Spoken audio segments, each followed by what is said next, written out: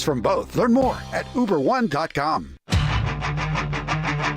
Win, let's do some Rangers extra innings here, and then we'll get the GBag Nation started off properly as Mike Peasley joins us from the ballpark. And a good afternoon, Pease. How the hell are you? Yeah, much better after a Rangers win. That's much nicer to talk to you guys after a victory instead of a loss like we seemingly have done quite a bit. Yeah, no. Now, let me ask you, were you surprised when that ball actually got through the infield in the ninth and Duran came in to score? How many innings did it get to? Oh, we went 9 today. The inning streak. I'm sorry, 22 straight innings the Rangers went without a run. The run came with Seager's 3-run home run in the third inning on Monday. So it had been a while. And, certainly, when the Rangers had runners at second and third and one out and Josh Young struck out, there was a thought in the back of my mind, it's like, oh, no, here we go again. But give Wyatt Langford a lot of credit. A real quality at bat. Didn't try to do too much. Didn't try to hit a 3-run home run. Just a real good approach. Take it back up the middle. So a much-needed hit and a much-needed win for this club. What about Andrew Heaney's performance? My gosh, it seems like he was really, really dialed. They take him out. Leclerc comes in. But, Heaney was probably one of his best outings of the season, in my opinion. Yeah, I would think so, too. He really struggled. You look at his last 5 starts. He was 0-3 with a 6.66 ERA. And, today he gets, so many swings and misses.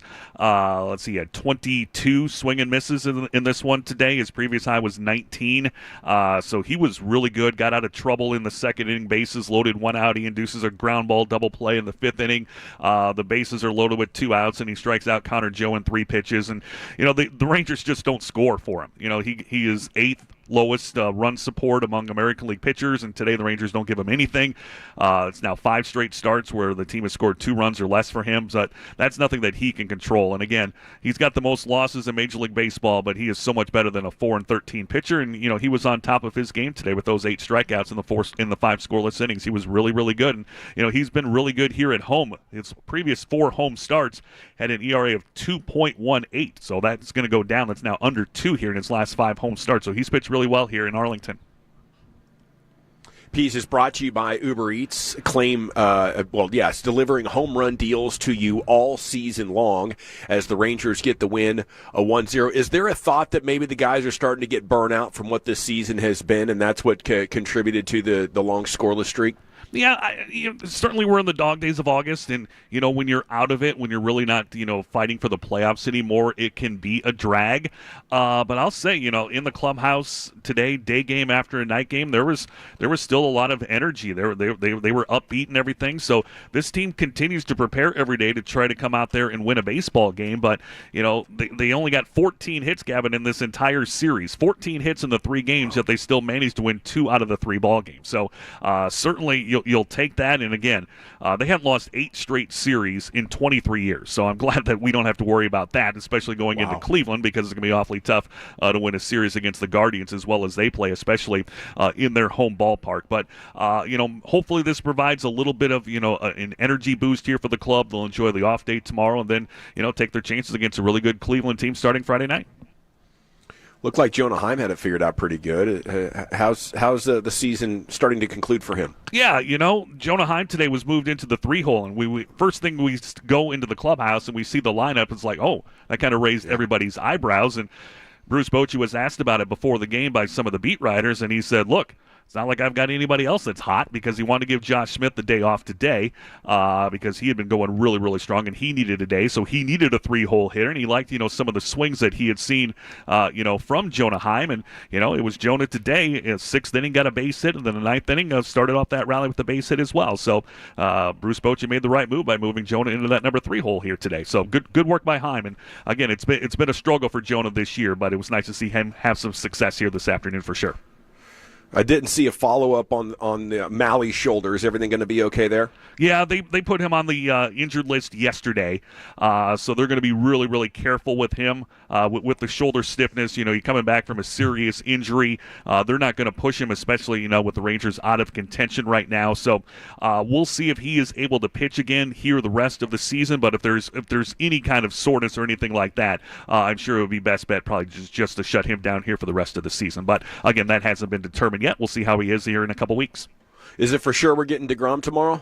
Jacob deGrom going tomorrow for sure, and Max Scherzer, he threw a bullpen yesterday, came out of that one fine. Bruce Bochy was raving about that, so he's going to go on Friday. And, tonight in Frisco, you got Kumar Rocker, then Thursday you've got Jacob deGrom, and Friday you got Max Scherzer. I think they're going to sell some tickets in Frisco here these next 3 nights. Yeah, who said this season couldn't be fun still? Exactly. That sounds like a hoot to me. And those guys in the AA come, tomorrow and Friday night, they're going to eat well. They're going to eat well. When the big leaguer comes on a rehab assignment, they treat those boys very nicely and bring a nice little spread that they'll cater in. So those guys will certainly enjoy that.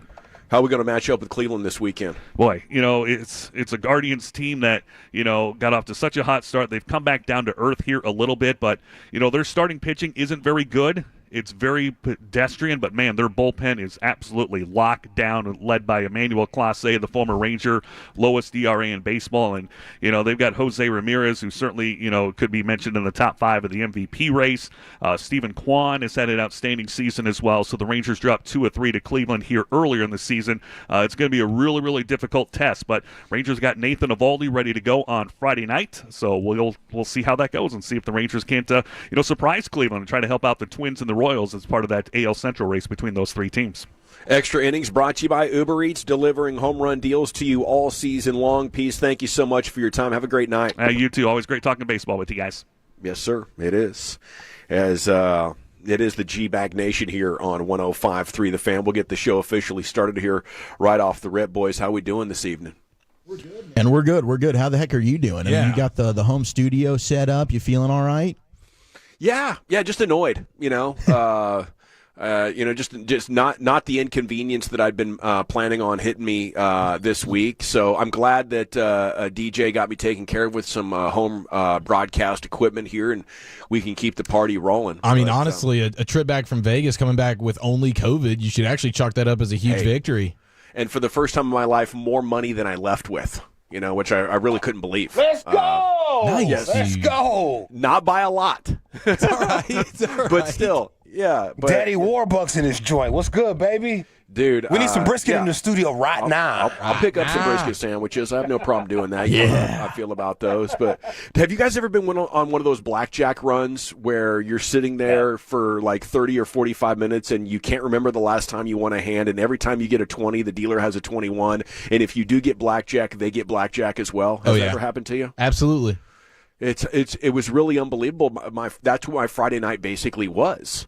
So as I woke up on Saturday with maybe 18 hours left in Vegas, I was in a significant hole, and It was a race against time.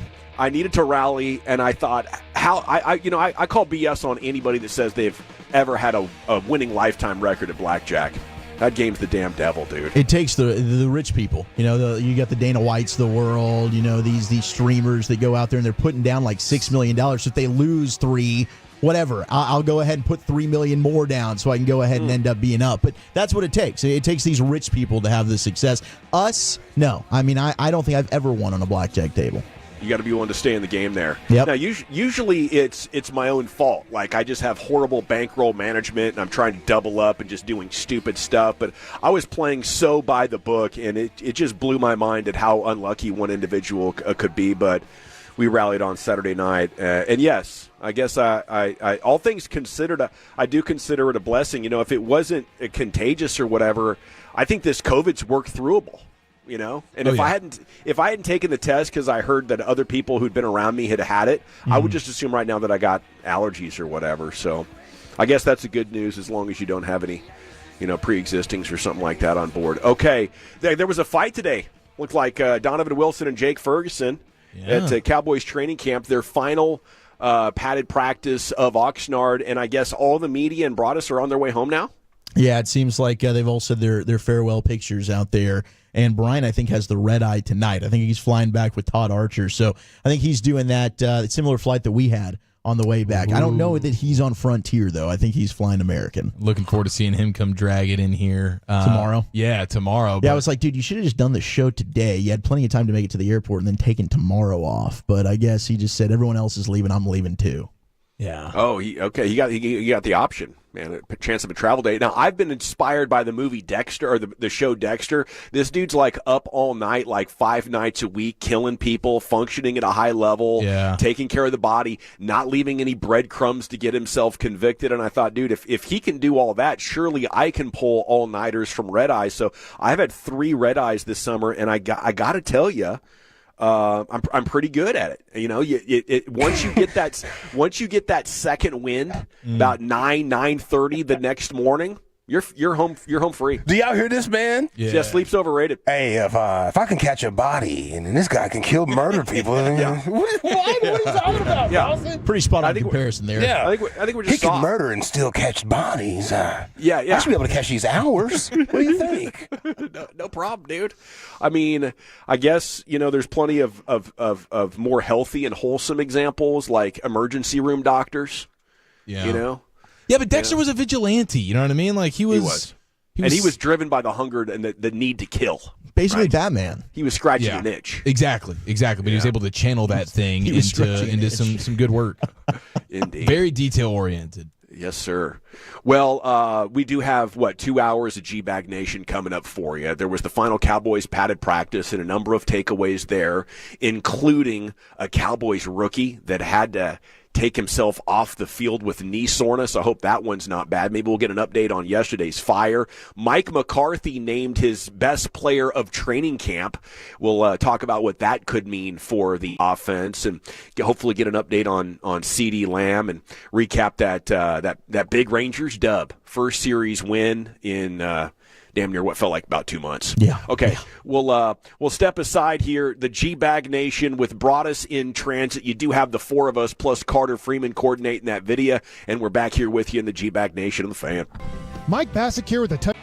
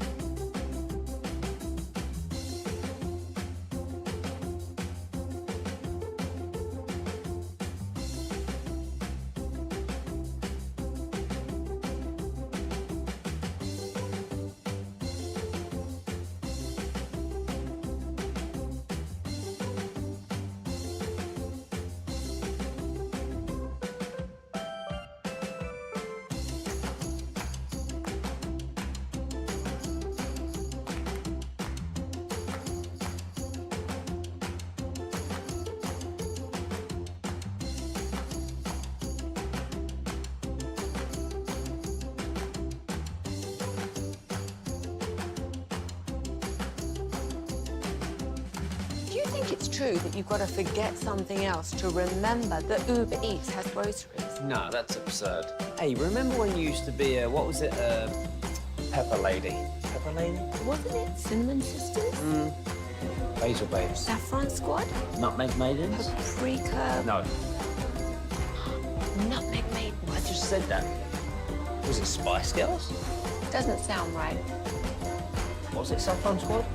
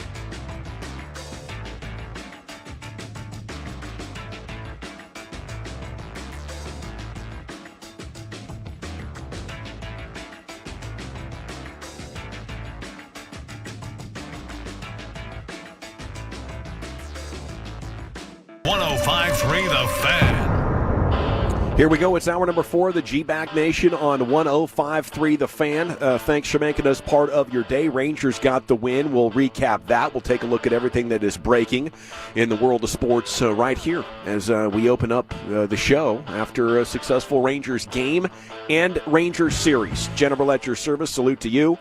Brian Broaddus is on his way home after taking care of training camp broadcast responsibilities and killing it. Brought to you by Sagamore Spirit Rye Whiskey from grain to glass. Lucius Alexander there in the Pimp Cup at Master Control, 75 and Fitzhugh, keeping the Gators down the best he can anyway. You do have Wolchuk and Chiafalo and Carter Freeman coordinating your video. And along with you, we are the GBag Nation here on 105.3 The Fan. How the heck you guys doing? We're doing great, man. Doing great. Great to be back. Good to see you guys. Just wish you were here in person so I could give you the traditional elongated hug and embrace, yes, Dawson. But otherwise, yep, man, rocking and rolling. Happy hump day. It's been too long. Too long, bro. You see I made the final table in that poker tournament, though? Dude, yeah. The video you posted was big badass. Props. That looked like straight off the dub stop, bro. It did. Like, that was World Series of Poker style. Like, that, dude, that looked really, really cool. Yeah, salute to the Poker Go Studios. There's a Poker Go, like, YouTube app, but they totally decked it out. Like, they must have spent thousands and thousands of dollars just decorating that TV studio to match the theme of the conference. So to be able to sit down in that and get all mic'd up and everything, it was amazing. So salute to them, and I can't wait to get back next year. But we have a fresh batch of football news, guys, since the Rangers took over. Bo Nix named QB1 by John Elway.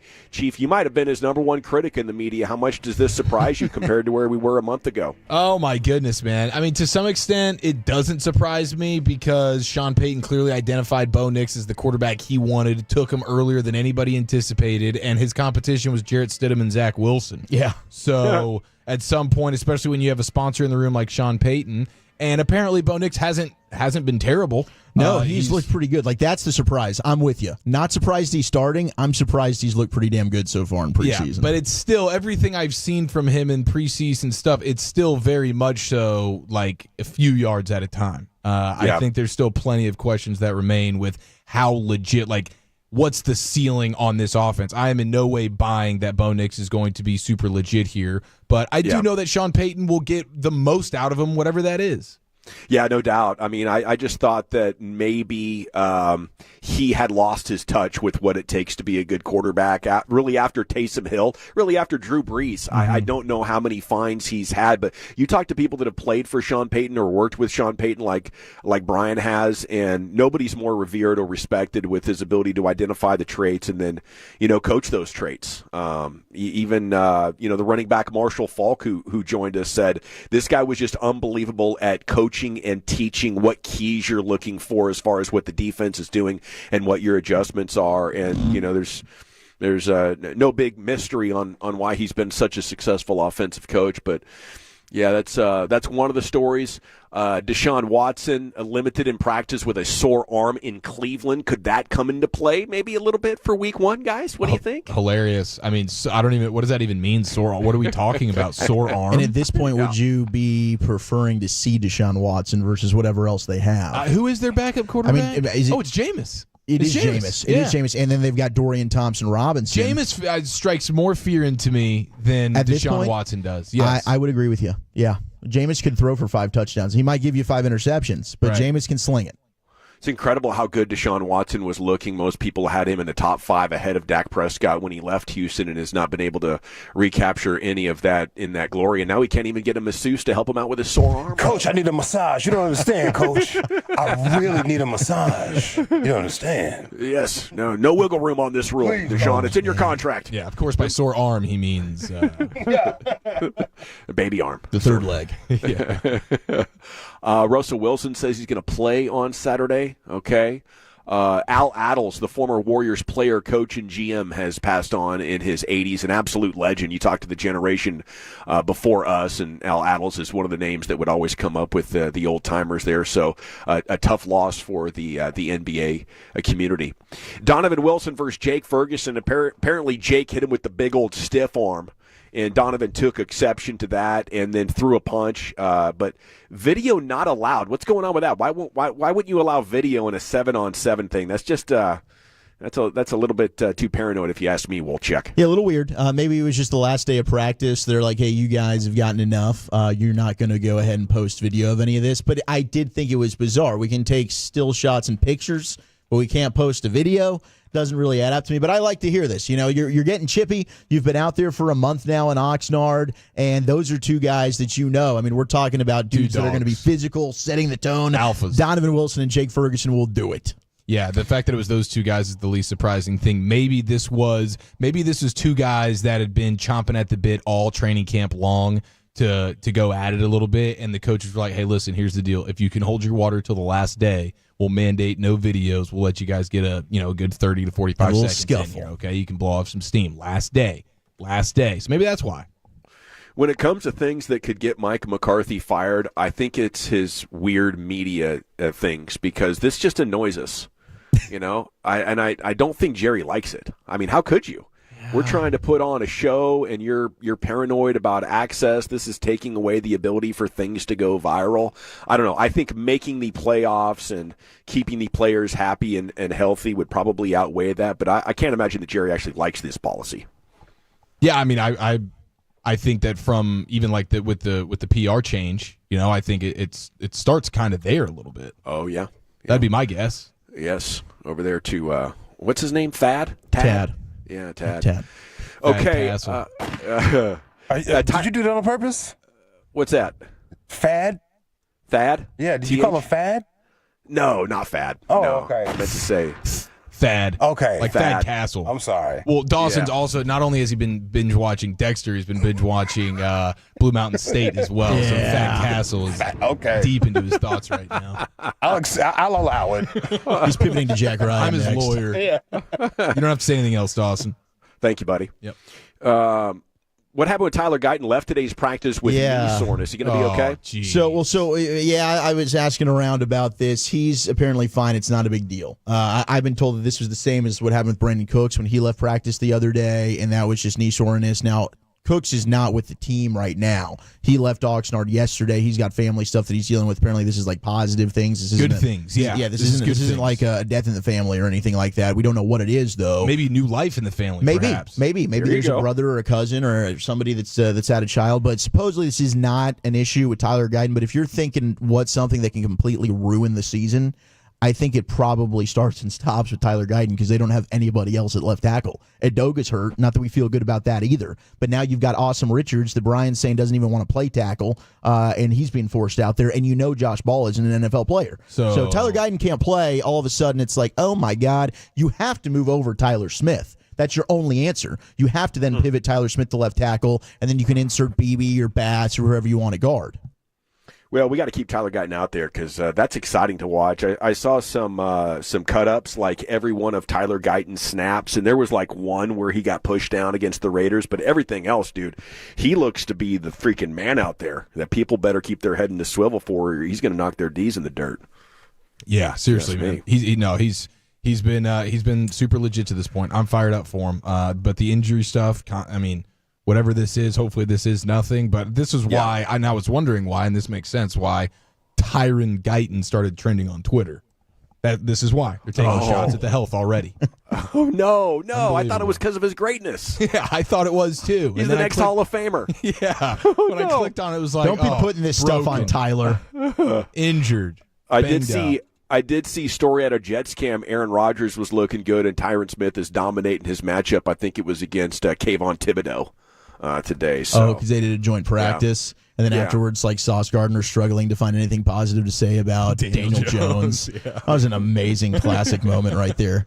Yeah, they're going to conclude their preseason together this week, so they're doing that whole thing. Any update on yesterday's fire? Well, I sure wouldn't want to be the guy that started that thing. I was wondering if it was Brian. Yeah. He starts doing a little cooking or something in his room. Well, because I was making fun of him in the pregame show on Saturday, because I was like, what do you got prepared food-wise? Like, what's your personal spread for Saturday night's preseason game, you know? And he was like, he said bag of salad. He said, I can really doll up a bag of salad. He's like, I got limited resources out here in a little fridge. So I was making fun of him for that, and I thought, maybe maybe he took that a bit personally and was like, you know what, I can find a grill out here. I can do a little something. Or maybe he was trying to take a page out of that dude, the guy who's cooking meals in his hotel bathroom. That guy who's making ribs. Yeah. Remember the ribs that we did a while back? That actually looked legit. I just saw him do a nacho one. That was just as disgusting as anything you've ever seen. Would not eat that. The way he literally cooked the ground beef in the sink with the sink's just hot water. He just plugged the faucet and just put as scorching hot water as he could from the faucet of the hotel sink and just left his beef in there until it got cooked enough. Is that ground beef that you would eat? No, I would not eat that. And ground you beef. love, I mean, you're not turning down ground beef, No. but that is ground beef that I think I would say no to. That doesn't seem safe. No, it does not. It's got to get to it like at least 130 degrees or something, right? I know, that's what I was saying. I was like, man, how is this hot water doesn't doing this? this? Even the ribs, I was like, is this The ribs I okay? thought Now, were legit, actually. With the ribs, he took like a hair dryer, right? Yeah. Yeah, he had the hair dryer and he had something to sort of Were like they cover it. pink? Were they like light skinned ribs, or did they have like some burn to them? They had a nice little crisp, man. I was pretty impressed with the char. I'm The not gonna turnout lie. was surprisingly appealing with the eyes. Like if you're eating with your eyes, I don't know how they tasted though. I think he's the most interesting dude on the internet right now, Lucius. This guy just goes to random like motel bathrooms and dials That's up a spread, gross. bro. Crazy, absolutely disgusting, bro. Cowboys like said that this was MacGyver's contained cook. to just one room though. That was empty at the time, Dawson. There's no injuries to report. So I guess Broadus got out of there in a hurry. See, they're covering for somebody by saying it's empty. Yeah. None of those rooms are empty. Maybe somebody moved out, and left something on or left something lit. I'm not sure what it was, but you guys ever had a fire situation at the house? No, thank God, no. I mean, anytime I try and like, I think the oven one time, there was a fire in there. I put it out real quick. That was the only time that I ever had an issue. what did you oven in there? Go ahead, Lucius. I had some eggs explode in the microwave one time. I tried to. The poach. Yeah, I Tried the poach. wasn't thinking. Yeah. I wasn't ready. I tried to hard boil some eggs in the microwave. Just put them in here for a couple of minutes. They'll be good to go. Did it like grenade on you? Like shell and all? I put them in the water, and I thought the water would boil. No, man, it just exploded. Yeah, I made a bomb. That's awesome. And I think some fireworks blew up in my auntie's front yard. And she was out there with some rugs trying to get the fire out. That's pretty scary. Oh, that is super scary. My dad did. My dad set the front of his house on fire one time. This was like a year ago or so. He just flicked out a cigarette. Flicked the heater Next right thing you into know, the my garden. mom's like, "Do you smell that?" My dad's like, "Oh my God!" He ran right outside. The front right side of the house is on fire. They had to call the fire department. Came, put that thing. My mom was so ticked off. That was a ban from. That's probably why he's quit smoking. That's why. Well, he quit. Well, that and the smoking baby. early. That and the baby. That's why he's doing vapes now. Yeah. This house is on fire. Yeah, I was moving to Seattle. I think this is about 1997, maybe 96. And, I was moving into this room that had all this extra junk thrown in there, and included in the junk was some wicker furniture. You know, with that, like that really thin wood that's got like lacquer on it. Oh, gosh. So they decided, one of my new roommates decided, hey, we're just going to burn this since, we don't want to take the time to throw it away or whatever. It'd fill up the garbage can. Maybe the garbage was full or something like that. But it's called the flue, right? The thing you pull in the fireplace. He thought he opened it, but he closed it. Oh, right? no. So he lights this thing up, and as soon as it started, it was like 0 to 1,000 immediately. Like it was doused in kerosene, bro, because of the lacquer that was on it. Oh, my gosh. And me and my buddy are sort of in the backyard, I think, like throwing around a football, and we notice like there's smoke inside the living room. That's how quickly it happened. So we go around to the front door, and boy, Carlos is just having himself a time. He had like picked up the entry mat, and he's trying to hit it, but so the wall's on fire. We got the hose. But somebody had to go in there. Somebody had to go in there and hit that flue thingy or whatever it is to open it up, and then it just went whoosh right up the chimney, and we were home free. But yeah, there were some pretty impressive char marks on that wall when we went to move out that the landlord was pretty interested in recouping. That is wild, bro. Yeah, using the welcome mat to say no, keep out fire. You're not welcome. No, Fire. Get away, fire. Get out. And it was doing nothing. it was like fanning the flames, you know. I think I actually was. I went downstairs to my room and I was getting the stuff that I had just moved in with and was about to go out the garage. I was like, I don't know what to do here, but I'm saving my stuff that I just moved in with. So they get the fire put out and I'm in the driveway like, I don't know. My stuff's fine. Sorry, buddy. I guess we found out what I was made of that day. Okay.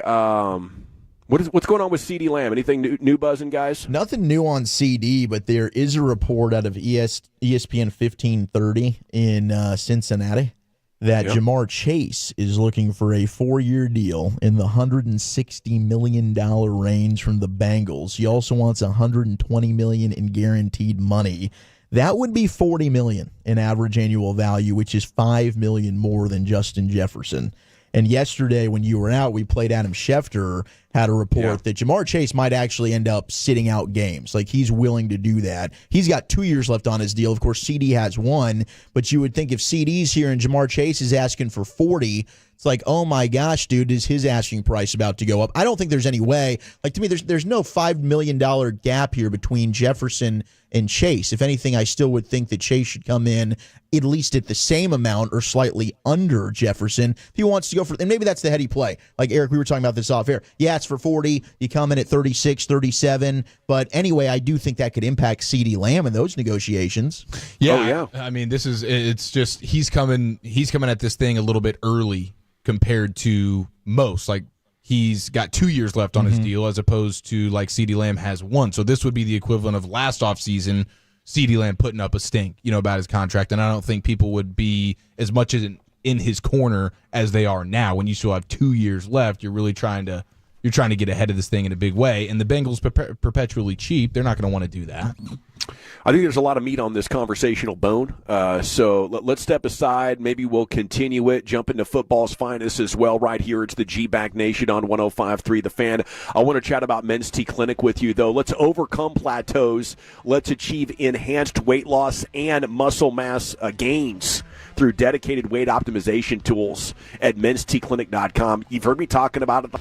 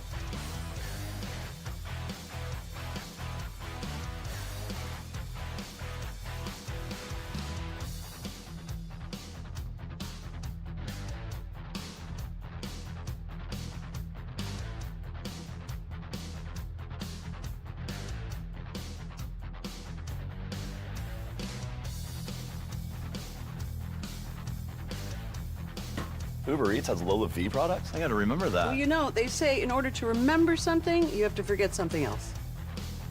Okay, now that is a very cute haircut. That's like a little shag. I've never seen it before. Well, I mean, of course you have. It's the Rachel. Oh, is that your name? No, I mean like your name. No, I'm Jen. My name's Jen. Right, but I just mean like this is your haircut. But that's hair on your head. I'm not saying this is your hair. Okay, freaking me out a little bit.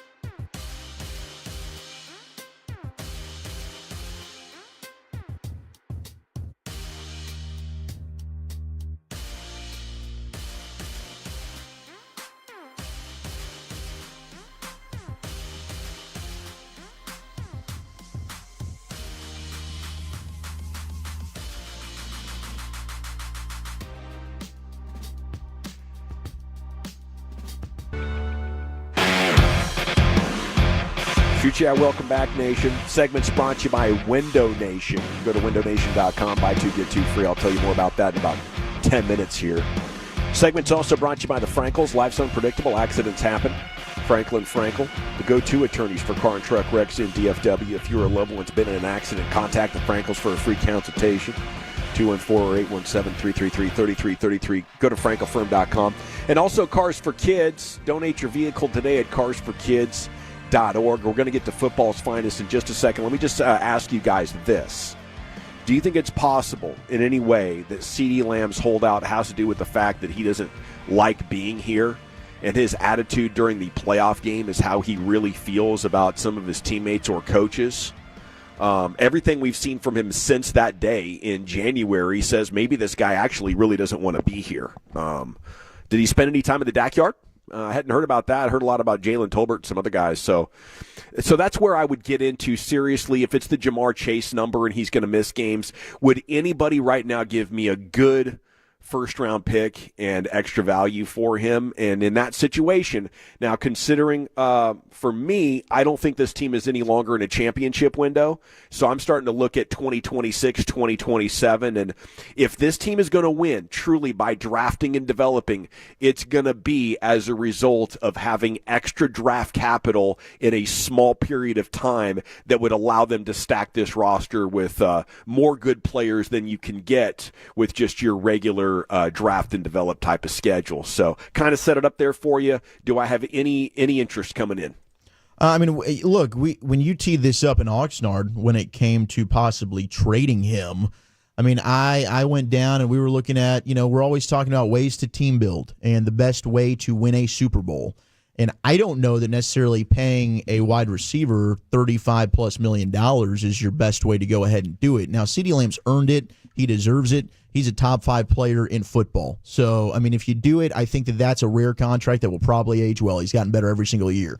I do think CD wants to be here. He's a guy that he's super competitive. He has struggled with his body language, and that definitely showed in the wild card game. But I do think he's worked out with Dak at times this offseason. I know Brandon Cooks, when we got to talk with him, seemed like he wasn't worried about CD whatsoever. He's been putting in the work.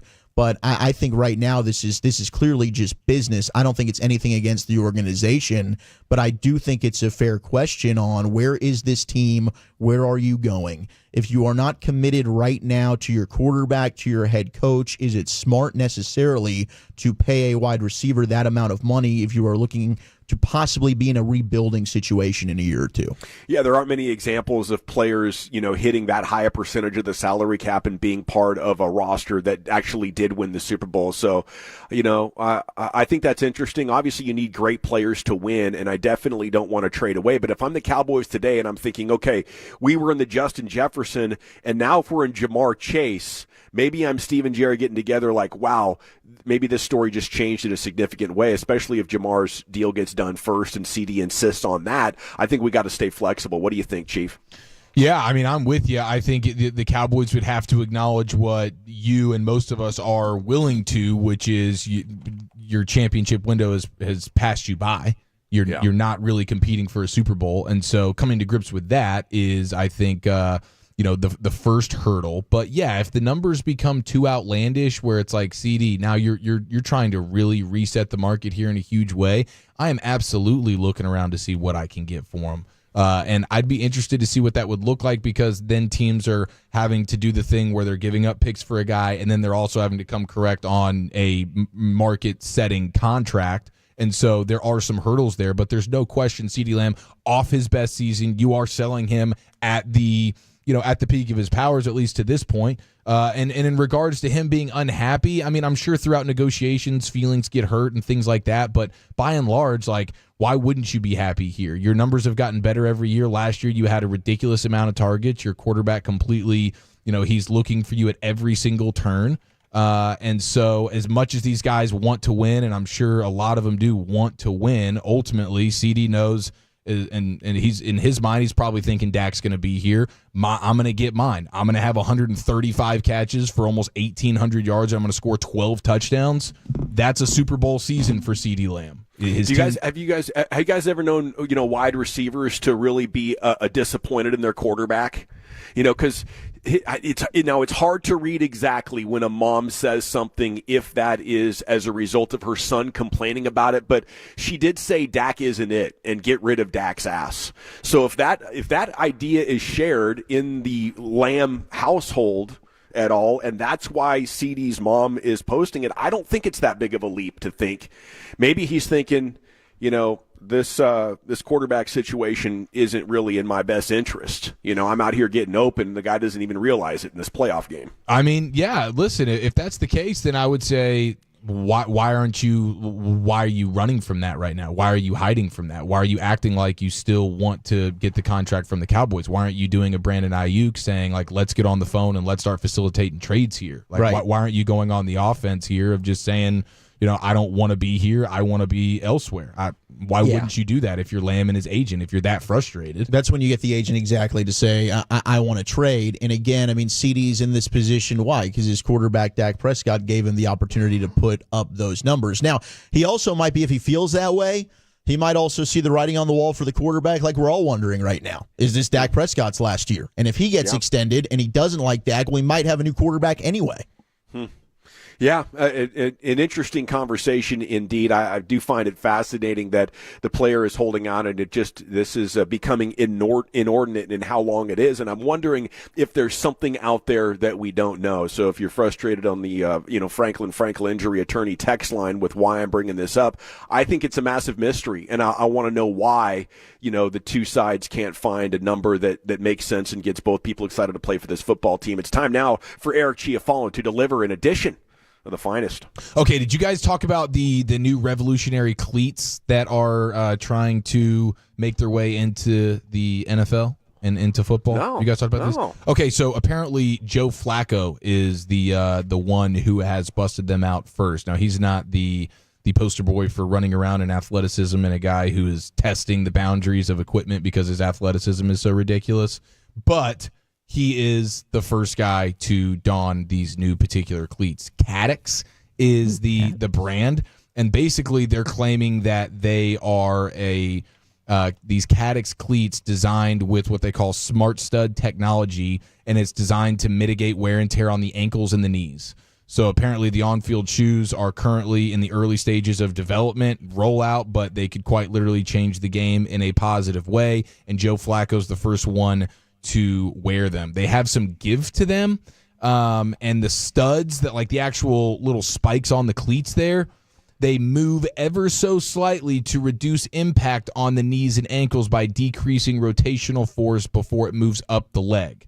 So their cleats, instead of just being stuck in the shoe, and that's where a lot of these knee injuries and stuff happen, you just plant so hard, and now your body and the momentum is still kind of going one way, and that's how things get messed up. So I don't know. I'm interested to see where these go here, but for soccer players and all that kind of stuff, they got commercials for it, and it's supposed to help prevent some injuries. So this could be kind of a new age nice thing for some athletes. I know that I'd be willing to test them out a little bit based on my track record with some knee issues.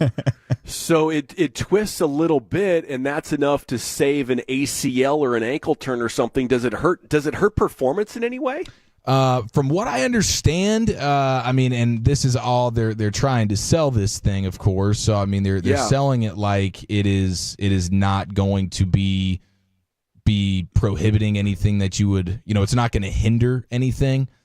Is what they're alleging here, but I don't know. I would love to see some guys run around and give me Lamar Jackson in a practice just wearing them and just tell me how you feel, dude. Does it feel like it might be a little bit of an adjustment with your cleats actually moving a little bit to some extent, but I don't know. I thought that could be a new revolutionary thing, trying to mitigate injuries.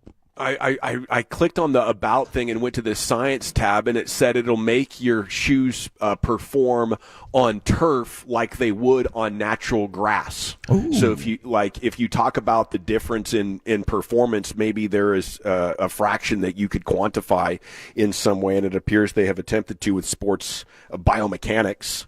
But that's exciting. I think injury prevention has got to be the next big thing, especially how, important and valuable these players are to their teams. I'm sure that, the teams, the players, everybody involved, the parents, there's less of a chance. I know ACLs are a huge deal in football, basketball, and soccer. So, this is one I'll be following along for sure.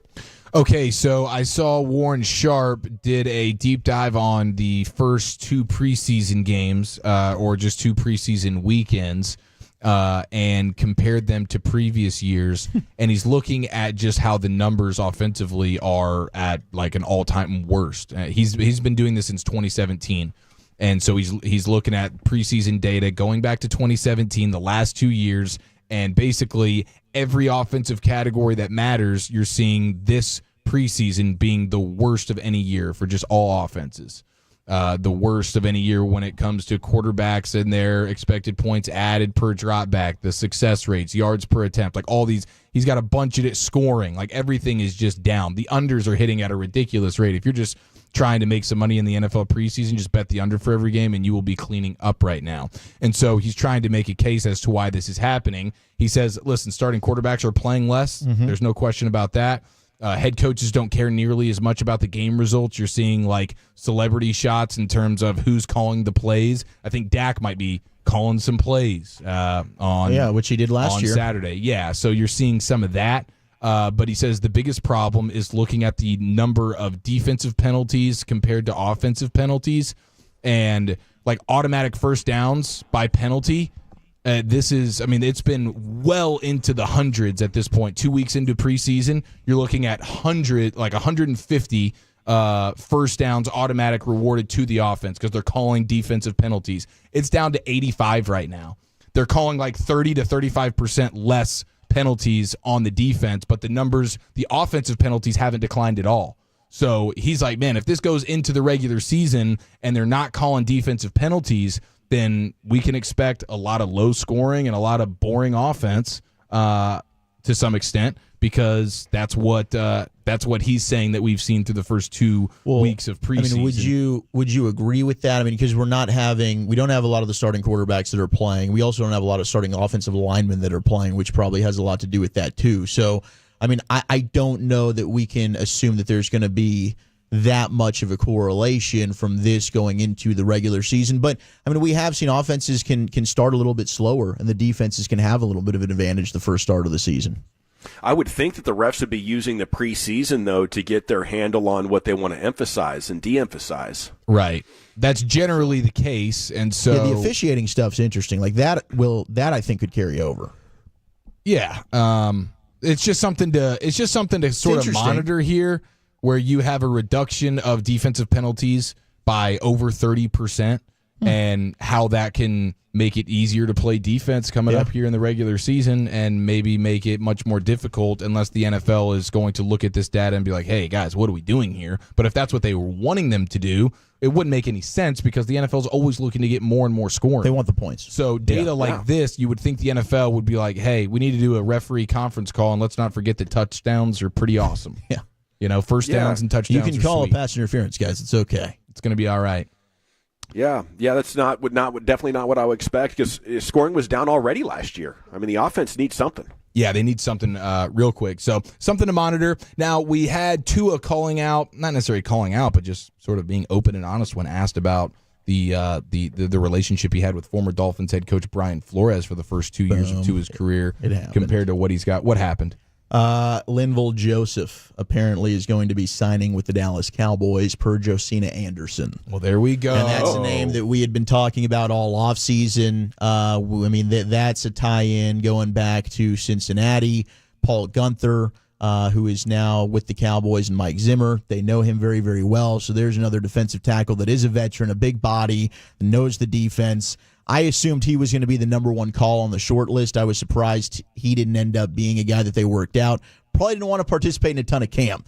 But here's another guy that you can add to the defensive tackle room. Now you actually have some proven NFL players. Jordan Phillips, Linval Joseph. You know Ose is pretty good. Now Mozzie, man, we hope you can step up, but you're not like in dire need for Mozzie Smith to give you awesome production this year. So that was something I'd been monitoring, and Josina Anderson reporting that Linval Joseph is indeed signing with the Cowboys. Boom. There we go. I mean, my goodness, they waited to the sort of the midnight hour. Well, I asked him point blank. I was like, Linval Joseph, you keeping tabs with him? He was like, I know Paul Gunther is, and I do text him every once in a while. So, I mean, he could have just told me no if there wasn't anything there, but the fact that he left that a little bit open, I was thinking, man, Linval Joseph is going to end up being a Cowboy at some point. Yeah. Right on. This Cowboys defense has the potential now to be very, very good this season, and I think that just made their credibility against the run about double. Yeah. So nice signing here for the Cowboys as they finished up their padded practice portion in Oxnard today. Just the perfect timing for Linval Joseph to join the team here back in DFW. Okay, LA Live coming up next. Brother, where are we going with it? I have a question for the Tolos on a Butt Naked Wednesday, right after the great Rick James. Alrighty, let's talk about my friends at Window Nation before we get to Rick. The star of window replacement, proud partner of the Dallas Cowboys. They want to fill your home this season with saving.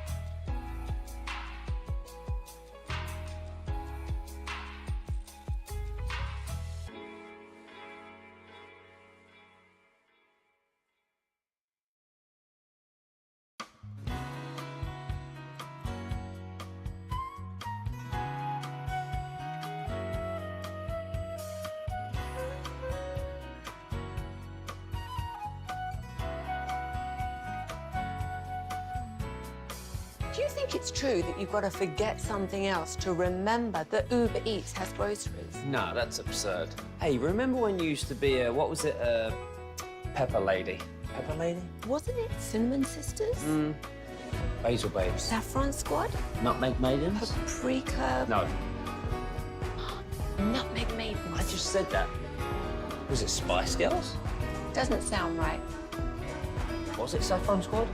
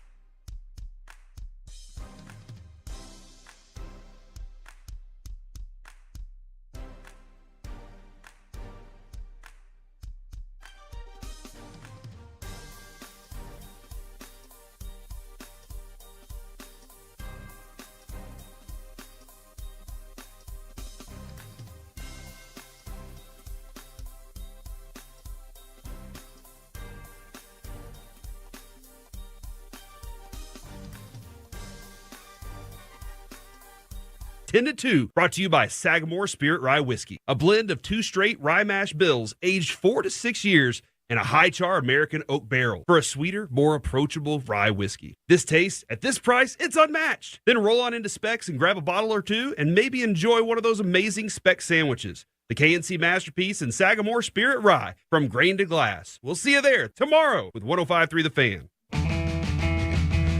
Classic Chevrolet in Grapevine. They are the #1 Chevy dealer in the world with more Silverados than anyone else. Go see them today or visit ClassicChevrolet.com. This is Texas. This is Classic Chevrolet. Together, let's drive, relax, and enjoy the difference. Based on new Chevrolet registrations 2023. Yes, sir. Thank you, Lucius. It is the GBag Nation here on 105.3 The Fan. Rangers got the dub earlier today, 1-0, won their first series in a while, like 6 weeks. Wolchuk's going to take you around the bases, brought to you by Uber Eats, coming up at 6 o'clock. It's time now for LA Live. Here's Lucius. Yeah, like I said in the tease, I have a question for the Tolos. What is the question here? I'm going to get this question out the way so I can see it on the fan text. Start a fight in 5 words or less. Start a fight in 5 words or less. No politics. Let's get into LA Live right after the great Rick James. All right, you squares. It's time you smoke. Fire up this funk and let's have a talk. Yeah, fool. It'll make you dance to some of everything. Yeah. Everybody get high. Lucius. We love you, bro. 5:45 to 6 p.m. That's my jam. I try to leave work on time just to hear you. That is my entertainment for the afternoon. You keep me high, you keep me happy, keep me in the pimp cup, dude. Live updates every day. I love it. There you go. It's Butt Naked Wednesdays. Yes, it is. This is LA Live for Wednesday, August 21st, 2024. It is a Butt Naked Wednesday here at LA Live. Word to Miss Badu. That is Erykah Badu. I too was born underwater with $3.06. Yeah, you might laugh because you did not do your math. And today I'm going to do the math for you. Today's math is wisdom, knowledge. Wisdom follows the knowledge. It's that easy, folks. It's that easy. LA Live is sponsored by Kissable Dental and their no-bill guarantee. Book online at kissabledental.com. The Kissable journey starts today. What else we got for you boys? Oh, GBag of the day. It's our very own Brian Broaddus. He's not with us. He's in travel right now, right? Is he traveling right now at this moment or what? I don't think he's probably doing a podcast. Yeah, he's probably podcasting, and then he'll be at the airport. Okay. Well, here he is trolling the morning show's host, Sean Sharif, on Sean Sharif's show, sounding just like Sean Sharif. I was thinking you two need to fight more on these shows. No, I was hoping the two fight was... idiots going at it. I was not hoping, very strong. I was hoping the fight was worse. It wasn't that yeah, bad. Exactly. You were hoping that you'd have to talk to me and go, hey, I'm thinking about posting this. What do you think? What do you think? I'm thinking about for the ratings here. Yeah. If you and Bobby would if you met with each other and hit each other in the face, that would be better. I'm cooking a brisket. What do you think? Oh! I'm using my Thermopin and some foil. Send this over for GBag of the day. I'm making a boat out of the foil. I'm making beef tallow while I'm doing it. Wow! I'm use the beef tallow from some beef stroganoff I'm thinking about later. Who you liking at quarterback, Broaddus? I hate everybody you like anyway. Sometimes you're a little bitch when it comes to this stuff.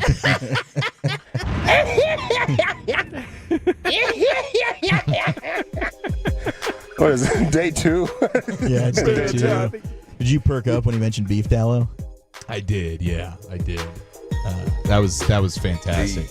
At one point later on, he interrupted Sean and was like, Sean's son's name is Ollie, and he goes, "Hey, Ollie, get me one of those vodka drinks." I was like, man, this is great. Ollie's the bartender. Man, I figured out Brian does that whenever you're going to play some audio of his fights, though. Oh, he starts lashing out a little bit. It's his attempt to filibuster. He's going to play his absolute best hand and see if he can. I don't know. Maybe it's a nervous tick. Yeah, distract from the real Just don't subject. play it. Just let me fill some airtime so we don't have to get there. I swear. I mean, he went after me a couple of weeks ago. I don't know if that was under similar circumstances, but it was hilarious. You know, he's got some great impressions of us. I think between him and Lucius, they could do a full skit. Yeah. Possibly. Maybe. We need an animator. Properly motivated, maybe, you know? Yeah. LA Live 105.3 The Fan on a Butt Naked Wednesday. Shout out to the 85ers. I got a question for the Tolos. Start a fight in 5 words or less.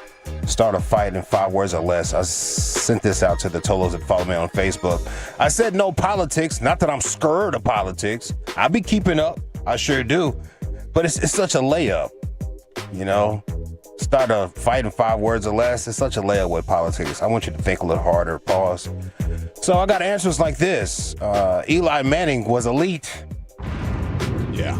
Ooh. That's enough to get me going. Juice you up a little bit. Oh, yeah. The Princess Bride sucks. It's another bet. I've never seen that movie. You would love Dude. it. Would I? I really think you would. Okay. It's good comedy. Okay. I'll take your word for Got it. Andre the Giant. I'll take your word for it, guys. You're never gonna watch It's it. kind of corny. Is it? Yeah. A little bit, yeah. Sometimes corny is good, but it matters what kind of corny it is. This would be a funny corny. If you have a fear of rats, I wouldn't watch it. Start a fight in 5 words or less. Bluebell is really overrated. I do not like that. Or you probably said that with Whataburger. Hey, we're 3 for 3 on ready to get me up off the bench. I'm not a big fan of that one. Animal parents are not parents. Oh, no, I'll fight with that guy. Let's see what else. Spaghetti is a side dish. What? Oh, get out of here. Well, I mean, listen. Spaghetti can be. and meatballs. I need to hear and meatballs. Now I know we're talking entree. You know? You wouldn't just eat some spaghetti as an entree? No, just pasta. Just pasta noodles and sauce is definitely not an entree. Oh, I beg to differ. Yeah, that's like people that have like the macaroni for the full meal. Like, I get it if As you're a kid. struggling. Yeah. But if it's like, hey, what did you have for dinner tonight? Macaroni. Would I like some protein? Yeah, it's like, okay. 44, bro. But it'll satisfy. So it was snack night for dinner, I guess. Yeah, I get that. Appetizer night. Start a word in five words, or start a fight in 5 words or less. Where am I at? Are you on your period? Ooh. Yeah. That's a good one. My It's a dog relevant is. question. I need to know how to act here. It's a legit question. Yeah. It's nature.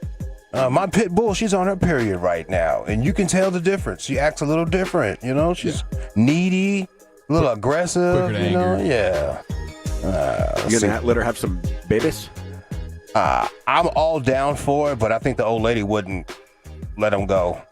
Oh. Yeah, then we'll mess around and have 8 dogs in a condo looking crazy. Yeah. High maintenance. She won't let it happen. I got one, Lucius. What? Put pineapple on our pizza. Yeah, no. Huh?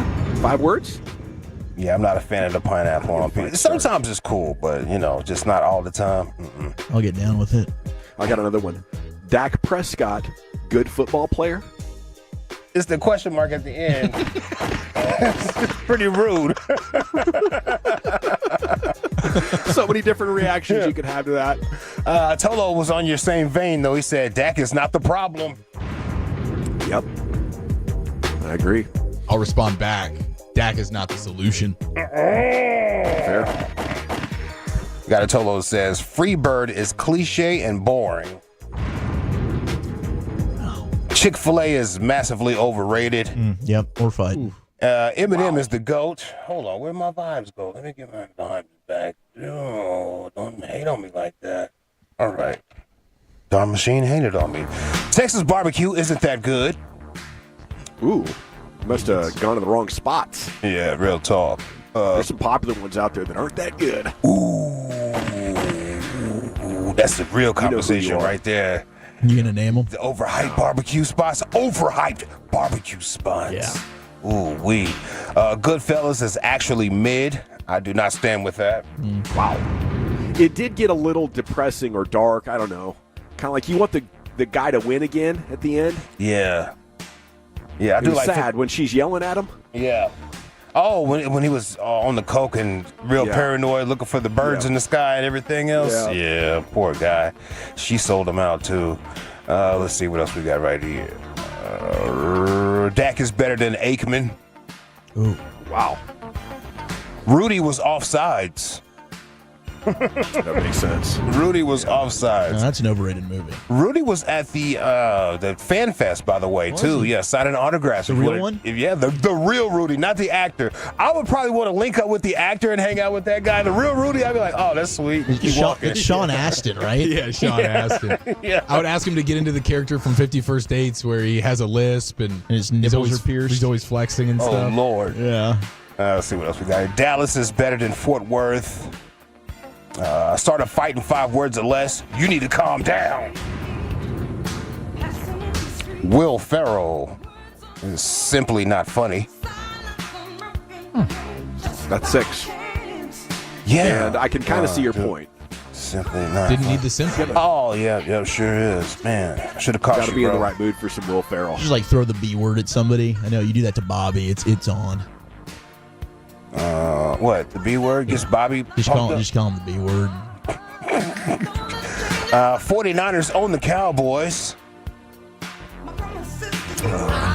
That's just fact. That's journalism. Yes, you don't shut up though. Start a fight in 5 words or less. You act like your mother.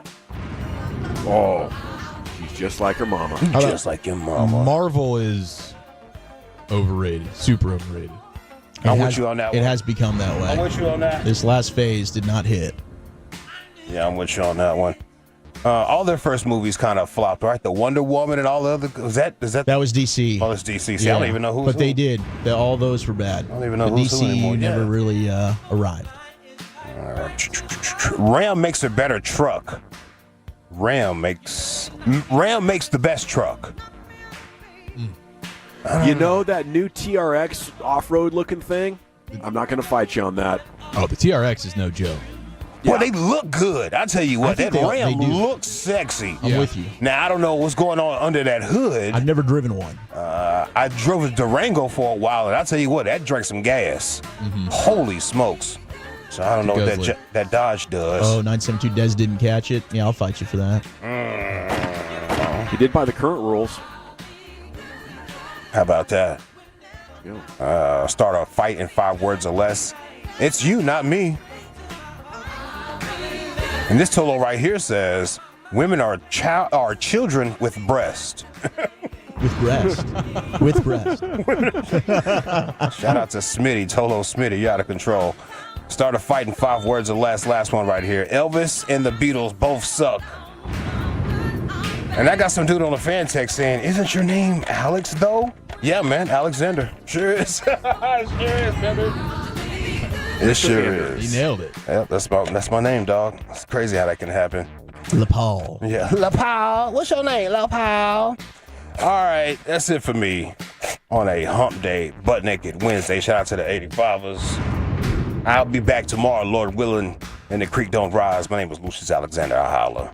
There he goes. LA Live most nights, 5:40, right here in the GBag Nation. But tonight a little later because we had the Rangers game on, had to make up spots and whatnot. Rangers got the dub. They took 2 or 3 from the Pirates, took them to the 9th inning with 2 out to get the knock. I don't want to steal all the Wolchuk shine, just part of it. As a proper round trippers coming up next, brought to you by Uber Eats. What else we got cooking, Wolchuk? Yeah, I'll give you an update on 2 future Hall of Fame arms, and we'll dive back more into the details on your newest Cowboy. That's next in the nation. But let's talk Trajan Wealth, shall we? That's Trajan, and the fiduciary advisors at Trajan.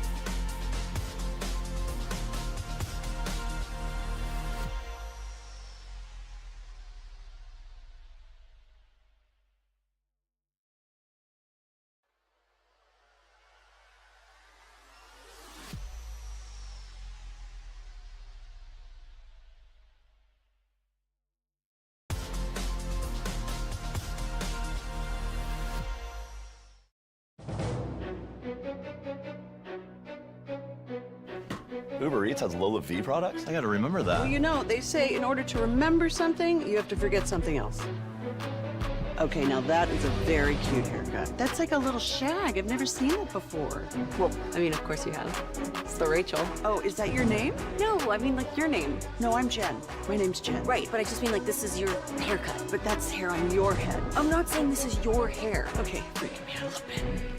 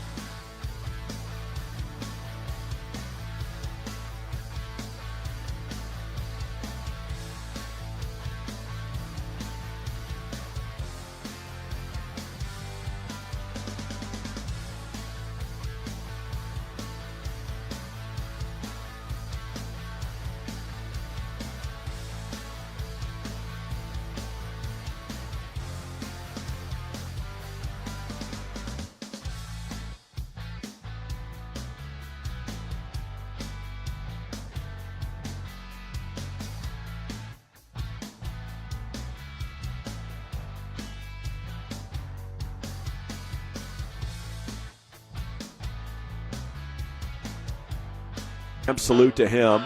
Maybe the greatest run that any individual has ever put in the history of Cowboys training camp from our 105 to the fan staff from beginning to end. And salute to his sponsor out there, Sagamore Spirit Rye Whiskey from grain to glass, for helping him stay out there and cover it. Okay, Broadus will be back tomorrow with a big batch of takeaways from today's practice. It was the final padded practice in Oxnard. Cowboys about ready to enter that final stretch to week one. But right now, it is time for Zach Wolchuk to take us around the bases, brought to you by Uber Eats. And here he is, Zachary. All right, let's hit some baseball first, then we'll move into some football, shall we? But Justin Verlander did get his first start since he came off the IL, and this is his first appearance since June 9th. He'd been out with that stiffness in his neck for the Astros. He threw 76 pitches after tossing 52nd in his second rehab start last Thursday. Ends up going 5 innings. And he had 6 punch-outs, allowing 2 runs on 4 hits in a 4-1 loss to the Boston Red Sox. So, Astros lose, Rangers win. Today certainly was a good day. Verlander, though, afterwards saying he felt good.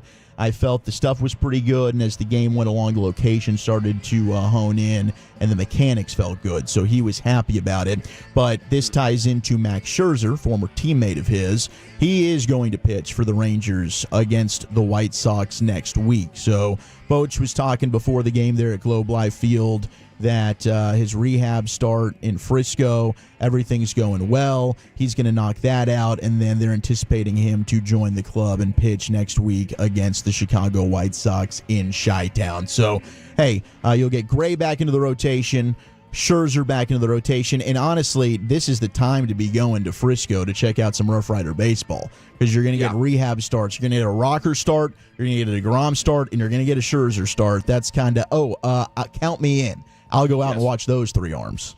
Yeah, there's not that many interesting things left in this baseball season, unfortunately. But, Rocker, DeGrom, to a lesser extent, Scherzer, and then to a bigger extent, the Astros. I think rooting against the Astros now becomes quite interesting and quite fun here. Yeah, absolutely. I do want to give a shout-out to Louisville, 5-star offensive tackle Michael Fasusi. He is committed to Oklahoma. He was the 3rd-ranked recruit in the Dallas area, had more than 44 Division I offers. So he had the Longhorns, the Aggies, the Sooners. They were all vying for the 5-star tackle from Louisville, and OU ends up landing him. And he's the number 3 offensive tackle, 12th-ranked overall player in the country, 6'5". Wow.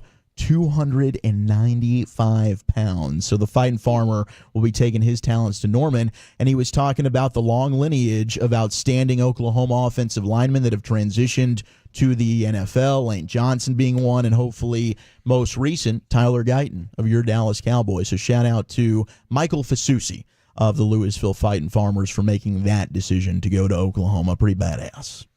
God, could you imagine being 17 years old, 295 pounds? It's insane. Whew. I mean, it is absolutely insane, the size of some of these kids. Absolutely. Yeah. All right, speaking of size, Cowboys added some more beef in the middle. We broke this about half an hour ago.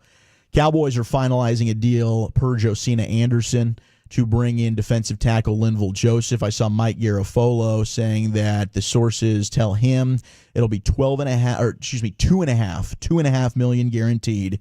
He can earn up to $4 million as he reunites with defensive coordinator Mike Zimmer. I mentioned Paul Gunther had been keeping tabs on him as well. So, I mean, this is a dude who's 330 pounds, about 6'4", big boy in the middle. Now you've got Jordan Phillips. You've got Linval Joseph. Phillips can give you a little bit of a rotation at 1 tech or 3 tech. Linval Joseph is a true 1 tech in the middle that gives you that insurance that you lost with Jonathan Hankins, that you now have again for Mozzie Smith. And then, of course, Osa Digizua, your starter. But you're feeling much better than we were a week ago about what the Cowboys have in the middle of that defensive line.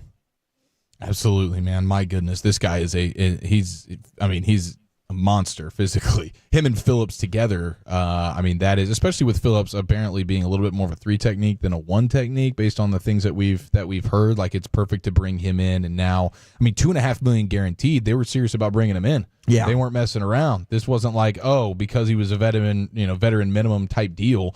They're giving him legit money to come in here, and I would imagine that's a guy who's going to be mostly your first and second down 1 tech. I mean, this defense has the potential to be really, really damn good now. I mean, when we were looking at it like that might be your biggest weakness. I think that in the middle now, your run defense you're feeling better about. And then the edge, I mean, we talked about, I think they've sacrificed pass rush, but they've gotten better when it comes to run defense on the perimeter by adding a guy like Marshawn Nealand. You lose Dorrance Armstrong, you lose Fowler, who were really good get-up-the-field rushers, but they would sometimes not be able to set the edge and contain, which is why they would get beat on the perimeter at a very, very high clip. You got Tank, you got Nealand. You know they're pretty good at that responsibility. You move Micah Parsons around. They're probably going to have to blitz more than we certainly saw under Dan Quinn with guys like Eric Kendricks, Maris Liufau to try and generate pressure. But I'm almost like I'm okay with that, sacrificing what you've got in terms of elite pass rushers. Maybe Carl Lawson, who they added, can help out a little bit of that. I think that's still a question depth-wise. Mm-hmm. But what Mike Zimmer's kind of able to do schematically, I think he can generate pressure by blitzing and the double-A gap pressure that he's famous for and we've talked about. I mean, this defense, I think, as good as it has been under Dan Quinn, some of their weaknesses I think Mike Zimmer can now make and correct, and they can end up being a strength, which is scary for a unit that we've talked about being one of the best in the league for the last 3 years. Yeah. I think that the big questions are now, like, can you get pressure with four? Like the Micah being healthy and playing a lot is going to be huge, because otherwise, you're depending a ton on manufacturing pressure, which Zimmer can totally do. And then just the attrition of the season and the lack of depth in some areas, particularly on the defensive line and at the edge, I think that's a little bit concerning. But otherwise, the run defense is going to be absolutely better than last year, and maybe even top half of the league. I'm down the way of. I'm with you, man. I'm down the way of seeing a path to glory for this team. Maybe not all the way to the Super Bowl, but you have the offensive linemen, the young offensive linemen playing well. If they can continue to get better through the first half of the season, and this team is in a weak division, I believe that they could win. I mean, by the time you get to January, if this team stays healthy, now you've taken care of a big part of the run game. Adding the other players that they have, Lawson and the defensive tackle it's not Simmons, it's Phillips. Yeah, Phillips. Man, if you would go back to the start of training camp, like this is a lot of the stuff that we needed to see.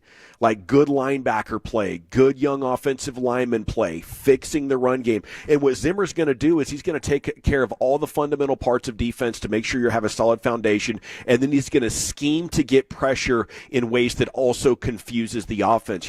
There's not a lot of teams playing the Dan Quinn style of defense anymore, because offense are so sophisticated and so good at getting the ball out that if your plan is just to pin your ears back and rush a bunch, they're going to figure that out, and they're going to get the ball out of the quarterback's hand oftentimes before anybody on the edge can even think about getting there. So, I think this moves much more in line with how the best defenses are doing, and now we have a chance with Diggs healthy, with some of the young guys coming along, to be better and be more fundamentally sound. It's just a matter of, will you be able to get all the pressures, and could we still get a ton of interceptions? And if the interceptions happen, boys, this is about to get really fun. Now, I just hope that if this does come together, the Cowboys look at the trade deadline as an opportunity to push this thing over the top, because I know they're up against the cap this year and next year.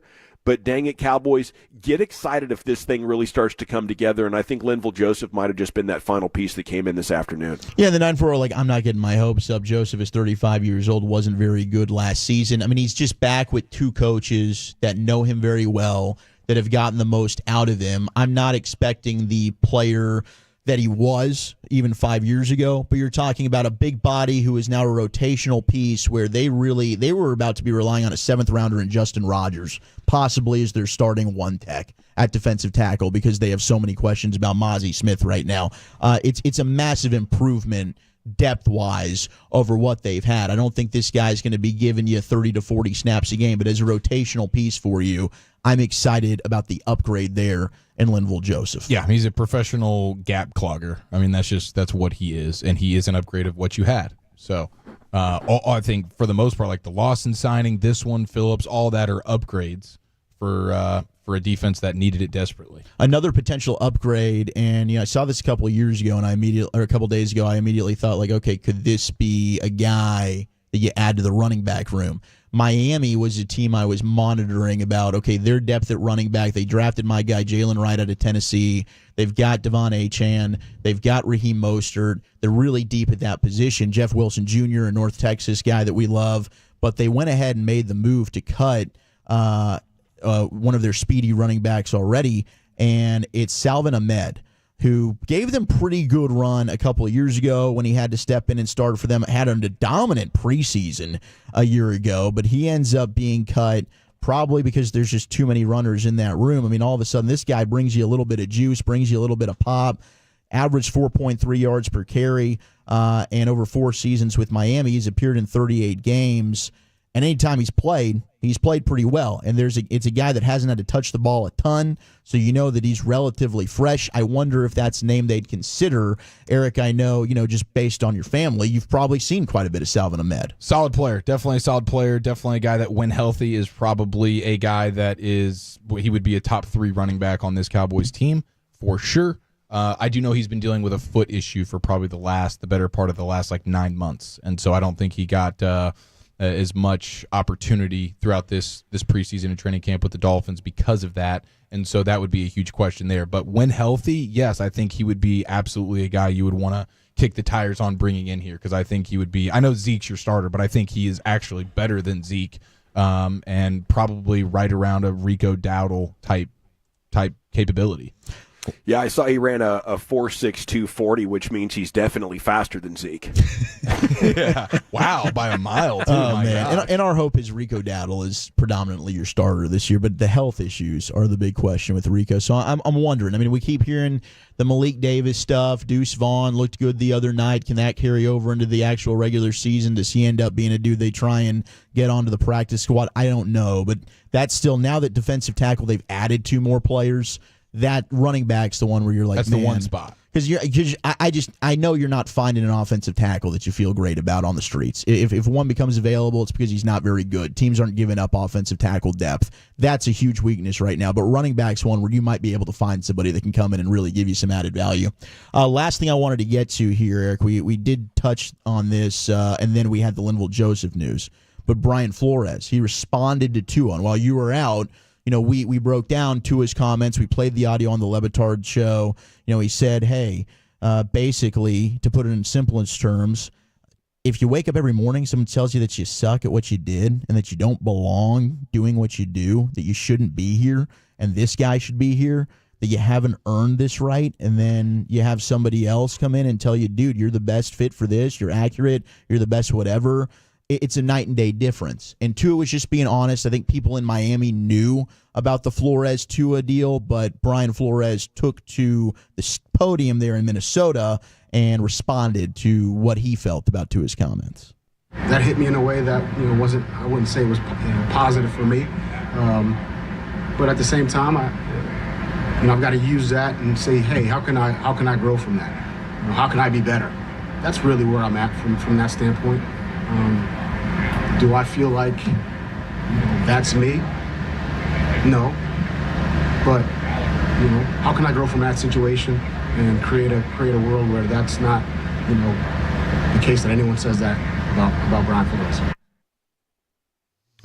Well, he attacked it head on. I believe they had 2 Vikings players come out and stand next to him as like a show of support of hey, the current players do like him and respect him. They locked arms on the sidelines. Yeah, and then Jerry winked at the camera. It was incredible. It was $1 million smile.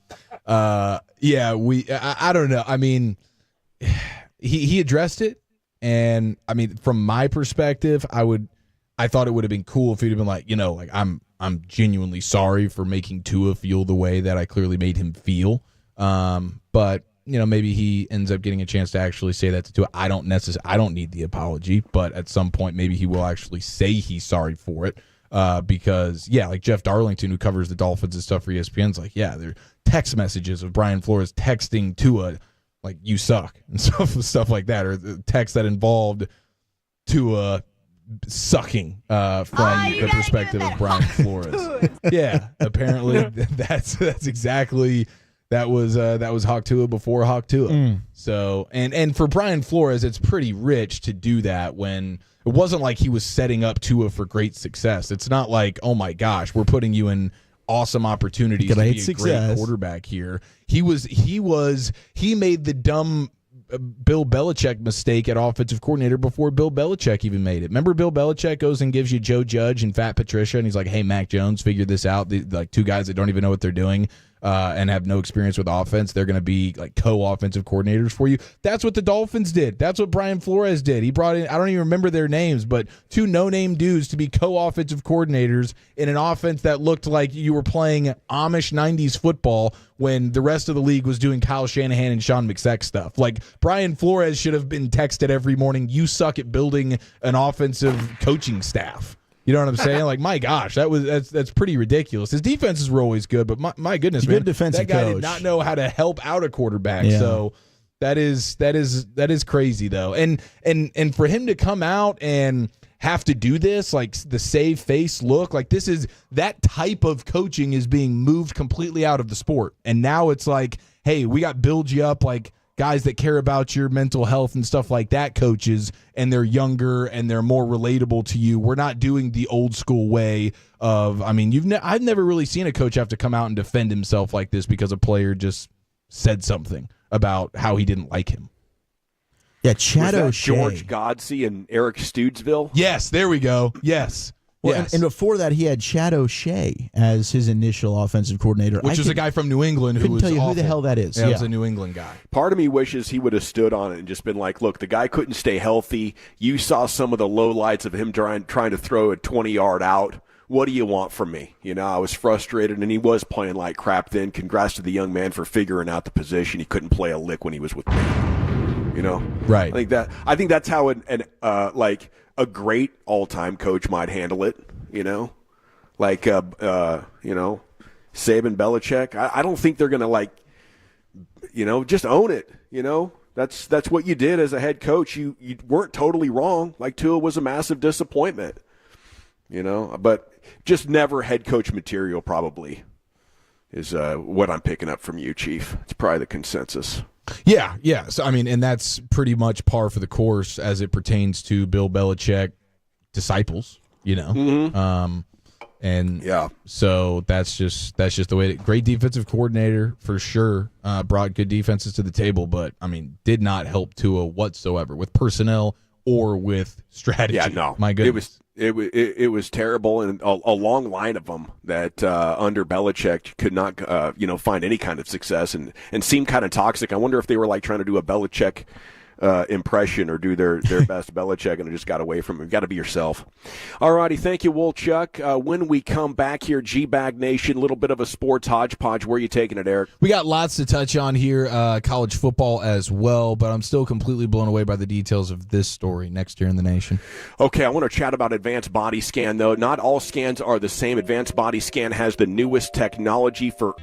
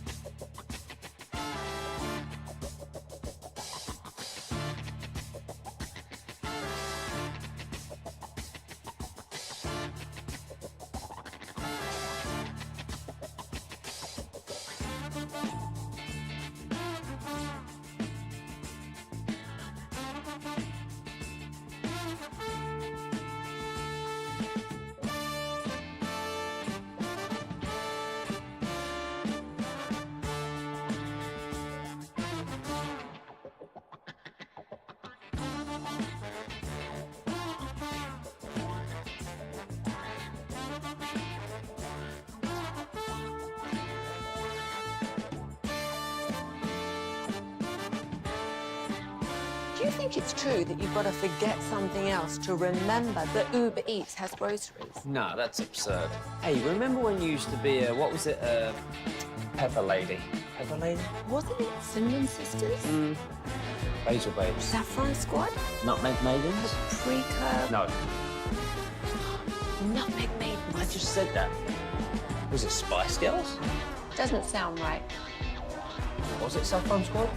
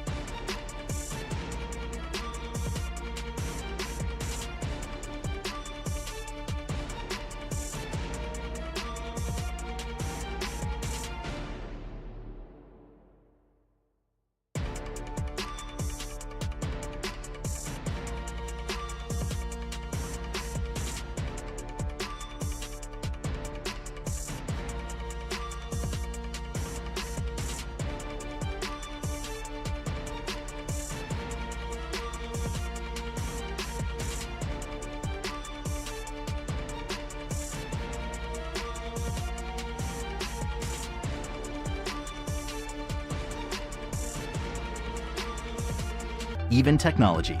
Save even more with the Easy Rewards program at Staples. This segment of The Fan is brought to you by Floor & Decor. Floor & Decor has more styles of laminate, vinyl, tile, wood, and stone for anyone looking for the right look at the right price. Your next beautiful space is at Floor & Decor.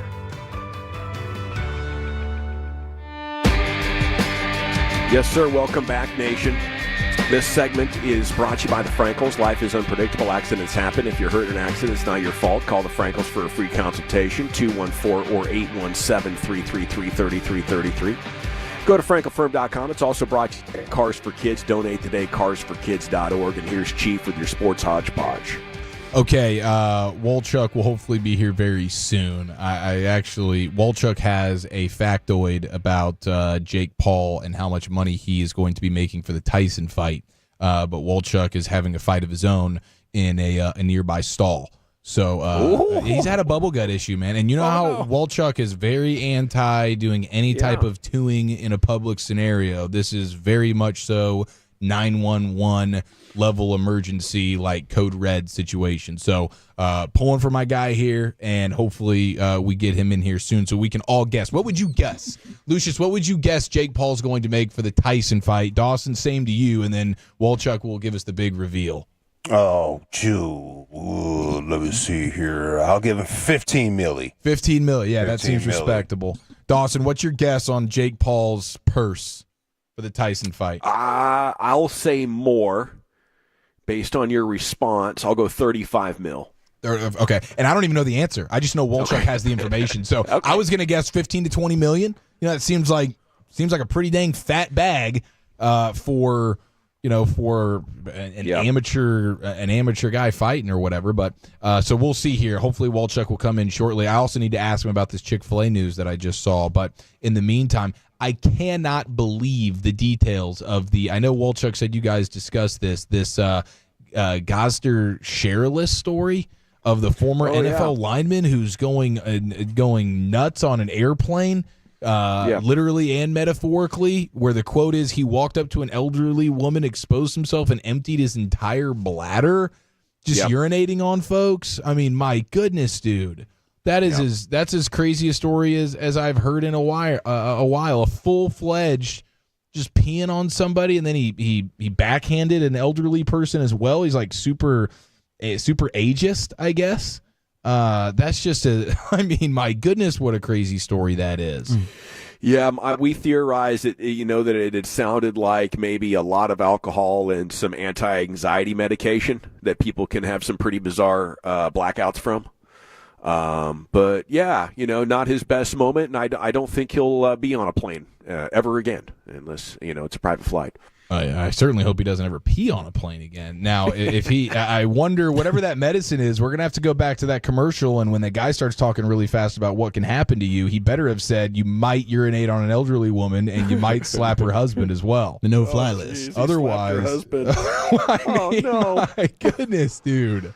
Yeah. That's buck I thought I had it bad with the knees in my back, 2 hours from Vegas. Yeah, it could have been a lot worse, man. Could have been a lot worse. Okay, Wolchuk is here for the big reveal. First and foremost, how are you? I'm not feeling very good. Yeah. I'll be honest. But we're okay. Luckily, now's a great time to take advantage of the ladies' restroom here. No question about it. Might be time to get in on the fiber thin life, Wolchuk. It could be. Well, luckily it's not the backed up issue. This is a floodgate situation. It's like the Pepto-Bismol's needed, I think. Okay, and I believe, Dawson, if you're curious, this is a leftover pasta situation. Pasta probably left out too long, goes back into the fridge. Wolchuk's too lazy to make himself dinner. It wasn't even you're right. So then he's like, I'll just go back to the pasta well here, but that well was that was a bit of a cesspool. I think that's what it was. A gusher. Literally a gusher. Yes. In a bad way. Okay, well, Wolchuk, what is the correct answer to Jake Paul's purse for the Mike Tyson fight? Okay, I heard your guesses. They're all very low. Very low. Even after the taxes. No, I don't know that. Like, what is? We're talking about just the net here, like this Wolchuk. is just Obviously, this we're is not what talking about the gross. Jake Paul says that what he's making now after taxes and all of that. It's probably not quite this amount, Lucius. But he's $75 million. No, not 75. $50 million. You're getting closer. You're getting closer. 45. Well, you said 35 was way under. Did you guess 35? I thought you guessed 5. Yeah. No, I guess 30. No, 35. You were close. You were in the ballpark there. $40 million is what Jake Paul is getting. Wow. He said, "I'm here to make $40 million and knock out a legend." When he did his presser over the weekend with Mike Tyson. I mean, you're getting boxing history money here. You're getting pop culture money here. There's so many people that are interested in buying this fight. The generation of fans that always wanted to see another Tyson fight, just kind of relive the nostalgia of it. The thing that's sad, I think us Tyson fans are going to be disappointed with how this thing goes down. Hate to say it, I think Jake Paul's going to whoop that old man. Father Time's undefeated. I don't care how bad you were when you were 20. If you're damn near 60. I'm nervous for our guy. More nervous than I would be for an Errol Spence fight right now.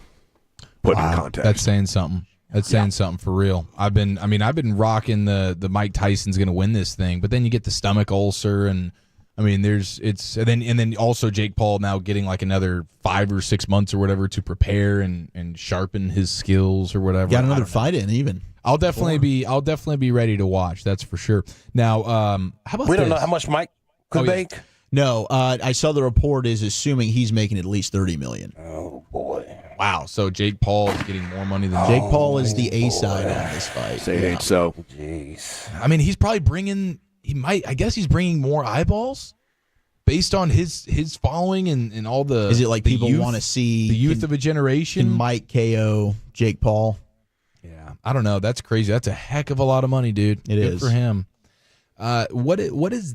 I don't even understand how this is going to work. But the Oklahoma State football team is they've announced that players are going to be wearing helmets with QR codes linked to the team's general NIL fund. So you can cash out a player while they're playing? Is that what you're telling me? I think that's the idea of it, Lucius, but I have no understanding of how I'm supposed to, while I'm watching from my couch, scan a QR code on the back of a player's helmet. How do I actually execute pause? this? Maybe I'm sitting there and my guy just scored a touchdown. I'm like, I want to give him. Let me get my boy $10 here. What a hell of a block by that left tackle. Let me go and send 10 over real quick. Yeah, that was a pancake. Maybe you make a personal vow to yourself. Like every time a guy gets a pancake, he's getting $5-10. You get to go buy a nice little stack of pancakes at the IHOP or whatever in Austin. Here's $5-10 to go towards that. In Stillwater. But how am I? Do I have to pause my TV and wait for them to show a QR code so that I can scan it? I just don't understand how you're executing something like this. Yeah, I think it's either pausing or you're running up to the TV real quick. You've got the photo open, your camera open, and I guess that's the only way this works.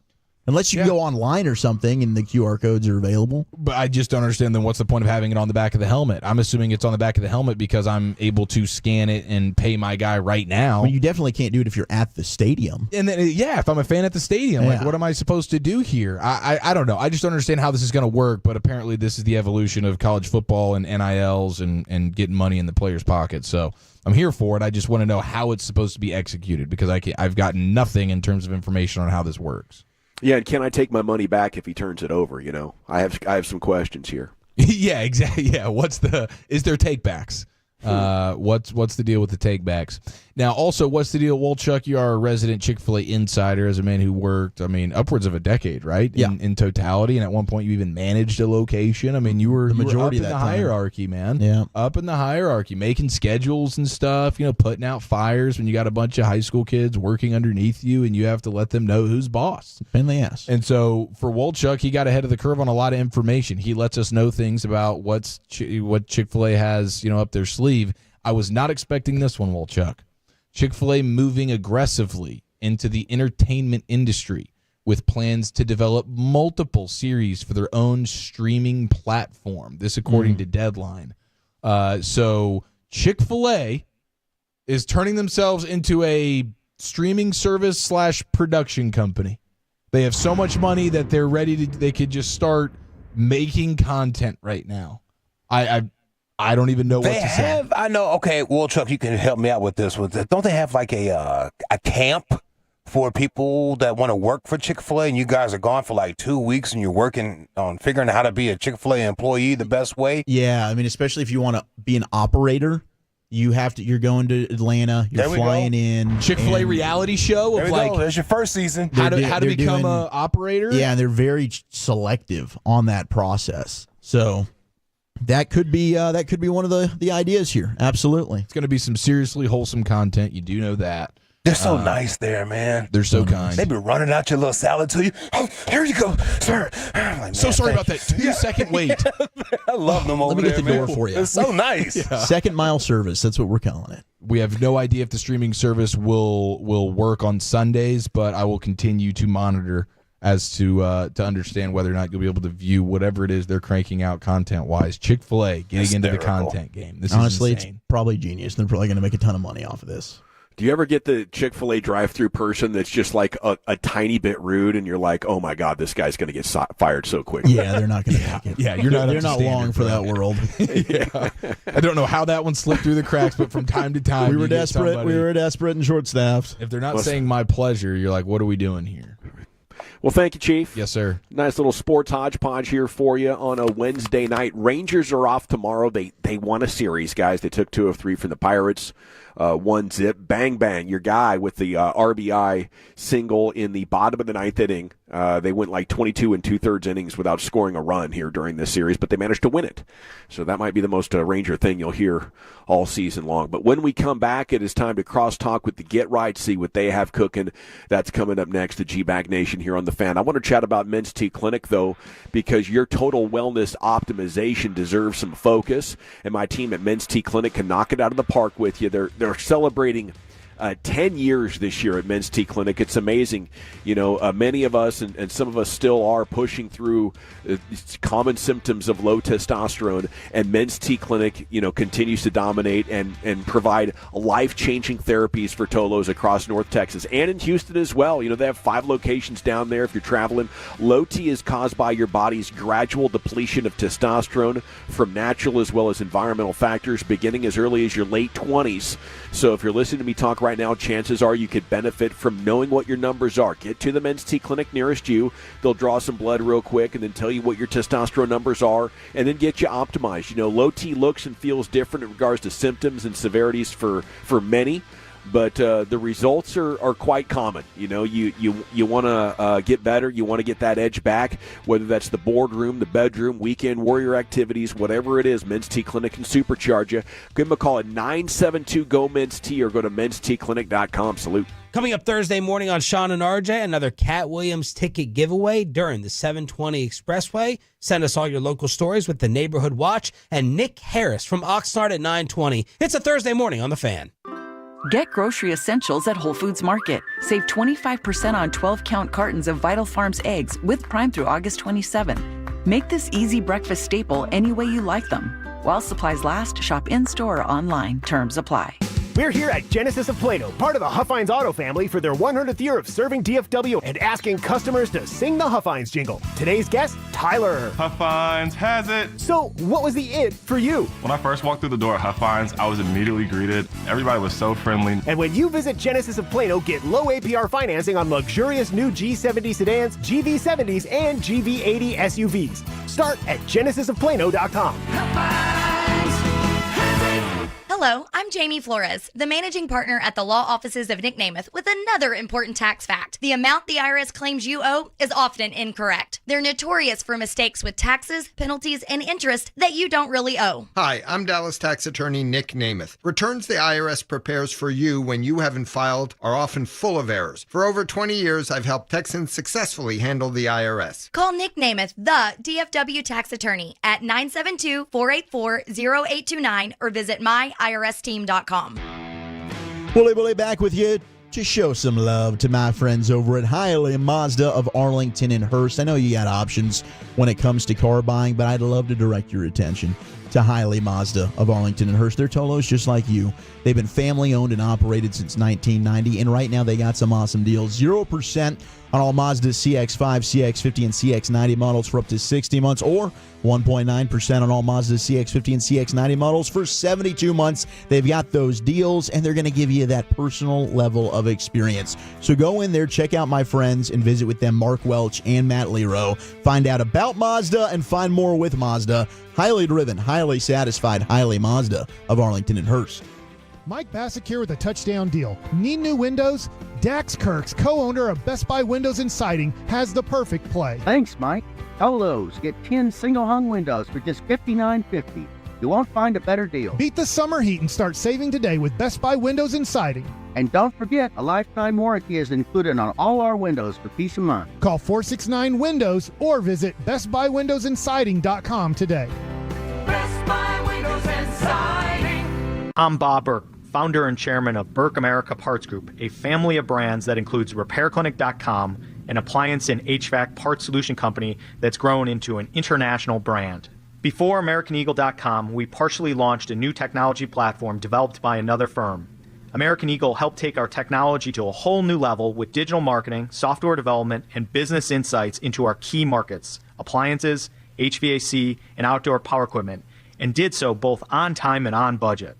AmericanEagle.com has the resources, experience, and talent needed to produce solutions. Our new technology platform, developed by AmericanEagle.com, has produced tremendous results with higher traffic, conversion, engagement, and online revenue. If you have any home repairs you need to take care of, check us out at repairclinic.com. If you need a world-class website or technology project, then I would highly recommend AmericanEagle.com. Call AmericanEagle.com at 773-NETWORK. That's AmericanEagle.com, 773-NETWORK. Some people just know the best rate for you is a rate based on you with Allstate. And look at you, hands perfectly placed on the wheel. Not like the driver to the right of you who's really going after that drum solo. Save with DriveWise and the Allstate app and only pay a rate based on you. Not available in every state, subject to terms and conditions. Rating factors and savings vary, and in some states your rate could increase with high-risk driving. Allstate Fire and Casualty Insurance Company and affiliates, Northbrook, Illinois. Hi, I'm Kamiko, the founder of Miko's Hot Chicken. When we started our family restaurant, we were also raising a family. But let me tell you, it wasn't easy. Our Chase Inc. card was there to reward us on all of our business needs. Now we have a thriving location, and we're hungry for more. With the Chase Inc. Business Unlimited card, you can earn unlimited 1.5% cash back on every purchase, so your business can go from here to possible. Chase for business. Make more with yours. Real business owners compensated for their participation. Cards issued by JPMorgan Chase Bank and a member FDIC. Subject to credit approval. Terms apply. Hey, Dawson back here with you for the Frankels. You know, life's unpredictable. You never know when you could be in an accident, and it's unfortunate. It's always a big surprise. You know, 1 minute everything is just going perfectly. Maybe you're just looking forward to getting home, and then, you know, your entire life can change. If it happens to you, call the Frankels. Go to krl-fm.com. These guys are amazing. They'll make sure you don't settle for less. They used to work for the insurance companies, and they learned all of the tricks that they use to get you to settle for less, and now they use that knowledge to protect us, the victims of negligence here in DFW. So, you know, give them a call just like we do, 972 or 817, the nothing but threes, 333-3333 there for the Frankels, and you're going to love how, you know, it's a free consultation. You don't pay anything until they win your case. And listen, these things can be huge numbers, six figures regularly, oftentimes into seven figures when the damages are big. You know, 18-wheeler hit you, commercial vehicle, rideshare company, or just a negligent driver. Think of who we do here at the Fan first. It's the Frankels, 214 or 817-333-3333 or frankelfirm.com. Salute. Just announced 0% APR financing on a new AC system from #1 Air. Yes, 0% financing for 60 months. Now you can lower your payments and lower the temperature at the same time. If your old air condition is on its last legs, call 800-NEW-COOL today. 800-NEW-COOL for 0% financing from the home pros at #1 Air. With approved credit, some restrictions apply. Expires at the end of the month. RJ Choppy here. Have you added a fancy hour to your DFW Restaurant Week dinner plans? It's the perfect pairing of martini and fries. Many restaurants are offering this happy hour feature to set the tone before you dine. I'm doing the Filthy Fancy Hour at Fitzgerald's in Fort Worth Monday, August 26th from 4 to 6. They'll be sampling teenies and serving up the Filthy Fancy Hour with their own version of martini and fries. I'm all in, baby. Join me. Fitzgerald's in Fort Worth. Details, DFWRestaurantWeek.com. For all of our fan contest rules, go to 1053thefan.com/rules. It's our 2024 Firehouse Tour all over DFW, where we get to hang with you and say thanks to our firefighters. And on Friday, where are we going to be, Bobby? That would be Firehouse #1 in Saxe, 5805 Bryant Street, and they'll go fast, but we'll have one-of-a-kind Sean and RJ Firehouse Tour flasks to give to you. Plus, we're feeding you courtesy of Palmer's Hot Chicken, Catfish, and Shrimp. Also, thanks to Firehouse Heating and Air, we'll see you in Saxe this Friday from 6 to 10 with The Fan. Classic Chevrolet in Grapevine. They are the #1 Chevy dealer in the world with more Silverados than anyone else. Go see them today and visit ClassicChevrolet.com. This is Texas. This is Classic Chevrolet. Together, let's drive, relax, and enjoy the difference. Based on new Chevrolet registrations 2023, y'all. Thank you very much, Lucius, and thanks to you for making the GBag Nation part of your day. We are now going to step aside for the Get Right coming up from 7 to 11. Had day baseball. Rangers got the 1-0 win against the Pirates off tomorrow, and we'll visit the Cleveland Guardians on Friday as we talk now with the Get Right, see what they have cooking for you in tonight's configuration. Blake and Fred, gentlemen, good evening. How the heck are you? Man, it's Wednesday. We're feeling good about things. We're just chopping it up with, Chief and Wolchuk about this Cowboys deep defensive line. I mean, could you ask for a better setup on a Wednesday afternoon? I don't think so. You know, I'm sure you could, but maybe a little cooler, about 15 degrees cooler. There is that. I'd take There it. is that. Gavin, I will say I'm out of the loop. Where are you at? I see the green screen. I'm looking at the fan cam. Can you give me your Like a exact gamer location? chair you got going on there? Are you too. streaming Your right exact now? location, address, and all. Are you calling us midstream? Are you like streaming some game? You know he's peeing on the toilet right now. This is Studio G. This is my home studio. It is it's the closet off of my office. Okay. It's probably I don't know 6 feet by 6 feet or something. But I put up a bunch of green wallpaper, so it can be green screened. Yeah. So I can Okay. make it look fancy or outdoors or something behind like me. it. But Well- yeah, this is where I game and work. This is pretty much my cave. Okay, I like Okay. it. I like it. All right. It's the 4 foot by 4 foot area that he's allowed to just completely own in his house. Exactly, dude. I'm the boss. Dang right you are. Inside this arena. There's man cave, there's man closet. So I got a lock on the door as well. Oh, do you really? Okay. Oh, there you go. I gotta graduate to that. I'm working up the guts to ask for permission to get an AC vent in here and maybe like a power outlet. Is that kind of like your Gosh, you panic got room? balls, bro. You're giving me kind of like Jodie Foster vibes. That's you're giving me panic room vibes in there. Yeah, well, it Hopefully might be not Jodie somebody Foster else's from the panic. You know what I'm saying? A little bit more of an Anthony Hopkins than a Judy Foster, whatever you said. But So God What do you forbid, guys- like if the house ever got ransacked or something, the family would go run into The Gavin's green screen room. Gavin's green screen Yeah. He room, gives him permission. yeah, provided yeah, you we're let good. everybody go in. Yes, sir. So what's coming up on the show today?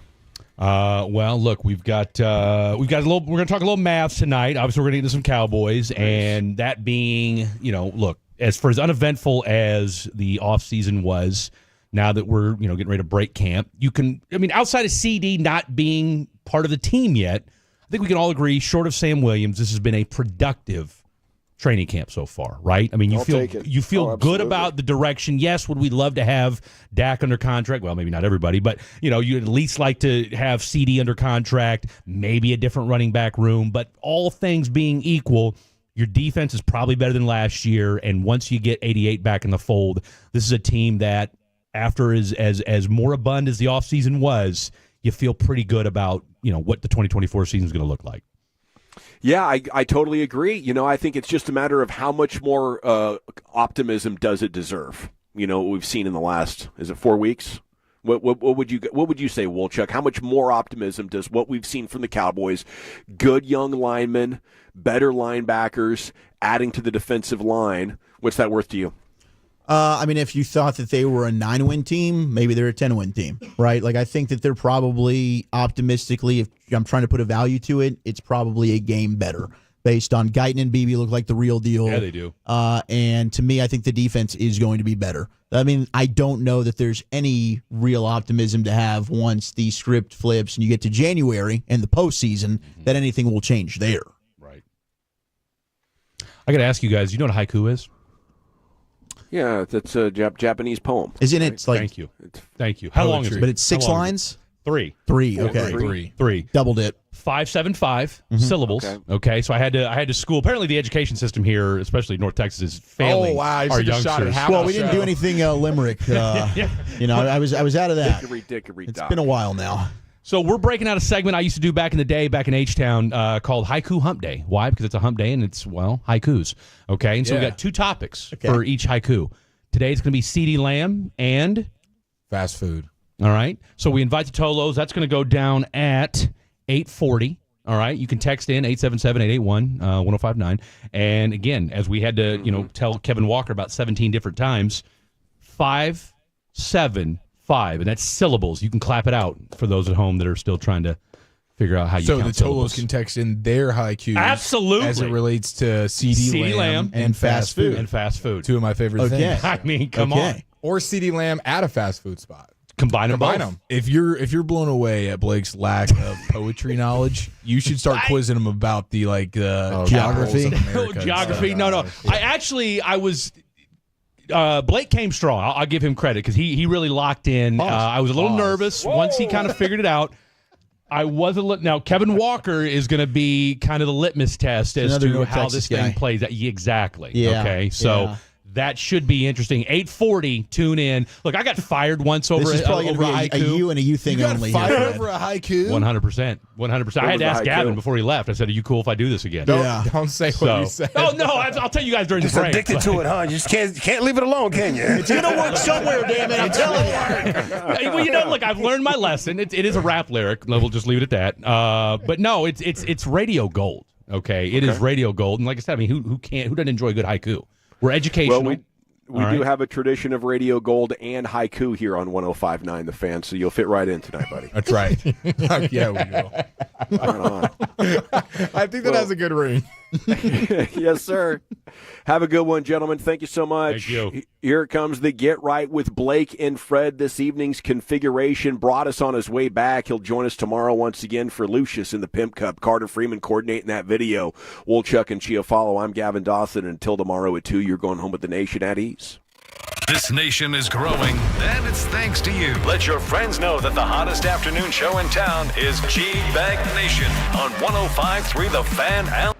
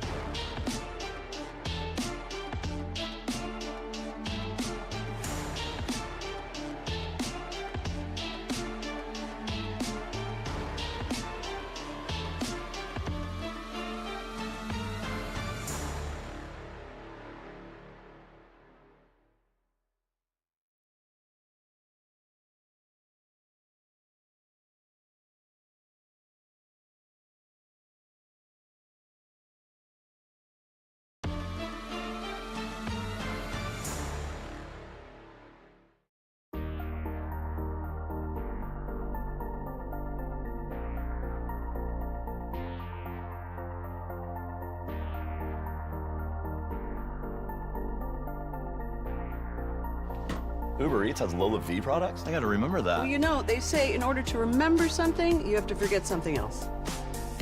Okay, now that is a very cute haircut. That's like a little shag. I've never seen that before. Well, I mean, of course you have. It's the Rachel. Oh, is that your name? No, I mean like your name. No, I'm Jen.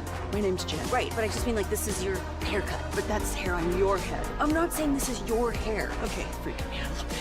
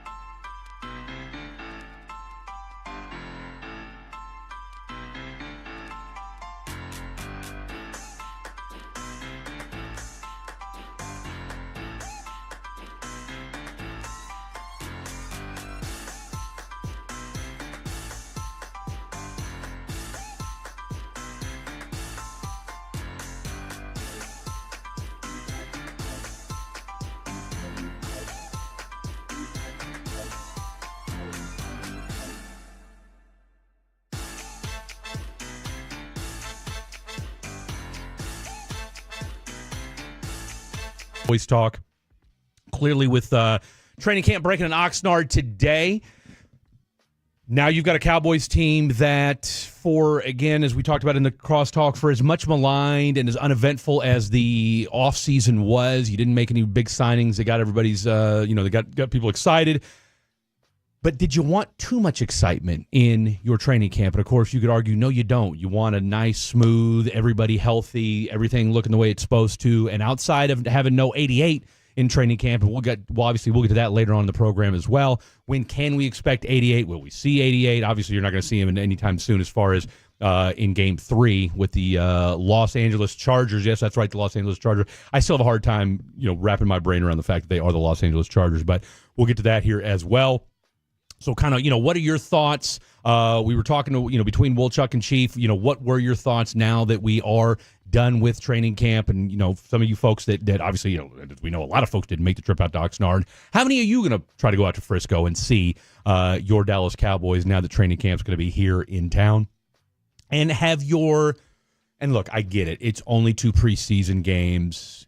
It's not like there's been a lot of movement, but again, that's okay. Has your feelings changed 3-4 weeks now into training camp? Now that we're that much closer to the first week of the regular season, how are you guys feeling about your Dallas Cowboys? Or are we still kind of, let's wait and see what happens? Yes, this is going to be a good football team. Yes, we're now all in cahoots that we think the defenses should be better this year. I mean, which is a crazy thing to think, not necessarily a crazy thing to think, but for the way people were feeling, Blake, after you lose Dan Quinn, you lose some of your depth along that defensive line and other pieces, you bring in a Mike Zimmer, which let's call it what it is, as our boy CA would say, that was the biggest move that you made during the offseason. What's kind of the temperature? Where are you feeling, especially after we've made some more, made some more signings and made some more additions along that defensive front?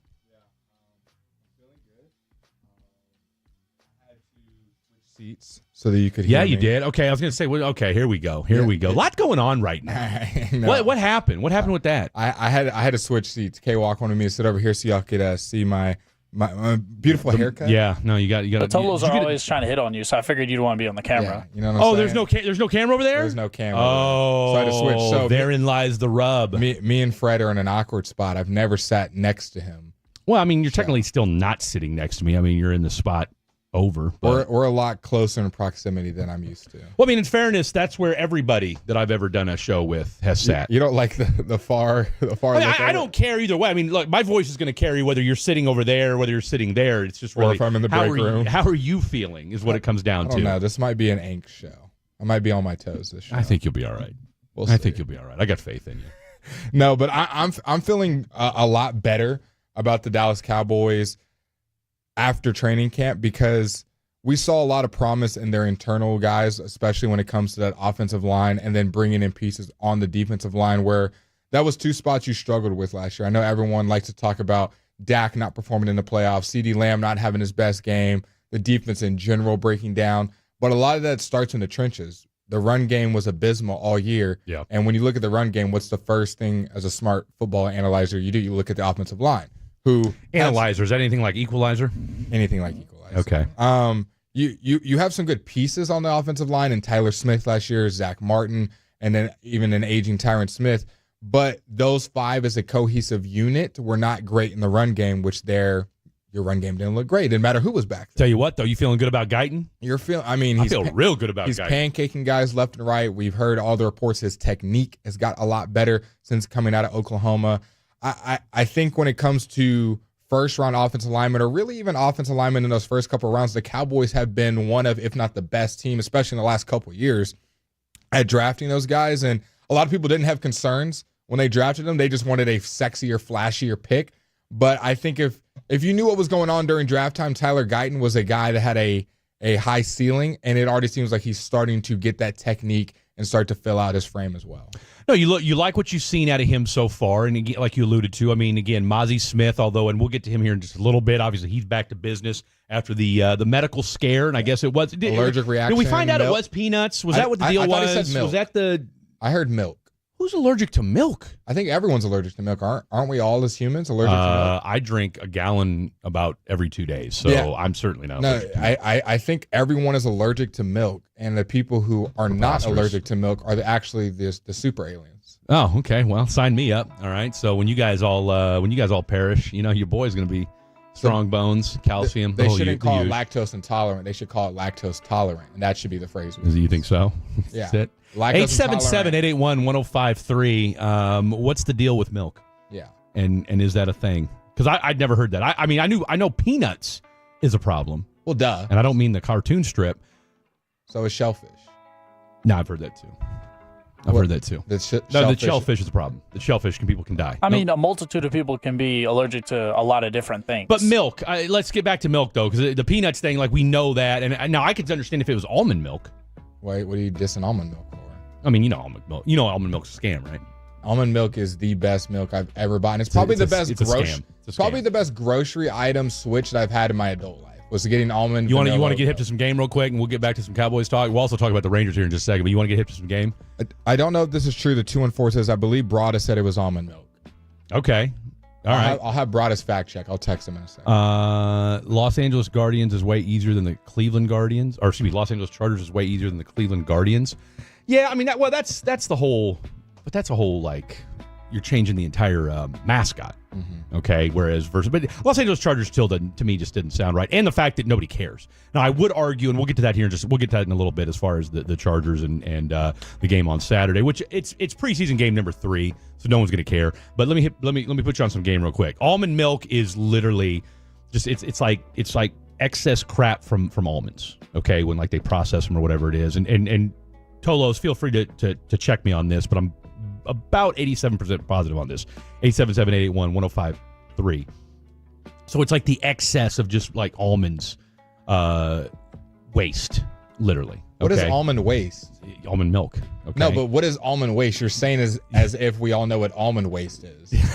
Again, I'm not a food processing expert. I saw it on Instagram. Said almond milk is a scam. You said it's almond waste. It's not milk. It's not milk. That's what I'm trying to tell you. It's like a byproduct. It's not even real almonds. But that's what I'm trying to tell you. I understand it's not milk. I didn't go to the store asking for whole milk and we got almond milk and was mad. I asked for almond milk. But that's what I'm saying. Almond milk. You're better off getting organic milk. Is what I'm trying to tell you. But okay, for what's the purpose? For taste or for the protein? For just the overall health value. So you don't think almond milk is healthy? I don't know. Okay. I don't. Well, that'll have to be a scientific study we do on the back end. We will absolutely do that as the show goes on. Blake and I, and maybe if there's any dairy experts out there, 877-881-1053. That's the phone number to chime in. Let us know what we got going on as far as that goes.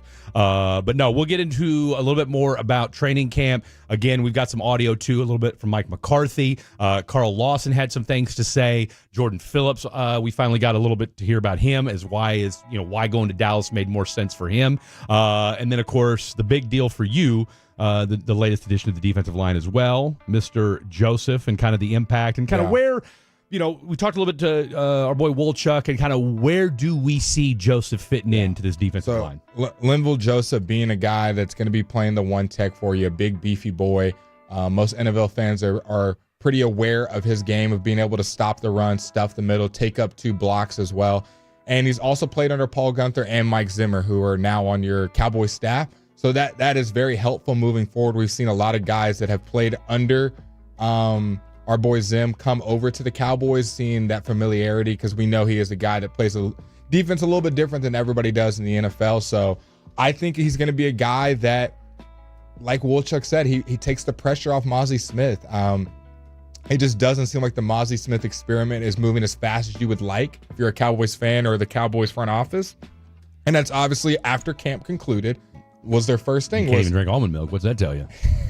I mean, shouldn't that be an alarm right there? I mean, whether or not it's true or not. I mean, if you can't drink, if my nose tackle, if my beefy nose tackle or 3-1 technique can't drink almond milk, I don't need him to be allergic to anything. And if he is, I need him to lie and say it was something else. If he's allergic to peanuts or maybe he's a bee stings, I get it. Penicillin, for instance, I'm allergic to penicillin. All right, a lot of military guys allergic to penicillin. Really? Yeah, no lean for you, huh? I learned that at a young age. Learned that the hard way, didn't you? Medicine. Dropped a couple, a couple Jolly Ranchers in there. Next thing you know, you were Lights out. Cancel Christmas. By the way, some fun text. A couple things. I'll tell you what. That's why we love the Tolos here, man. I have really appreciated, since I've been here, getting to know the Tolos. You guys never disappoint. From the 214, almond milk is just almond soaked in water. You can literally look it up on YouTube, and you can make your own almond milk. LOL. And so I'm not disagreeing with that. However, I'm going to go with my boy over in the 682. Yes, almond milk is a scam, and they try to promote it as a healthy product, but they add extra chemicals to make it drinkable. In life, you just need meat and eggs. # carnivore diet. # pause. And to responding to the 940, he wasn't stuffing the run last year. I am not going to be the one to say Linval Joseph. He wasn't stuffing anything last year. He just straight sucked. Yeah, I didn't want to read it in that context. All right. I mean, let's call it like we see it, boys. It's a Wednesday. I'm not saying he's going to be a Pro Bowler, but he is a lot better than anything that was on the Cowboys roster at that one tech. He's going to be rotating in. And I think this is more a testament to the Cowboys to not see enough of Mazi Smith. I don't really know how to put it in a softer way, but camp concluded this was Mazi Smith's time to take all the first-team reps. Missing practice with, I think we had a little bit of an injury early, then we had the sickness, and then when he wasn't there, from all the reports, even our own Brian brought us, just not inspiring. Like, one day he's on, next day he's off, and you can use that excuse when it's your first couple weeks, but he's got a full year under the system, obviously was injured, or not injured, but not at the correct weight, not able to work out the way he would like to, and then had the injury in the offseason. So it's just things aren't working out for him. That's why you bring in the plethora of guys you have at the defensive line. And then obviously losing Sam Williams also played a factor in that as well. I'm just curious, like, what were they thinking, or what was the process when you talked to him at the combine?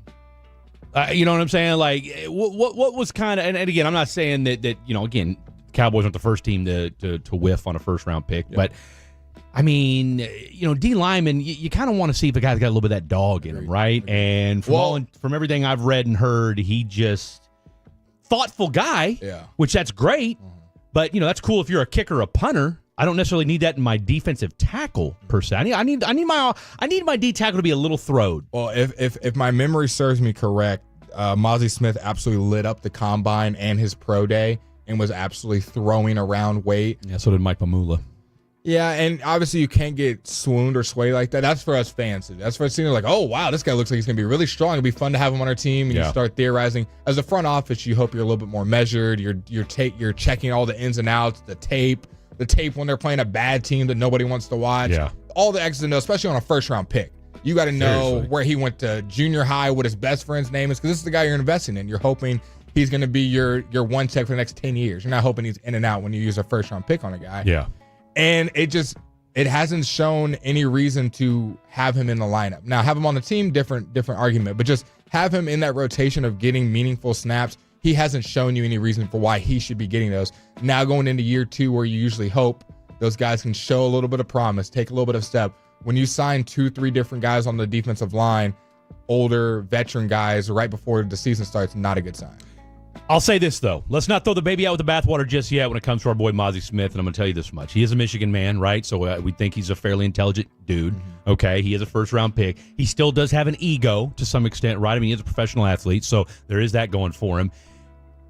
What you're hoping for, because you haven't necessarily seen it just yet, and again, like you alluded to, it's not necessarily a question of athletic ability, because we know the guy's got the physical ability to do it. It's between the shoulders, right? So you just wonder maybe if you're bringing 2 guys in right before the season starts. Okay, that's a clear shot at him. I mean, there's no getting away around it. Okay, I mean, Ray Charles can see that. So does this motivate him to say, look, this team doesn't believe in you right now? Yeah, we're not convinced you can be a starting defensive tackle in the National Football League. I would assume this has got to be your make it or break it. You're not because of contract. Not necessarily. But I think he has to show a reason why he wants to stay in the rotation.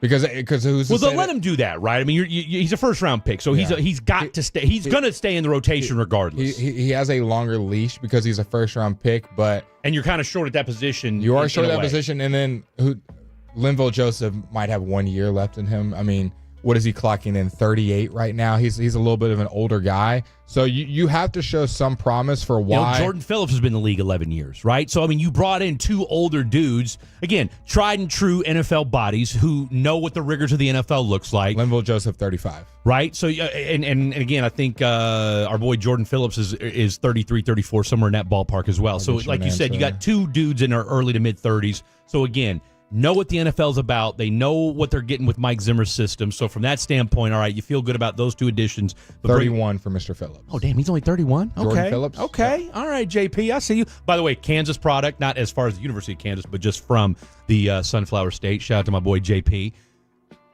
I'm not ready to poo-poo on our boy Mozzie Smith just yet. Okay? We are the official... Let's go get him, Mozzie. We're the Mozzie supporters? We are the Mozzie. I'll tell you what, we're Team Mozzie. Okay. All right? We are Team Mozzie. And somebody's got to be. Let's lock it in. Let's be Team Mozzie, all right? We are supporting Team Mozzie. We'll see how this plays out over the course of the 2024 season. He's Blake Elliott. I'm Fred Davis. That's your boy K-Walk behind the 1, 2s, and 3s. All right, coming up next, how do you guys feel after the training camp is over, Oxnard's done, we're a few weeks away from this thing kicking off for real. Do you feel any better about your Dallas Cowboys today on the 21st of August than you did when this thing kicked off 3 weeks ago? Lots to get to. Don't go anywhere. This is 105 to the Fan on a Wednesday. You may not think what we say is smart.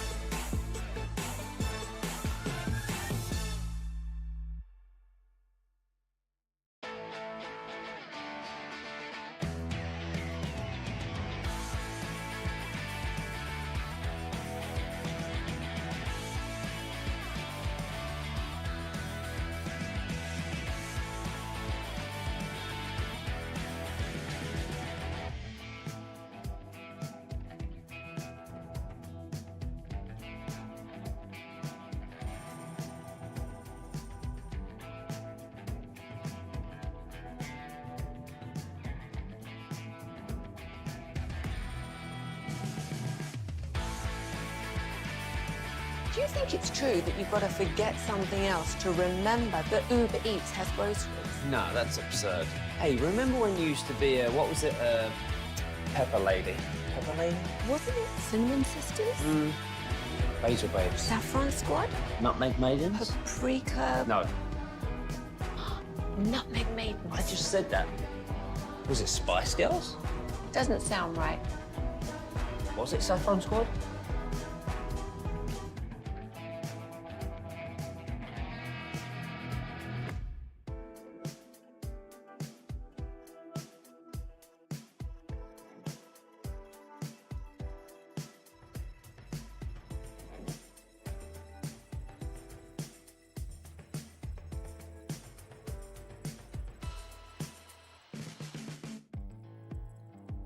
And I mean, look, it's a fluid situation, folks. All right. I mean, let's call it what it is. I mean, it's 105.3 at night. You want to call it that? 105.3 at night. Can we be 105.9? It's the 105.9 with Fred and Blake. It's the cutoff. Like 3 people texted. It might be right if you get the number right, bro. Yeah, I get it. Okay, you're rattling off. Your boy's in a zone, and I was excited. So that's good. It just means you were excited to be here. Right? Absolutely. Speaking of 9, the 469, Vincent from Forney. I'm allergic to milk and peanuts. That's all he said. I love that. I love when people just send their name and just address the situation as it is. One sentence. Allergic to milk and peanuts. That's a tough life. Boy, it's tough when he goes to restaurants. You say that, but it's really not, right? I mean, I guess it's a matter of you got to ask everybody, hey, what's in this? I mean, that no way to live life. Sorry, Vince. Sorry, Vincent. I can't relate. No, but I want but you I've heard stories. I do want you to text in Vincent from Forney 469. How difficult is it when you go to a restaurant? And if it's not difficult, let me know. Because I, as a server, have to deal with people with allergies. So I just wonder what that POV is like every day. What is that like? What is that like? Not being able to eat milk or peanuts. And, I'll juxtapose that with the fact that I eat peanut butter almost every day. Wow, way to slap it in his face right there. And I drink a gallon of milk every 2 days. So, in fact, I actually went and got another gallon of milk. Just because Vincent texted. In fact, I might just go get some more milk on the way home. But I'll drink one to you, Vincent. Okay, how about that? Because there's a lot of things, man. I've given up drinking, I've given up smoking. I can't give up milk. Can't give up milk. Okay, I'm with you with that one, brother. We love the milk over here. I'm allergic to maple. I'm allergic to maple. Wow. That's pretty obscure, though. So you just can't, how did you find that out? Let us know how you found that out. You just can't have pancakes? Syrup? No, you can have pancakes. You just can't put syrup on it. My man was digging into some Lego My Eggos, and the next thing you know, he's missing out. He's missing out on that maple bacon. Boy, he sure is. Yeah. So maple bacon and maple syrup. That's only like 2 things on the menu. Yes, could be worse. Could be. Hey, you don't have as bad as Vincent. All right. I'm waiting for someone to say they're allergic to grass because I have heard people say they're allergic to a type of grass. I've heard that. I don't even know where that comes from either. All right. I'll tell you what we're not allergic to, and that's Cowboys talk here at 105.3 The Fan. And your Dallas Cowboys will be back in the DF Dub. Flying back today, if I'm not mistaken, right? Camp wrapped up. No video.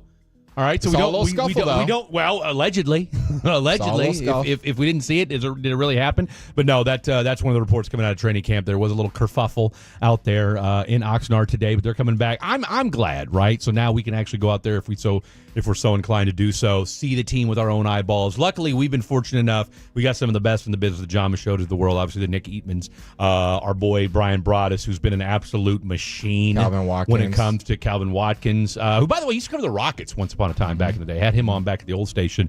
But no, so we've gotten a lot of good, firsthand accounts, but it'll be nice to actually put our own eyeballs out there and see it for our at our own discretion. But one of the additions that we've talked about, in fact, I was on with Reg when this happened. Jordan Phillips, who made some plays the other night against the Las Vegas Raiders. By the way, real quick, because you and I were on leading up to the Raiders game. That's a team that if you went out and got a quarterback, might be a legit football team in the National Football League. And we've been saying about the Raiders for a while. Always had a pretty legit defense. Well, they certainly do now. You've got a better defense than most people give you credit for. You obviously have one of the best receivers in the game. You have a playmaker at tight end now with Mr. Brock Bowers being over there. And yeah, your quarterback situation is abysmal. It's one of the worst in the league. And if you had a guy to take over the reins to just even be a Kirk Cousins Jared Goff, Brock Purdy-esque guy, I think you would be in a playoff spot. By the way, the number of people that have chimed in that are all allergic to grass, my God, I had no idea. My apologies, y'all. My oldest is allergic to grass, trees, and weeds. Cody from Alvarado. Sorry, Cody. From the 214, I'm allergic to grass and played baseball and also allergic to Louisville Slugger batting gloves. I mean, I don't even know where that starts. I think it's just a specific leather. I don't know if it's the brand. I mean, that was tough. I mean, his dad had a tough time shopping for his baseball gear every year. He did. Yeah, he did. Here, try these mechanic gloves. See if those work. Mom made pancakes. This is our dude that was our maple guy. This maple guy. Mom made pancakes when I was 1 year old. Okay, because that's what you do because they're nice and soggy. Give them to the kid. I get it.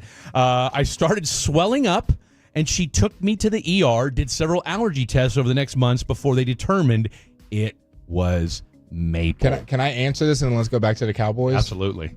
He said he was 1 year old. Yeah, 1 year So old. obviously he was told this story, correct? Obviously he doesn't remember the story. Would we agree? He probably doesn't have recollection of this event firsthand. I mean, I think we're both in cahoots on this. Yes. How many people have you heard with a maple allergy? I'll answer for you. I haven't heard many.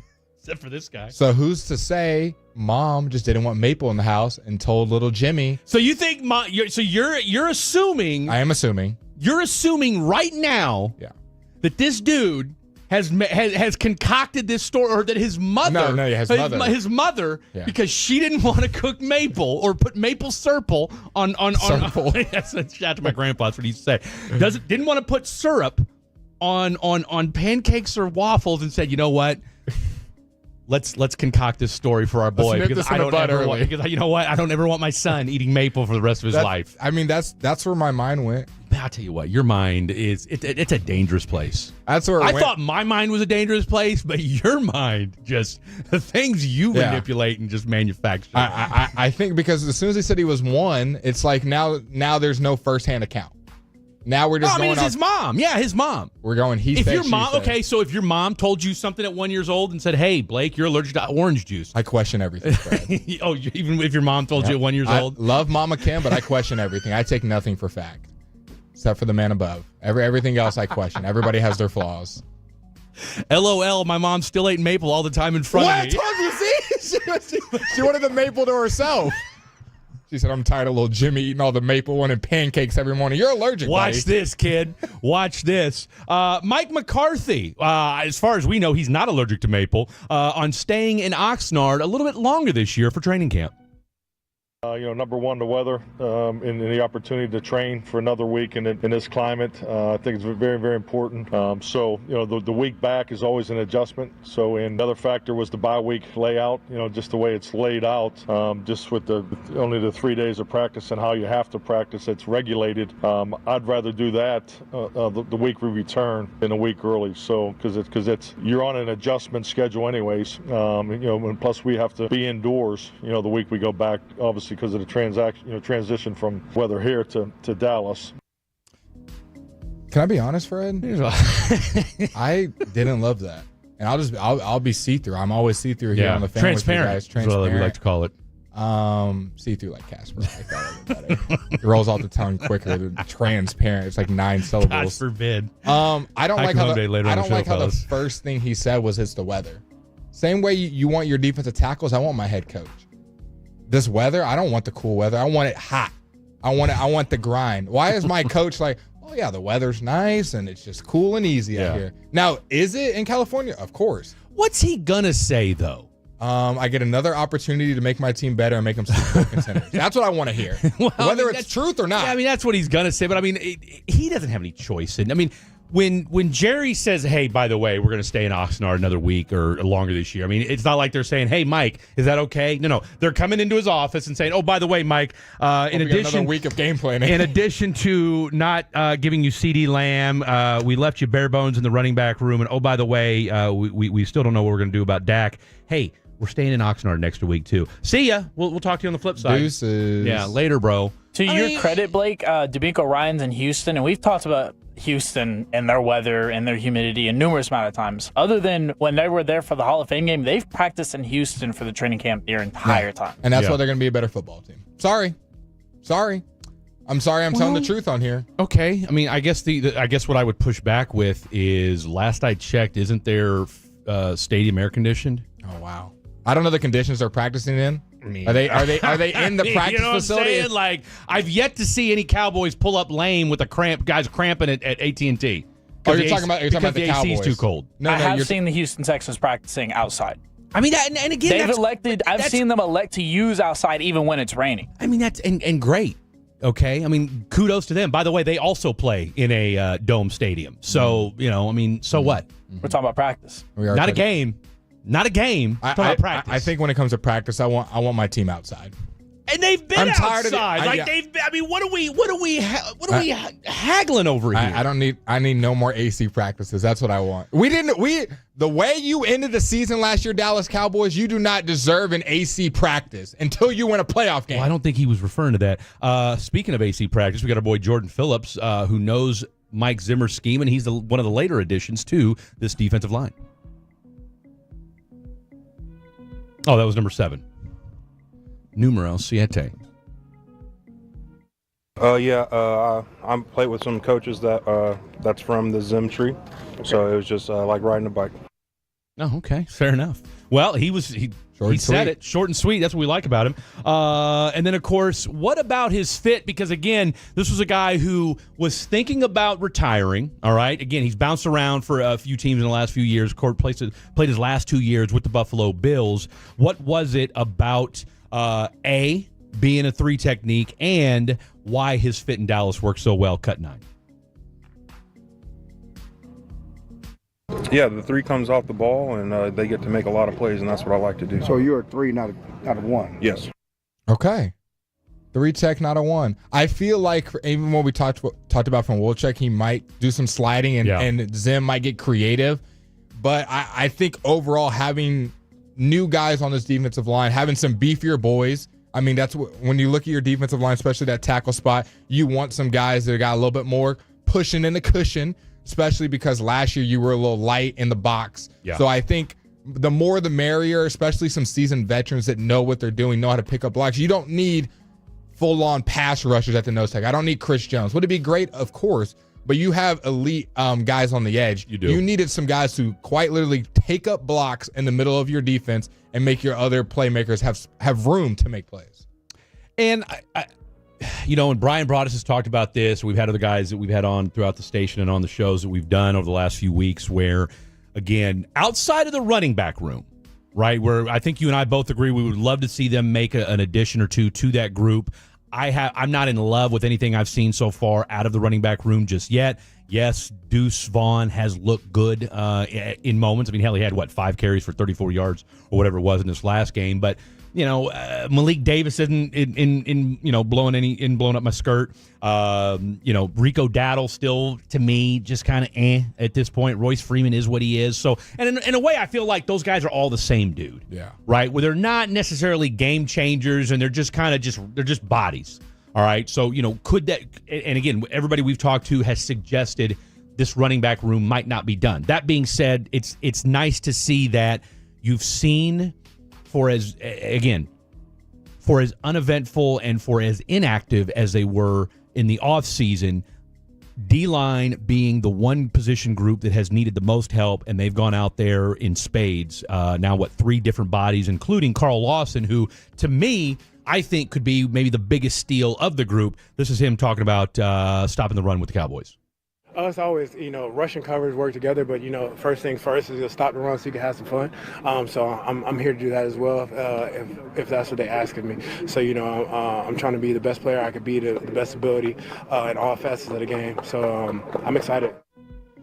I'm excited too. I'm excited about it too. I feel like with Carl Lawson, again, this is a guy who is a couple years removed from a big-time money contract. He's had his moments in Cincinnati. Injuries are kind of what short-circuited things over in New York, and then, of course, he just fell out of favor when it was all said and done over there. And, again, that was a good defense the last couple seasons, regardless of what's going on the offensive side of the ball. So I do think adding him, and, again, I know one of the references or one of the comparisons was Stephen Gilmore, right, as being kind of that same kind of signing. So I like that. You're going to have you got a solid defensive group.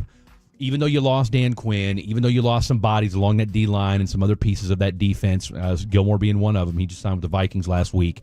This is still a very formidable group. You got Trayvon Diggs back. You got, Bland looks good. What you've seen so far through 2 weeks of the preseason, and again, I know it's only preseason, but still, it's been far more encouraging to me than what we thought about before the training camp started. Okay, I would be lying to the fans, the Tolos, and you if I said that I was a defensive line expert. So we'll go to the people who do this for a living. One of us are, but for the PFF grades, I got their numbers up, and I'm going to give you 3 grades, and you tell me who they think they match up with. So we got Carl Lawson, we've got Jordan Phillips. What's the grading scale for PFF? So is it 1 through 100? I believe it is 1 through 100. You don't even know what the scale is. I feel like I've seen like a 98, so I'm almost for sure it's 1 through 100. And Kevin, you can correct me if I'm wrong. Obviously, you want to be higher on the scale, which means you are playing better. And then the lower is not great. And it also gives like a kind of color temperature to see if you're like below average, right at the average, above average, whatever it may like be. a terrorism scale is what you're saying. So like if it's orange, we're saying, elevated threat level is what you're telling me. Okay. All right. First number, 60.3. What player do you think that is? And this is who are we choosing from? Carl Lawson, Jordan Phillips, and Linval Joseph. Just to confirm, yes, 0 to 100. 0 to 100. 0 to 100. And it's 0, and it's and what'd you say it was 60.5? 60.5 or 60.3 is our first. And this was last season. Last season, yep. Their PFF grade. Give me Jordan Phillips. Okay. You were incorrect. See, I would have asked for all 3 numbers first. That's not how this game works, bro. It's not how this game works. You want to guess again, or you want me to tell you who it is? You already just told me it was right, didn't I? Didn't no, you you're tell wrong. Me it was right? No, you said Jordan Phillips. Correct? I did say Jordan Phillips. Incorrect. I thought you said you were right. Did I say you were right? You literally did. Did he not just say He that? dead straight said you were wrong. I thought I said you were did? wrong. Okay, it is Carl Lawson. I could have sworn you said you were right. Carl Lawson is a 60.3. Oh. Okay, 35.8. No, that's probably Jordan Phillips. That is Jordan Phillips. Hey, man, that's not great. 6'6", 341. God, it was a 39 point what? 35.8. 35.8. He's about to be 32 years old.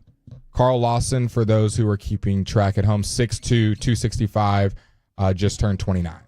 And then the last number would be Linval Joseph, which is at a 38.8 at 6'4", 329 pounds, about to turn 36 pretty soon. And these PFF grades, like how much stock are we putting in these anyway? When it comes to like the offensive and defensive line, I put a lot of stock in those because that's one that I'm not great at evaluating yet. Like quarterback, receiver, DB, I can kind of trust your eyes on. I can trust my eyes. Right. There's also a lot of information out about them that you get a lot of advanced stats. With offensive linemen, it's like pancake rate or whatever. Or or that. I mean, I guess with offensive line, I guess you would look at. What's your offense doing, right? And it's hard to separate one guy. Is it good because of the other 4? Well, unless you just keep getting blown around the side. And I think it's easy for like a right tackle who's like Tyler Steele Terrence Steele. My apologies. Last year against the Eagles, it was like very obvious he was getting bullied, and you could be like, he is not playing All great starts, right now. holding that. But sort just of thing, just throughout the season, it's a little bit tougher to grade. So PFF does a great job of keeping these grades up. So yes, 38.8 for Mr. Joseph. 35.8 for Mr. Phillips, and a 60.3 for Mr. Lawson. Oof. Well, I mean, I guess if anything else, all that does is confirm my bias that I think Carl Lawson could be the sneaky good pickup and of the defensive line. For those color grades, 60.7 or 60.3, that's average. Like the numbers weren't enough? I was giving because if I get a 35 but I'm green, like do I feel better about that? Well, I mean, that would mean a lot of the defensive tackle play is just down. So yeah. The Carl Lawson with the 60 was yellow, right around average, and then obviously both of Joseph and Phillips were in the red. So below average. Man, you got to watch out for those raised threat levels, ladies and gentlemen. Raised threat levels. Overall, because we're getting mixed signals here. 60 to 70 is around average. Okay, there we go. Yay or nay, you feel better about this team after the first 3 to 4 weeks of training camp? Yay. Kevin?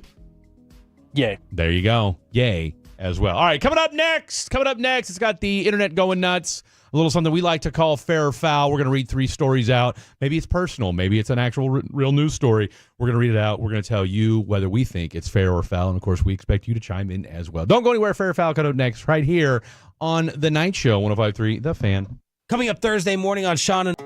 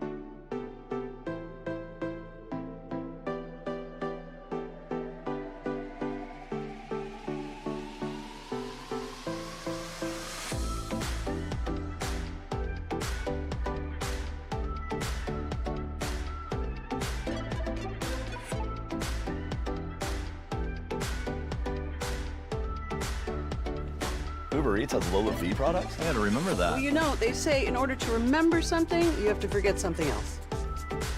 Okay, now that is a very cute haircut. That's like a little shag. I've never seen that before.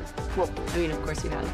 It's the Rachel. Oh, is that your name? No, I mean like your name. No, I'm Jen. My name's Jen. Right, but I just mean like this is your haircut. But that's hair on your head. I'm not saying this is your hair. Okay, freaking me out a little bit.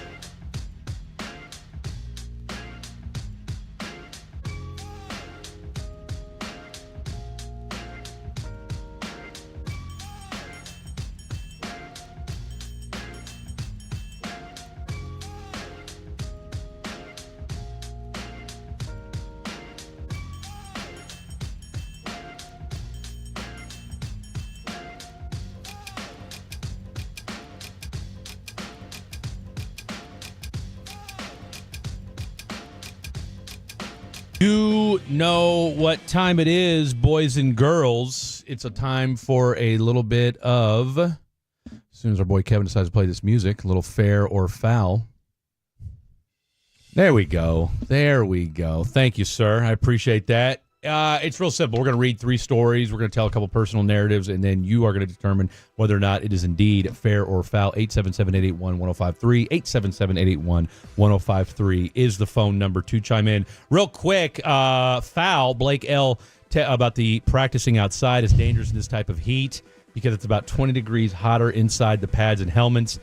Hence, the reason most teams, especially high schools in this great state of football, that's foul because it's just entirely too long. Let's have the players do it in igloos now. Igloos.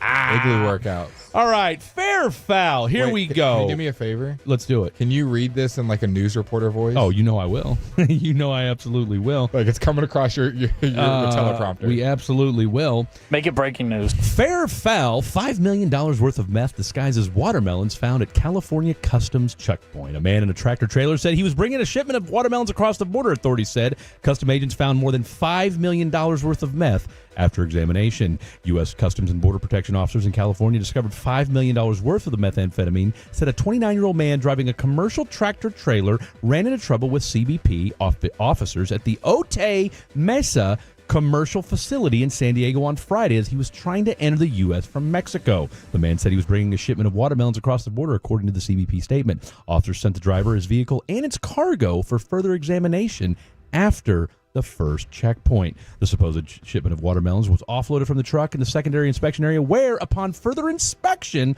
officers found 1,220 packages wrapped in paper disguised as watermelons within the shipment. The contents of these packages were tested and identified as methamphetamine with a total weight of 4,587 pounds and a street value of more than $5 million. Fair or foul? Disguising meth in watermelons. Okay, foul that you're selling nefarious products. Yes. But fair if you're going to do for it. Creativity? For creativity. God, I I couldn't have said it any better myself. I got to give it to you. Was he just doing the watermelon rind, like the outskirts of the watermelon, or was he physically having a watermelon and putting it inside of it? It was meth inside. Okay, so y'all can't see, but just the shell of the watermelon. That's it. The shell of the watermelon. The camera's right there. See if you can. Let me wave it. Somewhere right there. Yeah. Let me wave it in front of the camera that you can't see, folks. Google it. You'll be glad that you did. Okay, so the shell of a watermelon. Yes. Methamphetamine inside. Okay. Because who's looking inside of a... Now, the question is, why do you have that much watermelon? Well, which I mean, probably raised suspicion. It's a tractor trailer. I mean, where else you got? I mean, that's what they're doing. Let's find out. Hold on. Let's see if they said what tipped them off. My guess is somebody said something. People always talk when it comes to these nefarious products. CBP officers seized the narcotics in the tractor trailer, the agency said, and the driver was turned over to Homeland Security. Blah, blah, blah, blah, blah. They said that... well, okay, here's why. Just 1 week before... Officers at the same facility intercepted 629 pounds of the same drug, this time concealed in a shipment of celery. I mean, is this where we're at right now? We're disguising drugs in fruits and vegetables? And see, this is where you got to be smarter if you're a watermelon guy. Your homeboy just got busted for the celery outlook. So you thought you'd flip the script and bring it in another green item. Yeah. Now you got to switch it. You at least got to go orange. I feel like that's been played out. Like a pumpkin? It's fall time? Now a pumpkin, that's not that we're condoning you this could put kind anything of... you win this. No, you absolutely can. You could put wedding rings. In what? Or in oranges to conceal pumpkins? them. Yeah. No. Whatever you want to conceal.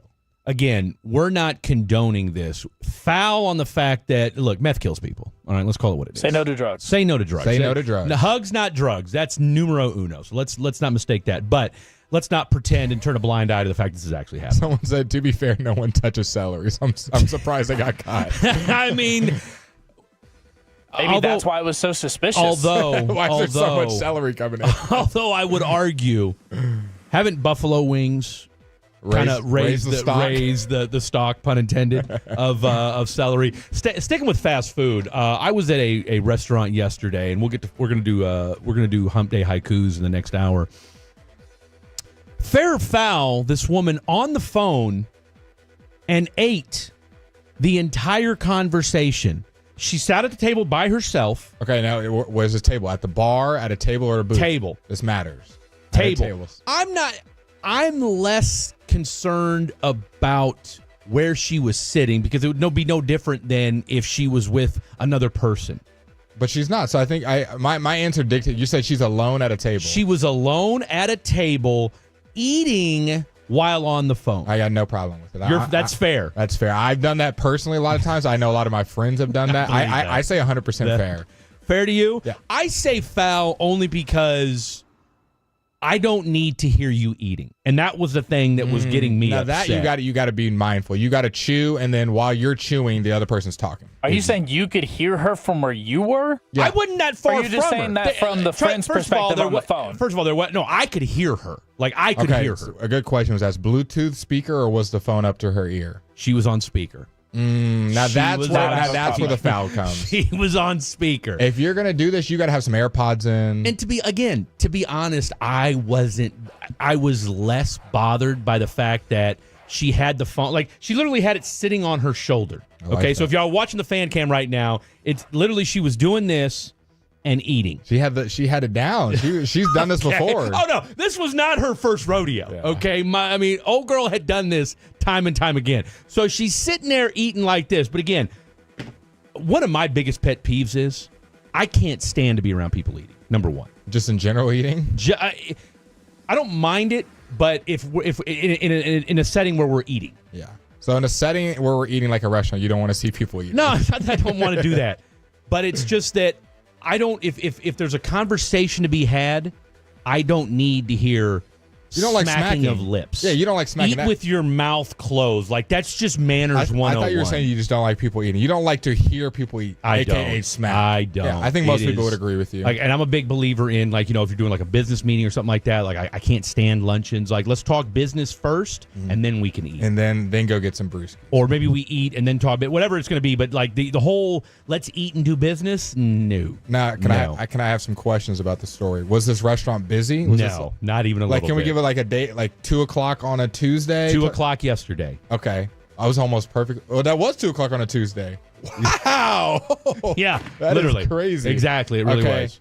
Not a busy restaurant, just right after lunchtime, give or take. Yeah. So the whole restaurant can hear, or are you just? We close were enough in you the can back because she actually sat in the table that I normally sit in, so I had to sit a table over. You already had a gripe with her then. Yeah, there we go. That's a good point, Kevin. You were already a little ticked at her, so you were. You made something out of nothing. You were being a Karen. No, I was not being a Karen. I'm sorry, but I have an area where I like to sit. She was sitting in it, so I said, "Okay, that's fine." I sat in the table over, and you were staring at her with judgy eyes the whole time, weren't you? Just you had the supersonic ears on. That's why I heard her. I can't hear her fairly well, but I guess I was more turned off by the fact that. Really? You're going to be on the phone and eating at the same time? Like, it just bugged me. Who does that? Why? What was so important that you had to talk on the phone for 20 minutes while you're eating your payway? Now, okay? That's what I don't get. Two things. One, I'm all for people talking on the phone while they eat, as long as you have manners and I don't. And as long as you have manners, and as long as you just have like a Bluetooth, like an AirPod in. Yeah. But with this person, you seem like you heard a lot. Do you know what the context of the conversation? She was speaking Spanish. Okay.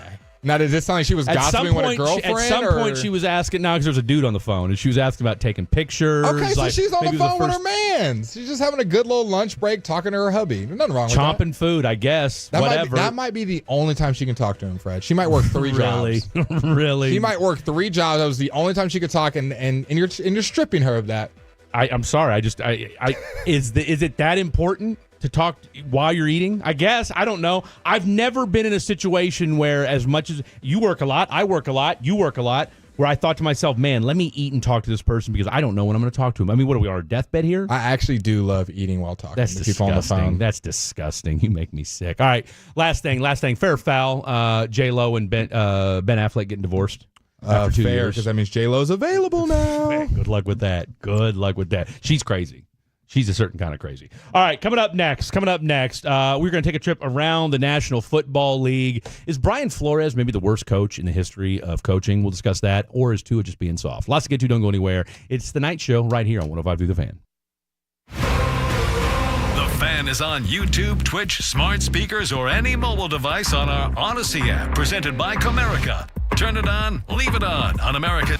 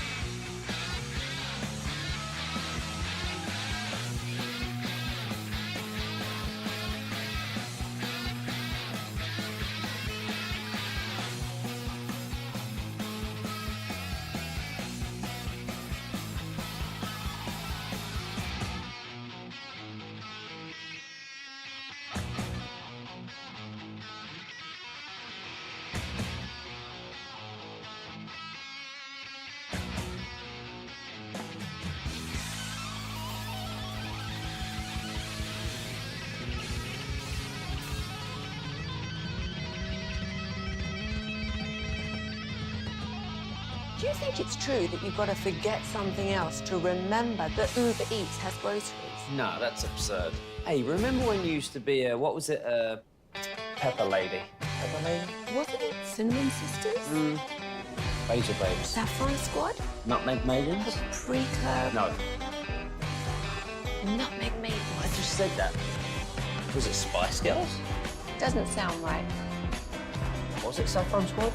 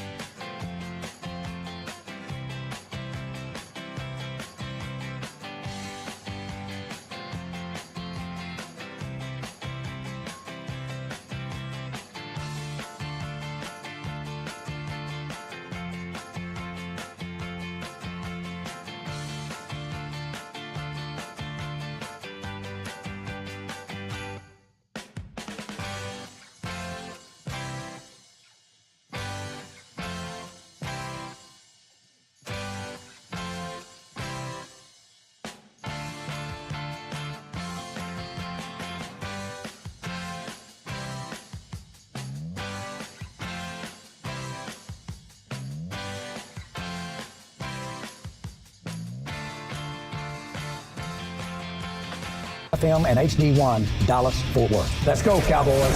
An Odyssey sports station. From our Hiley Mazda of Arlington and her studios, it's time for the Get Right on 105.3 The Fan. Hour number 2 of the program rolls along on a Wednesday night, a hump day kind of show. I'm Fred Davis. That's my boy Blake Elliott to my right. How's that seat? You good? You got comfortable? I mean, I know that was... kind of a new spot for you. So are you all right? I've done a show here. It's now my second time. Okay. Last time it was with Bobby Belt on New Year's Eve or New Year's Day. All right. And it was a wild show. I'm sure it was. We've already talked milk and a bunch of other products within the food industry. Yeah. So it seems like we're headed in the same direction. And if you ask me, that's a good show to me. That's a great show to me, if I don't say so myself. We got our boy K-Dub. Kevin Walker behind the glass on the 1, 2s, and 3s, and we are going to take a trip around the National Football League. All right, so the story that's kind of got the football world going nuts is we're getting ready to start week 3 of the preseason. That's going to start tomorrow, as a matter of fact. And let's call it what it is, man. It's going to be a bunch of practice squad guys, UFL hopefuls, and bouncers and security guards that are going to be playing mostly over the next few days. But the story that's got everybody kind of up in arms, or at least got everybody feeling some type of way, is the Tua, who was on with Dan Le Batard, and they asked him, about what was the difference between Mike McDaniel, who I'm just going to go on the record to say, I want to see something out of the Dolphins this year. Mm-hmm. I need to see, because I'm tired of hearing how much of a genius this guy is. How much of an offensive genius do you have to be when you got Jalen Waddle, Tyreek Hill? I mean, seriously. Raheem Mostert back there. Henry Mostert, Devon A-Chain. I mean, let's be real, okay? So, again, let's see what happens. But, so Tua basically just says, it's great to hear somebody tell you how great you are versus the 2 years before that I was basically told that I wasn't worth a bleep for 2 years straight. And called out Brian Flores and essentially said, this guy treated him like crap. And said he didn't belong in the NFL, and they were going to find somebody to replace him, and he didn't believe in him, he didn't like him, which I get. Yeah, it wasn't like Tua was lighting the world on fire before Tyreek Hill got there. Now, that being said, I don't know if that's necessarily, though, the right way to motivate your quarterback. Because, by the way, you took him, 5th overall? I believe so. Okay, I mean, yeah, because the big scuttlebutt was, okay, well, we should have taken Justin Herbert, who was the 6th overall pick by the Chargers that year. So it's like, all right, I get it. Maybe Tua, there were some questions, and if you're Brian Flores, you're saying to yourself, and again, we loved Brian Flores up the first year or two. I heard Sean Sharif and the guys talk about it this morning. Talk about how Stephen Ross was the bad guy. Brian Flores, we thought was, because again, they were like, what, 1-7? I don't know if they were 1-7, but he really got that team to play for something. He got that team to play for something. I mean, you had Chan Gailey, if I'm not mistaken, as offensive coordinator. Okay, I mean, Chan Gailey. Are we kidding ourselves right now? So he was making something out of nothing, the proverbial chicken salad out of chicken bleep. But come on, man. I mean, I'm not saying that Tua's lighting the world on fire, but really, you want to tell him every day, oh, by the way, we don't think you're worth a damn? Yeah. It's different if you're a team that's maybe right on the cusp and this guy is going to be let go soon. He's maybe a veteran. Exactly. And you're like, I already got your replacement in my head. It's going to happen. And, hey, maybe there was some chemistry issues, and it's not going to work out. With the guy that you just drafted that's young, that you're trying to – that's your franchise quarterback. If anyone's got to believe, it's got to be you as the head coach and as the owner. Like, fans can say all the bad stuff they want and all that stuff, but as your head coach, you would hope that guy has the utmost confidence in you, that he vouched on you getting drafted. So clearly he didn't. Clearly he did not. Clearly he was not a fan. And I feel like you have to do a little bit of politicking if you're talking to quarterbacks, especially nowadays. We know how players are receptive and not receptive to certain criticism, whether it's from the media and especially from your own front office and coaching staff and teammates. Nowadays, I don't want to say it to baby guys, but it's just different. You can't tell a guy, hey, you're terrible, maybe unless he's some defensive lineman that's got a couple screws missing. A lot of those guys are not going to take that the best way that you think they are as they would maybe 15, 20 years ago. I mean, what are you, Urban Meyer, for crying out loud? Yeah. I mean, you're just kicking players in the butt as you go down the stretching line. So that got everybody up in arms, and everybody's like, whoa, Brian Flores. Man, what a not nice guy. This is what Brian Flores had to say yesterday when asked about the Tua comments. That hit me in a way that I wouldn't say it was positive for me, but at the same time, I've got to use that and say, hey, how can I grow from that?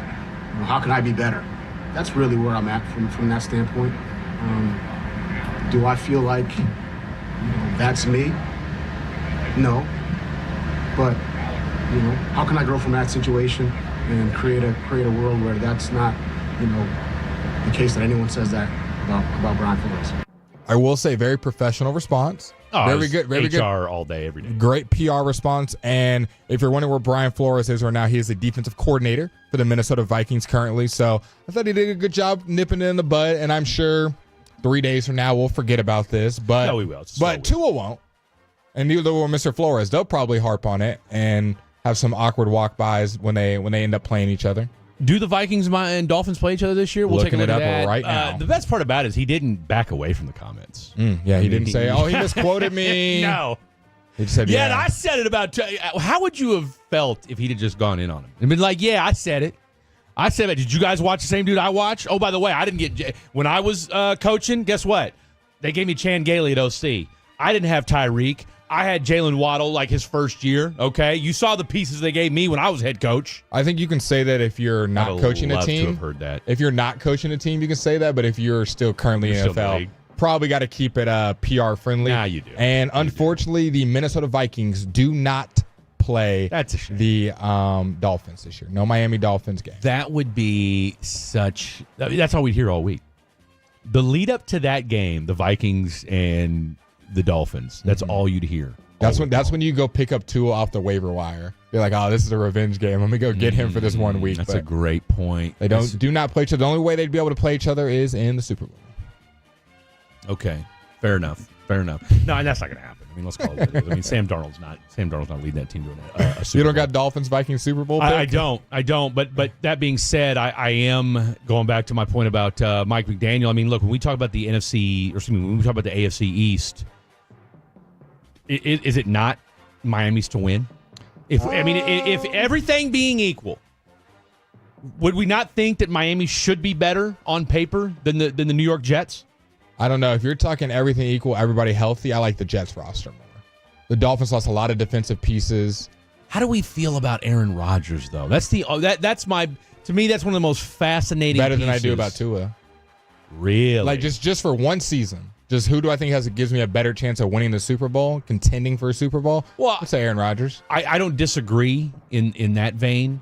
I just don't know what to expect out of a 40-year-old Aaron Rodgers with coming off an Achilles injury. Yeah, and then I'm guessing you're pretty low on the Bills. You think it's for the Dolphins division to give? Well, I'll put it like this. The Bills, if they can stay healthy, I think they're going to sneak up on people. I really, really do. Because as far as I'm concerned, I think Josh Allen is the best quarterback in that division. I really, really do. And I think as long as they run the ball, which you finally started to see, Joe Brady and them finally started to do that last year. James Cook, by the way, where are we taking James Cook? And are you doing? I know are you doing fantasy? Oh yeah, I'll do fantasy. So we'll get a little league started here. Okay. Now that the preseason's wrapping up. Well, I already heard Jared Sandler's like the commissioner and the 2-time champion or whatever it is. So. Yeah, I've already got that invite. It's because I wasn't. Oh, you got? there. Oh, see, I didn't get the invite. I guess what you didn't either. I did. I just haven't. I haven't replied yet. Wait a minute. Now, are we talking about the pick'em or are we talking about fantasy? Both. Oh, see, I didn't get a fantasy invite. Oh, I didn't get a fantasy invite. Oh, you get the pick'em That's invite. tough. You get the pick'em invite. I got the pick'em invite. Yeah, that's because he wants money. Yeah, I was going to say there's money involved. I think the cleaning crew got pick'em invites. I mean, I don't even think that's saying much. But all right. I see how it is. You know what? Look, that's fine. Hey, look, if I got to prove myself, hey, new guy treatment. It's okay. I get it. Hey, we're right there. From the 9-4 last time, everyone doubted Rodgers. He won back-to-back MVPs. Now So he wasn't 40 coming off. I was going to ACL, say he wasn't 40 coming off an ACL or Achilles injury. Achilles, my apologies. And just let the record show, I do have him on my fantasy team, Aaron Rodgers. So he is my backup this year. But I guess, and by the way, especially when you look at the coaching in the AFC East. Would you say it's superior or not superior? No, I think that might be the biggest question mark of it all. McDermott, McDaniel, Saleh, and Jared Mayo in his Mayo. first year. Like that, I'm telling you, that AFC East could. The Bills might win. Again, we don't know about Robert Saleh. Because even though, and again, you could argue too, all right, look at what he's had to work with. You finally gave him an actual quarterback, and then he gets hurt, and then you had to deal with our boy Zach.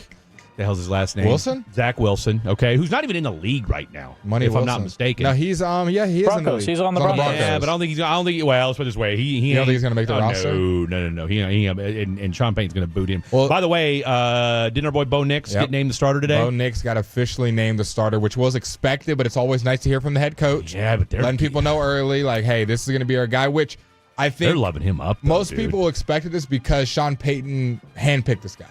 Shifted his way in the draft to position himself to be able to go and draft Bo Nix out of Oregon. He played like 10 years in college. And a lot of people, the funny part is a lot of these guys played a lot in college, which I think is why a lot of these rookies looked really good in the preseason, because these guys are 5-6 year vets with the COVID and the red shirting and whatnot. So these guys are ready for the moment more so. Don't say that's Tom Brady, though. Than we've seen with other guys. But I think Bo Nix is going to be a perfect fit in Bronco land. Not necessarily they're contenders now, but just for what Sean Payton wants in a quarterback, a quick decision maker, a guy that's not going to scramble a whole lot, have this back and forth to the with their head coach. Is just going to hear the play call, make a quick decision, get it out, because that's what he did at Oregon. No, that is what he did at Oregon. And, I heard a thing today about how, this is on Russell Wilson as to, why Denver's in this position they're in. But it just wasn't a good fit. But I think, and I've said this before, I think when we look at Russell Wilson, when his little psychological coach died, that does not get talked about enough. Yeah, good when point. Trevor Mowat died, that dude has not been the same player since. Your support group plays a big role, man. And look, he's big into that mental side of things. And when that guy passed away 3 years ago and did so kind of I'm not going to say abruptly, but he'd gotten sick, and I think they thought he was going to stay healthier longer than he did, but it just took a turn for the worse, and boom, he's dead. Russell just hasn't been the same guy. And again, I think he is what he is in Pittsburgh at this stage of the game. Didn't look great in the preseason games. Justin Fields hasn't looked. And look, I get it. And we've had people text saying, "Oh, you haven't been watching." No, I mean, what's there to watch? I mean, you know what Justin Fields looks like right now? A younger version of what Russell Wilson is now. Yeah. Not like prime Russell Wilson from back in the day. No, he looks like what Russell Wilson is now. Yeah. All right? Because, again, you and I talked about this last week. There's just something about when you've got that, and I hate to say that it factor because it's so overused, but at the quarterback position, you need a little bit of it. You need a little bit of aura, need a little bit of it. You need a little bit of that, right? You need to energize the offense, and there's just too much with Justin Fields. You know what Justin Fields is? Justin Fields is the football version of this year's Texas Rangers. Lots of promise, had high hopes, and every time you think they're about to do something opportunity special, there, they stub their toe. That's Justin Fields in a nutshell. All right, that's Justin Fields in a nutshell. And then, of course, last but certainly not least, we would be remiss if we didn't end it with the Cowboys. Boom, they're coming back home today, so we can all get excited about that. And then secondly, Linval Joseph, the latest addition to your Dallas Cowboys football team. Your grading scale, I know you're a PFF outsider or insider, and I know you do a little freelancing with them in your spare time when you're not running about town, if I'm not mistaken. Yeah, so if you don't remember, it was a 38.3 for Mr. Linval Joseph, and Josina Anderson being the first one on the story about the money that's going into this. What's my man getting, cheddar-wise? $2.5 million guaranteed. Dang! And drinks on Linval. Can earn up to $4 million with incentives. There you go. And when we say drinks, we mean Starbucks. Starbucks. That's Kevin Walker. That's Blake Elliott. And I'm Fred Davis. Coming up next, what do we got coming up next, Blake? Little Blake on Mavs. At Skechers, we put the S in comfort. Now, I know you're probably spelling comfort in your head and asking yourself, is that possible? Am I just a really bad speller? Look, I don't know your spelling aptitude, but Skechers...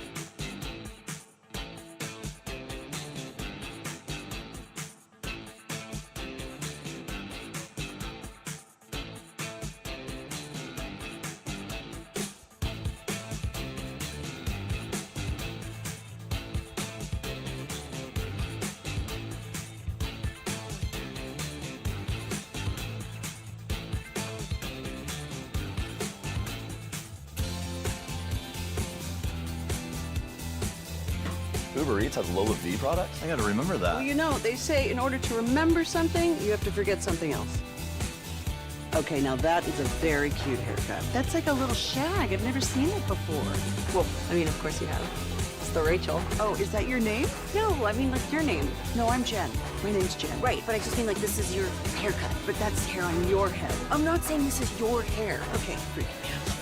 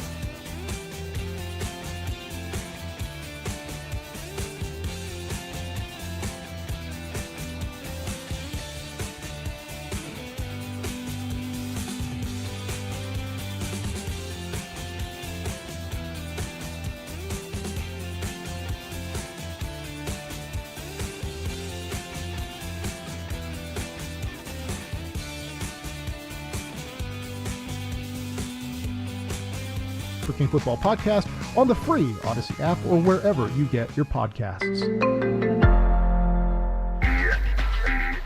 Welcome back to 105.3 The Fan. This segment is brought to you by the Frankels. If you've been injured in a car or truck wreck, call Frankel first. That's 214 or 817-333-3333. With Frankel and Frankel, there's never an out-of-pocket cost. They only get paid when you win. Frankel and Frankel, the go-to for car and truck attorneys in Dallas. Appreciate that, K-Dub. It is, and again, for those of you that are just tuning in, I'm Fred Davis. That's Blake Elliott. We got our boy Kevin Walker behind the glass. And so for those of you that don't know, and of course maybe a lot of you are longtime Get Right listeners, we welcome you to the program. And of course, in case you didn't know, Reggie is no longer here. He's now doing the damn thing over in H-Town, hosting the midday show In the Loop with John Lopez and our boy Figgy Fig. So we wish him nothing but the best. He's going to do big boy things over in H-Town, as we all know he will. And so, as a result, you're going to see a little rotating group of fellas over here on the evening show. They're still calling it the Get Right, but I mean, again, it's not in the spirit of Reggie and them. So, you know, I mean, look, we're just going to call it the night show on 105.3 The Fan. We'll come up with a fun name. We'll come up with something crazy, right? We'll have something fun. We don't want to rush it though and just throw a name out there. Exactly. I mean, it's a fluid situation, ladies and gentlemen. So again, it's probably a little bit different than what you're used to listening to it. So again, we'll ease you into it. So hopefully you've enjoyed what you've heard so far. I've seen a couple of who is this guy sort of thing. Hey, trust me, I got that probably for 3 months when I started. I get it, man. I get it. Y'all ain't used to us, so it is what it is. I ain't sweating it, and we're just going to do what we do. At least they're just saying, who is this guy? I think my first 3 months it was, who hired this TikTok kid? That was a popular one. Yeah.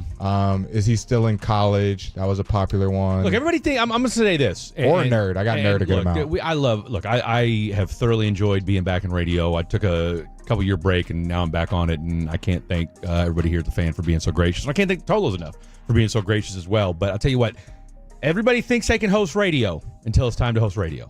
That's all I'm going to say. It's fun, but it's challenging. There's a lot of work involved, all right? Trust me, I've met plenty of people who they all got hot takes, and then, okay, great, now what?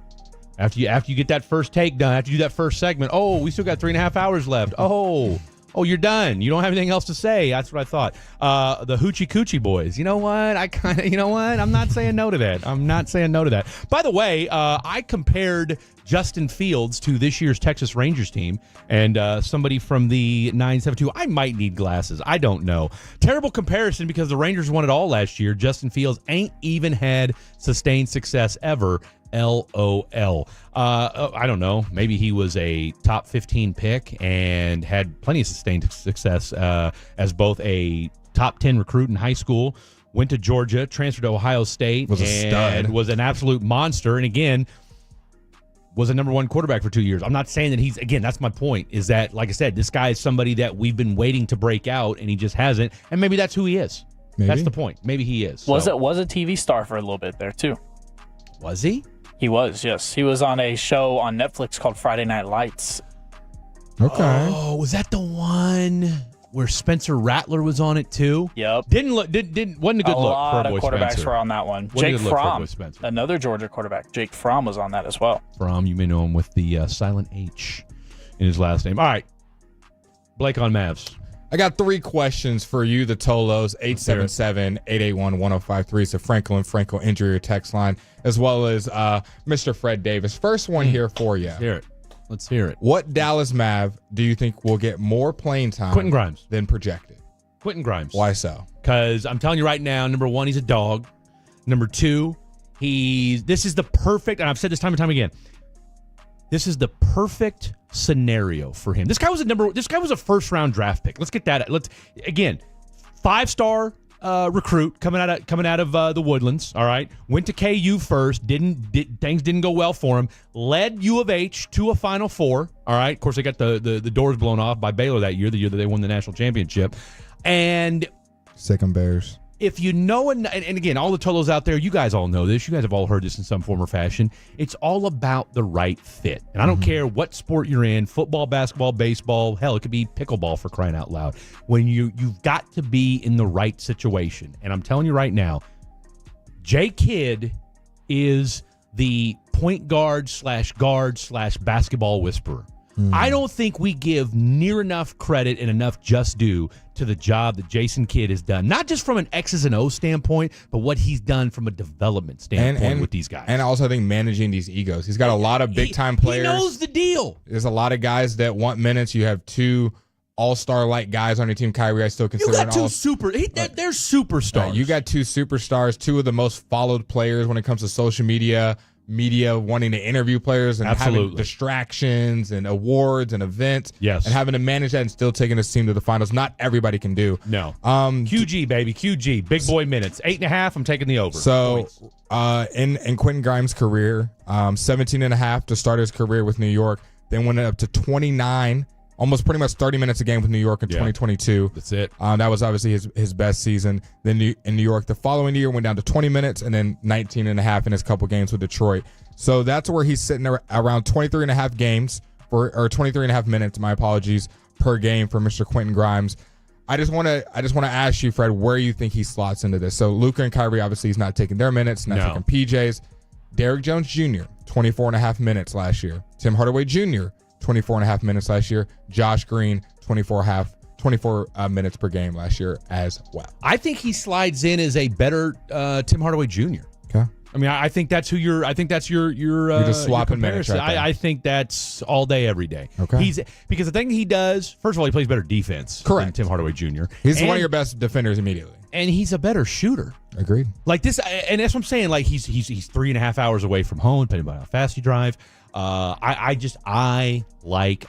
can't say enough. This is one of those Nico Harrison specials where under the radar, on the surface, but all you hoop heads out there, all you Blakes out there that, you're kind of basketball nerds, all right, we question your social skills. I'm telling you right now, Quentin Grimes, book it. My man's going to ball this year. So my answer, then we can move on to the next topic, is going to be Najee Marshall. This is a guy that... That's NAJI, by the way. Yep. We'll try to guess what his corner three-point percentage is. And the reason I asked, the Mavs created a lot of corner threes. 34.7%. What if I told you he shot it 81 times in 1,200 minutes and shot 41% from the corner? That sounds like sweet music to me. Because you did not have a lot of Dallas Mavericks outside of Luka and Kyrie hitting the three-point shot at a high clip. Well, Luka and Kyrie don't shoot corner threes. They're top of the key in isolation. PJ Washington does, yeah. PJ Washington obviously had that great stretch where he was hitting every corner three. Until the finals. Maxi Klebo here and there, but it wasn't a guy for the full season you could depend on. Is Maxi Klebo still on this team? He is still on this team. He's still your backup to PJ Washington. But now you have Najee Marshall who shot 41% from the corner. You have Klay Thompson who shot 50% from the right corner, I think 35% from the left. So we'll average it out at 40% from the corner as well. And then Quentin Grimes, who's also a really good corner three-point shooter. You have upgraded in a spot that is used a lot in today's NBA and especially for the Dallas Mavericks. My next question for you. All right. Give me the Dallas Mavericks closing lineup. The last 5 they're going to be on the floor. Ooh, that's a great one. I mean, obviously, it's going to be personnel dependent, depending upon what the other team's doing. But obviously, you got Luka, you got Kyrie, Klay. That's what you brought him here for. Derek Lively. And then I think it's going to be a toss-up between Najee and Quentin. No, PJ. Oh, snap. PJ's kicked to the curb. Oh, man. As I was. I think it's going to be a 3-man. That 3 group. I would honestly say, all right, your 3 go-tos. I think it's going to come down to this. I think there's 3 locks. Okay. 3 locks. Okay. Derek Lively. Yep. Kyrie and Luka. I think that's a lock. Doesn't really matter. It doesn't matter the matchup. Book it, put it in concrete all day, every day, tattoo it on your arm if you want to take it, go for it. Then you're going to have a pool of guys in those final 2. Klay, Najee, Quentin, PJ. Agreed. I just think the fun part is figuring out what those 2 are. Obviously, it'll be matchup. Ride the hot hand. It'll be matchup dependent. Yes. I just feel like, and this has been my biggest qualm with this trade. Is I love Klay. I think he's going to be a great on-court, off-court fit. He's a prolific shooter, 4-time champion. You're getting all that stuff. Yeah. But point of attack defense, which I talked about with Nick Angstad on Locked Out Mavs yesterday, and we had a fun little talk about that. It's not as important in the regular season. But when it comes to playoffs, if you have Klay. But that's his time, though. Klay, Luka, and Kyrie. One of those 3 guys is going to have to guard a prolific ball handler on the other side, whether that's Jamal Murray, SGA. if you get to the finals in a Dame Lillard, a Tyrese Maxey, like a Tyrese Halliburton, you're guarding guys that can create, blow by their defenders at an elite level, Well, maybe or that's make where shots. a Quentin Grimes type guy comes in. Then who's on the bench? And because I love that, but then are you just like Clay? You're never going to close games because I feel like you have to have some defense out there. You can't just have 5 guys that score and PJ and Lively being your only defenders out there because they're going to be taking care of the bigs. I think it's one of those deals where, again, you kind of see where the hot hand takes you, and you know, again, let's see what Clay does. Maybe Clay surprises us, and that would be best case scenario. Clay is an above average defender and doesn't have to completely stop the other team, but if he can slow down the other team's best ball handler, best scorer on the perimeter, then you feel fine. But if Clay's getting abused, then yeah, you got to sit him down. Then because at that point the offense is great, but we're in the same predicament we were last year, where you're scoring points, but you're giving up just as many because the Dallas Mavericks had stretches where they were the best defense, and they also had stretches where they were the worst defense. How do you find the middle? I think a guy like Najee Marshall, a guy like Quentin Grimes gives you a little bit of shooting, not as much as Clay maybe. What does Luka give you though? I think defensive wise, I think that's a bigger question to me than Clay. Clay has earned the right, dare I say, and I know that's a loaded term when you consider you gave this guy 3 years, $50 million or whatever it was. But you saw it firsthand in the playoffs last year. When Luka played defense, that team was the entire team looked different. I agree. When Luka and again, I don't need Luka to be, Gary Payton, but I do need him. I don't need him to be a matador. You know what I'm saying? Like, I need to at least see Luka. Honestly, two things to me will change the entire tenor of this of this team, unrelated to anything that goes on in 2024, 2025 for the Dallas Mavericks. If these two things take place, you're going to win the finals, and I'm booking it right now. Number one, the maturation and development of Derek Lively to being a double-double threat night in, night out, which I don't think is a far-fetched idea. And can Luka stop bitching and complaining every single time down the lane or back and down the court? Because, Luka, you're too important, you're too valuable to spend half your game wasting energy, wasting emotion, bitching and complaining to the referees. Because you see it. The difference in this team when he doesn't complain versus when he does, night and day. Yeah, I think a guy like Luka, if he steps up his defense, game over. It makes all the questions that I'm asking a lot easier because he can't be a liability. Because at that point, you have 3 liabilities, or at least 2, and then one guy in Clay who's not as able. You just have 3 guys that aren't great defenders out on the court when you're playing in a loaded Western Conference that's got guards all over. Like, you play the Kings, who you would say easy matchup, regular season or playoffs, as far as the Western Conference gauntlet is considered. Right. But who's guarding De'Aaron Fox? That is a quick guy that can get to the rim at any point. Don't forget about your boy DeMar DeRozan. DeMar DeRozan, like, those are just matchups where I'm just like, how are the Mavs going to navigate this? Jason Kidd's going to have a tall Monk as Malik well. Monk. I was going to say, they've got a lot of speed and youth on a team. And I'm telling you right now, the Kings are a scary team. Yeah. I'm not saying they're a contender in the West, but could they drag you out? The thing about the team, a team like the Kings, that if you matched up with them in, say, a opening round series, is they could wear you down. That's what I'm saying. Like, right? we had they great could take you 7 games. We got great. I think the season really matured when they won those back-to-back games late in the season versus the Kings to take over and kind of cement themselves into a playoff spot. But the Kings is not someone I would necessarily want to see with this current construction of the roster in the playoffs. Not because I think they're a better team, just that matchup of speedy guys and guys that can get up and down the court.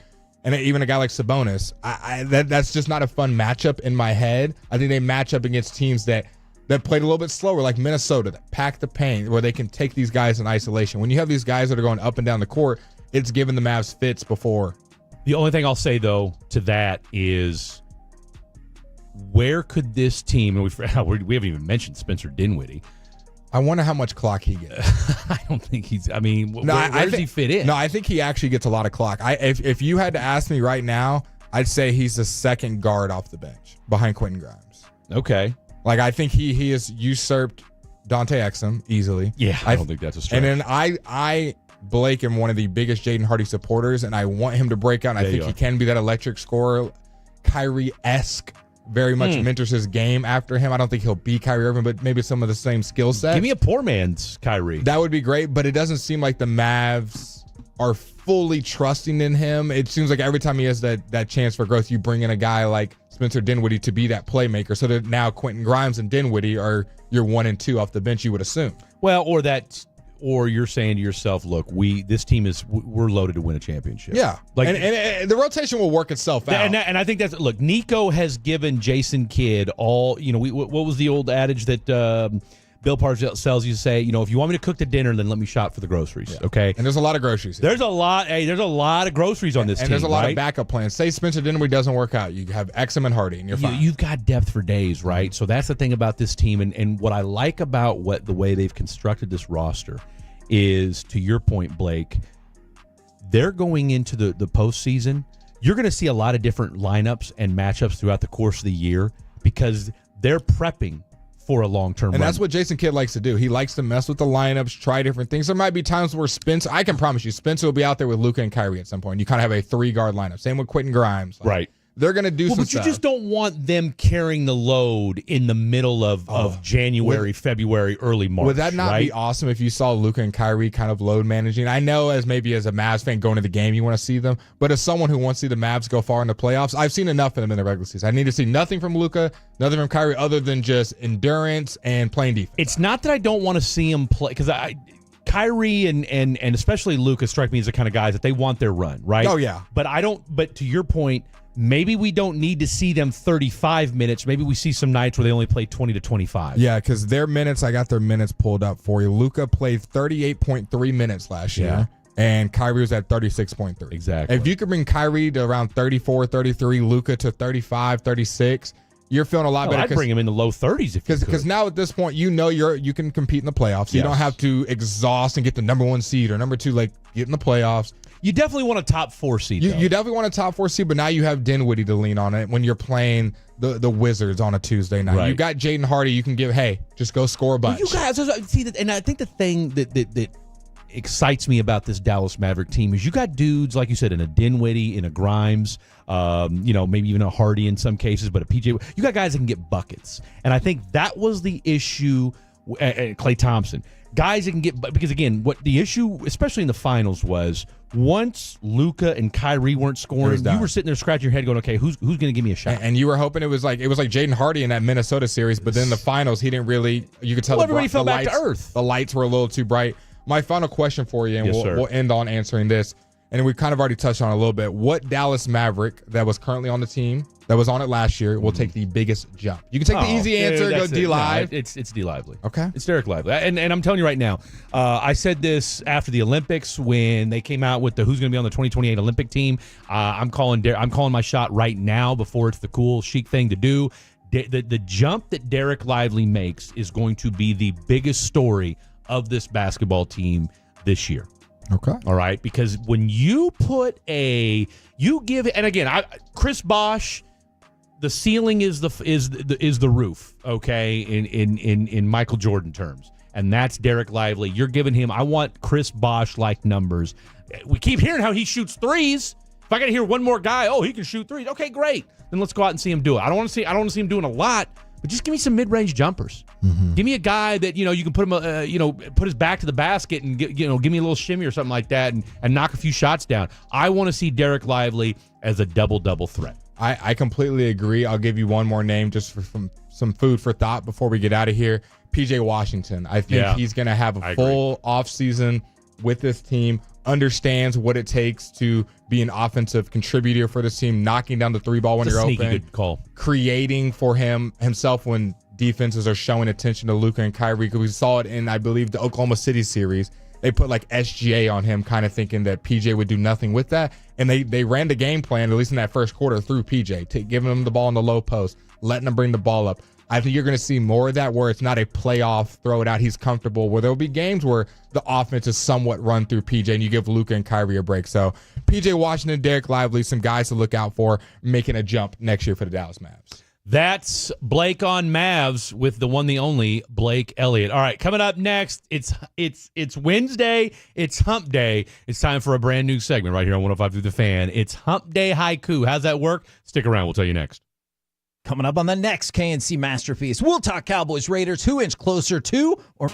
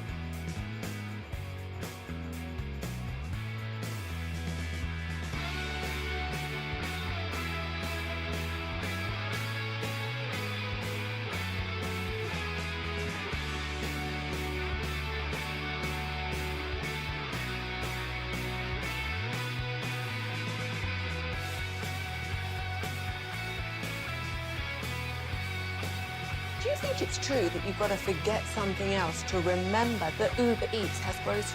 No, that's absurd. Hey, remember when you used to be What was it? Pepper Lady. Pepper Lady? Wasn't it Cinnamon Sisters? Basil Babes. Saffron Squad? Nutmeg Maidens? Paprika? No. Nutmeg Maidens. I just said that. Was it Spice Girls? Doesn't sound right. Was it Saffron Squad?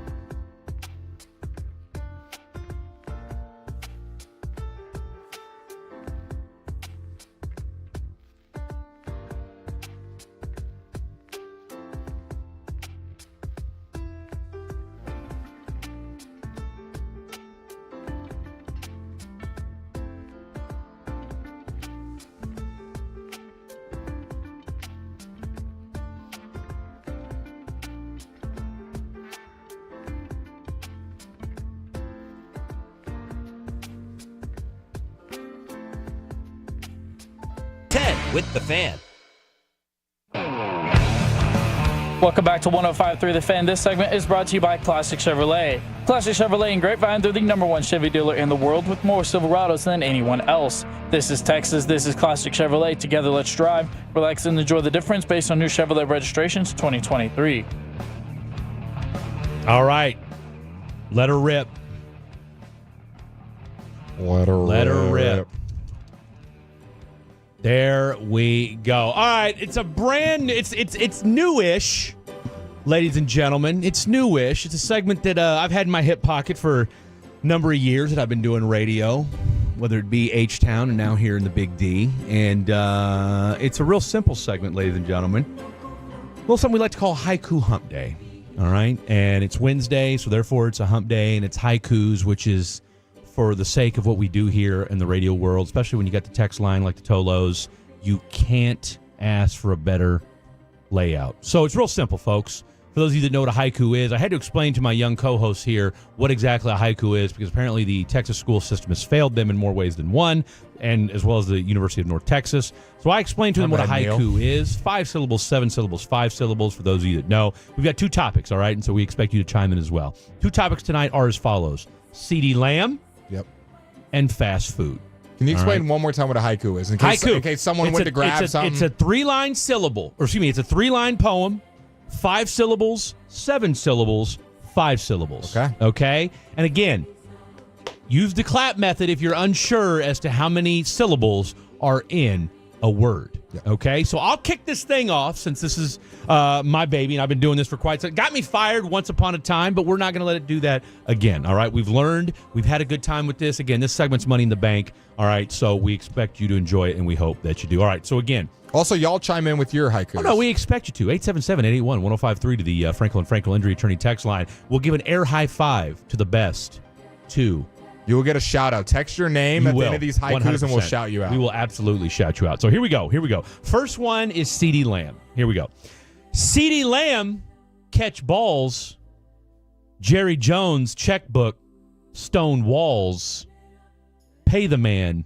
Rain falls. Oh, wow. That was actually really good. I expect his to be good, though. That's how this works. That made me just feel a lot more insecure about mine, because that made sense. It rhymed. It did. Wow. Okay, so that's how this works. Okay. That's how we do. Okay, next time I'll come more prepared. I wrote this thinking everyone was I was just trying to get the guidelines. That's of okay. 5, 7, Look, 5. It's like the first time you do anything, all right? A little rough, okay, but once you get into the flow.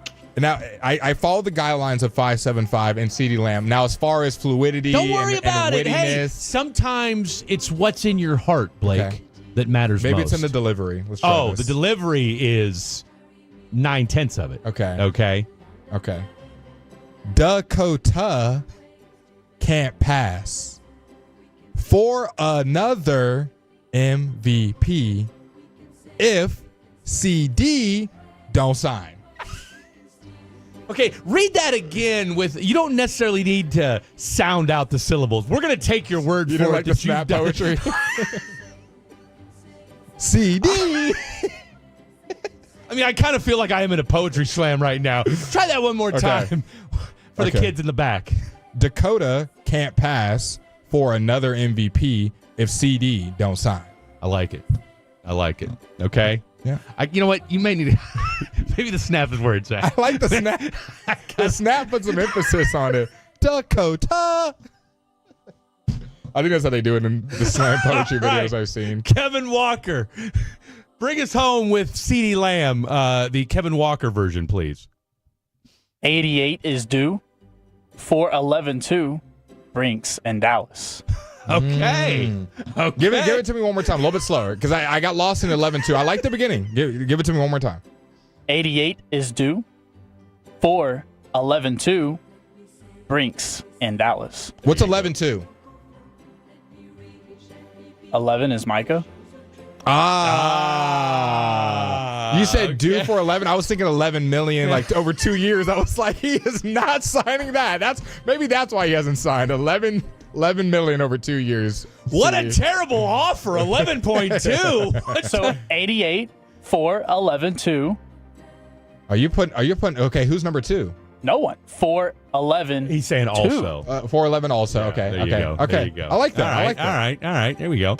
All right. Now we're doing fast food. Fast food. Okay. I'll tell you what. Since fast food's your baby, why don't you go ahead and kick this thing off? I mean, I have been mad at everything that has to do with fast food. I'm sure it's rough fast food day for you today. Rough fast food day for me today. I'm sure if I have time, I'll rant about it later in the show. But here we go. Let's start it off with our snap haiku of fast food. I go for swift speed.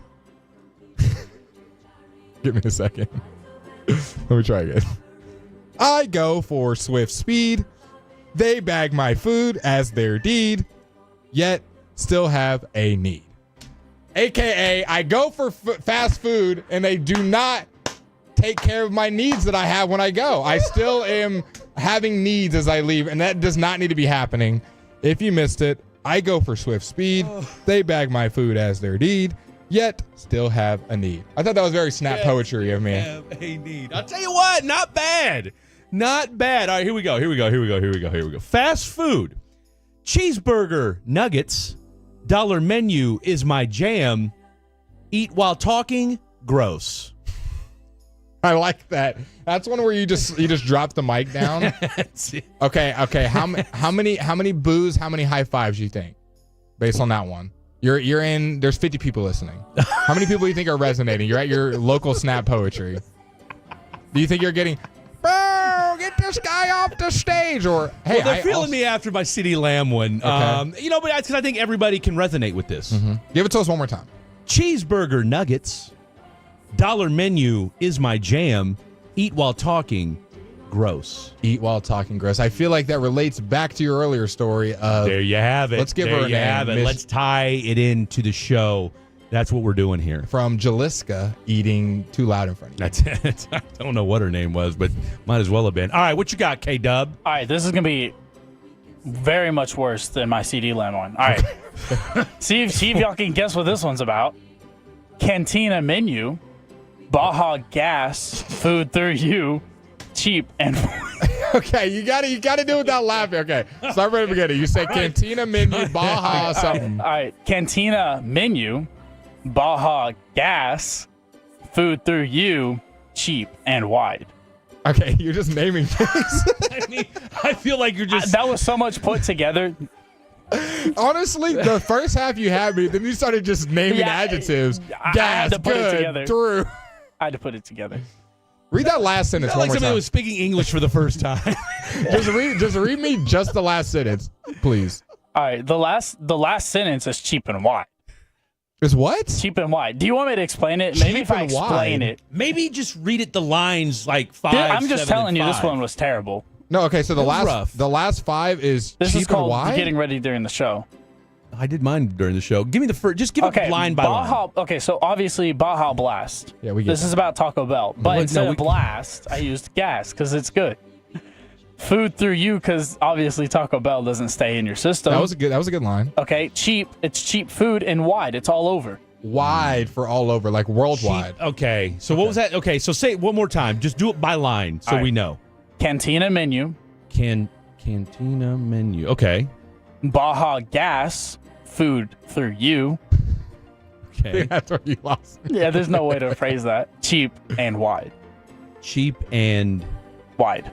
You know that's only 3 syllables. 3 syllables. I had to put it together. I don't know. I mean, that's part of the problem, man. Look, like, okay, I was wondering why the last one was so short. I was like, am I missing a word he's saying? We're sitting there like, wait a minute, what's going on here? All right, well, you know what? First time around. That was fun. I'll tell you what, my boy Blake came through today. All right, shout out to Blake. Kevin, we got to get you. We'll get you up on it. I think my CD one was actually pretty good. It was great. The CD one was good. I think the Tolos need to vote on who had the best food one, who had the best CD one. G-Bag of the day, Blake reading. Tell you what, Blake doing the snap poetry on the first one might be the highlight of mine. We'll do we'll read our CD ones back in the last hour of the show as well. All right. 2 hours in the books, boys and girls. My goodness, where has the time gone? All right, coming up next, the divisional rankings came out from ESPN. They've got the NFC East in the top 4. Do we feel comfortable with where the NFC East is in relation to the rest of the National Football League? And would you be surprised if the defending champs were in one of the worst divisions in the NFL. Lots to get to. He's Blake. I'm Fred. It's the night show right here on 105.3 The Fan. Text away your thoughts to the guys right now on the truckwreck.com fan text line at 877-881-1053. This is DFW Sports Station 105.3 The Fan. Pneumatic freight in South Texas and Oklahoma is blowing up, and we want you to join the pack at Sisu Energy. Must have PEC, Safe Land, and A2S certifications. Our drivers at Sisu Energy are grossing over $15,000 each week. Need a trailer? We can help you get one. No down payments, no escrow, lowest insurance cost in the country, and huge fuel discounts through our pilot partnership. Sisu Energy can have you on the road in 3 days from initial application. Visit SISUEnergyLLC.com to apply today. That's SISUEnergyLLC.com to apply today. If you want to buy a brand new car, if you need to buy a brand new car, the one-stop shop for you is Platinum Chevrolet in Terrell. That's why in the last 3 years, my family has bought not one, not two, not three, but 4 cars from Platinum Chevrolet. You walk in, pound your fist.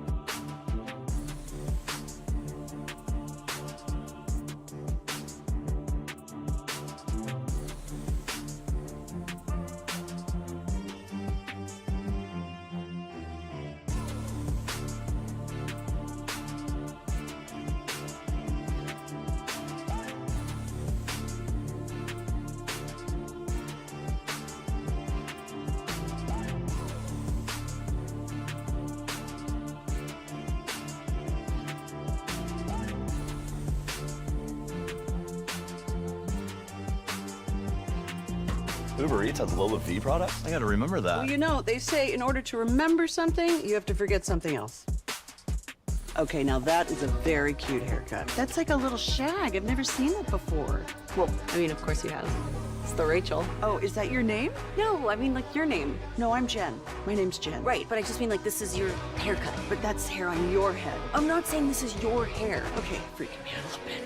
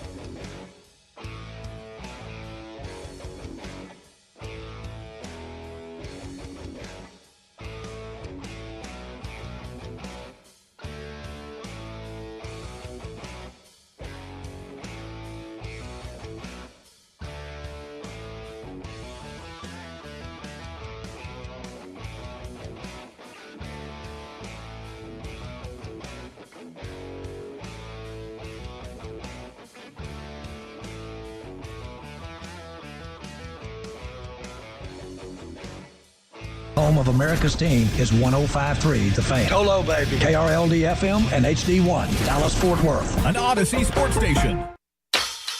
From our Hiley Mazda of Arlington and her studios, it's time for the Get Right on 105.3 The Fan. Halfway point of the program, ladies and gentlemen, 105.3 The Fan. I'm Fred Davis alongside the one, the only, the man, the myth, the legend, Mr. Blake Elliott. And then, of course, we got our boy K-Dub, Kevin Walker behind the glass. Kevin, once we get that music thing situated, boy, I tell you what, we are off and running. Off and running. Off and floating No, we like really Aladdin's carpet. That's it. That's it. I hadn't heard that before. But by the way, what's up with all the baked goods? I see a couple bananas over there. Like, what do we got going on here? I don't know. It looks good. It looks like a blueberry muffin and a banana. If I had to guess, maybe the sales team dropping out some things, or I think so. My other guess is Eric Chiafalo got hungry. One of the two. I think it. I think that he can be hungry without there being food here. But I want to say something with the sales team because I was on the 5th floor today where our sister station 1080 is. Yep. And they had baked goods littered throughout. Baked Good Wednesday. Maybe it is a baked good Wednesday. Where are you at on baked goods anyway? Not a big fan. No? You're not a carb guy? I love carbs, just not a big bake. Like name a baked good right now, other than the two sitting in front of us or the one sitting in front of us. A baked good. I'm not gonna lie. I think of sweets when I think baked good. Yeah, I do too. I mean, like an apple pie. Nah.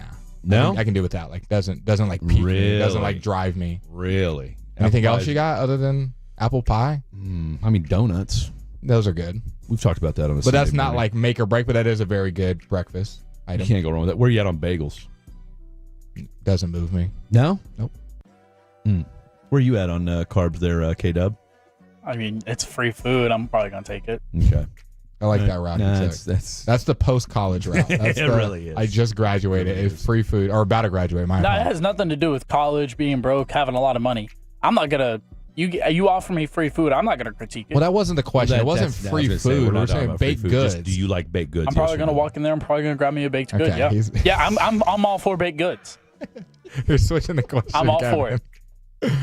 K-Dub, you've had a long day today, haven't you? A long day. Have you had a long day? Have you gotten sleep? Yeah. Are you rested? Somewhat. I would question. As rested can be. As rested can be. All right. Here's the deal, boys. So let's get into this. And again, we're getting down to the nitty gritty. I mean, let's call it what it is. Week 3 of the preseason, as we've alluded to, is basically, I mean, it's peaches and cream. Nobody cares. It's basically backup guys and practice squad guys competing for minutes and position. All the numbers are down in the preseason compared to last year. Warren Sharp, I think, does a good job of keeping the numbers updated. He won't answer my messages, by the way. I think it was the offensive penalties have stayed the same, but defensive penalties were at 150 around this time last year, and now they're at about 85. So they're calling less defensive penalties, which in lieu means less points being scored, less the ball is moving, a.k.a. less points, less exciting You know who football. loves that? The fact that you're saying all this right now as far as how bad the rankings or the ratings are? Mm-hmm. The NFL. Yeah. Because the NFL is easily going to say, look, nobody... safety, schmafety, that's why they're doing this whole guardian cap thing and all that, so you can wear that and, look like, old boy from the Bills from back in the day. Was it Kelso, whatever the hell his name was, had that huge helmet, looked like something out of a, E.T. movie or something. But that's what they want to see, because now it's like you can take away that third preseason game, which already means nothing. Yeah, and I think it's shown it's more important to the organization rather than the fans. Like the regular season obviously is for the teams, but a lot for the fans. It's something to get engaged with throughout the year and whatnot. When it comes to the preseason, this is for coaches' evaluations on players that are at the edge of the roster. Obviously for rookies, maybe not like high first round guys, but your second, third, fourth, fifth rounders to figure out what they can do against other teams. And then I guess fantasy projections and whatnot. I mean, there's not much value other than that unless you're doing a sports show like us and covering a team and seeing who's going to make the roster. Your average fan probably doesn't care about the third string tight end getting reps. Like, unless it's your team, right? Unless you're a diehard. It's your team, then yeah, you're a diehard. You're worried about that. Like, who's backing up Jake Ferguson? What's the backup? See, I love those questions, but that's why that's our job. As I'm saying, I don't mind it either. Again, now I don't want to get too into the weeds. Like, who's our second, third string left guard? Like, okay, you got me on that. I'm going to leave that to somebody way nerdier than me. Not to say that that's like I'm some super cool dude, but there's just only so much that my brain can your capacity. Process. Yeah, the capacity is limited, man. So speaking of limited capacity, let's talk about these divisional rankings. And I'm curious to get your guys' thoughts on this. So we'll rank them from 8 to 1 because this is a lot more fun when you do it that way. Okay. Number 8. I'll tell you what, let's make this fun. I'm going to put KW, and then I'm going to put BE, okay, for your initials. And I'm going to let you two nerds guess who you think the number 8 is, or let's just see who's number 8. You know, it's not even about guessing. Who's number 8 in y'all's world? All Just Uh, right. in the entire NFL or trying to NFC? Well, there's only 8, so there's only 8 divisions. So who's the best division? rank. Okay. We're ranking the divisions I got 8 to 1. I would probably say so this is 8th. Ooh, I gotta think backwards. Yeah, you gotta think bad. Think bad. Let's see, NFL division, because I have a feeling who I think is So one. you're thinking like, you're talking about like the NFC South, okay? That's not a very good division. You're thinking maybe the AFC South. It's not. I mean, you can pretty much never go wrong with one of the AFC or NFC South. Not give being very me good. NFC South as worst Okay. division. Blake I'm with says that. the I'm NFC with that. South. Okay. Both you two fine, strapping young lads both say the NFC South. Luckily for you, ESPN agrees with you. Based on their little ranking system right here between the Falcons, Buccaneers, Saints, and Panthers, only one, that being the Falcons, has a positive rating by the FPI, whatever the hell that means. And so the NFC South is your 8th ranked division in the National Football League. Makes sense. The Panthers, we know, are going to be garbage again this year. The Saints, kind of questionable, right? I mean, they weren't that great last year, didn't do a whole lot this year. I wouldn't be surprised if Spencer Rattler is the starting quarterback by midseason. Okay. And then, of course, you got the Tampa Bay Buccaneers and the Atlanta Falcons, which I think we pretty much know. The Falcons have made a ton of moves in the offseason.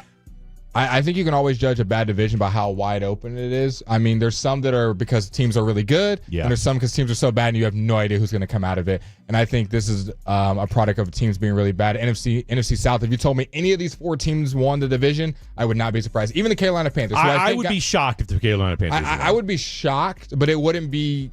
I don't think it'd be groundbreaking just because I did think they made some decent moves in the offseason, got Bryce Young some more help. So if the Falcons don't work like we thought they will, I think the Saints will actually be the worst team in this division. I think they fall apart.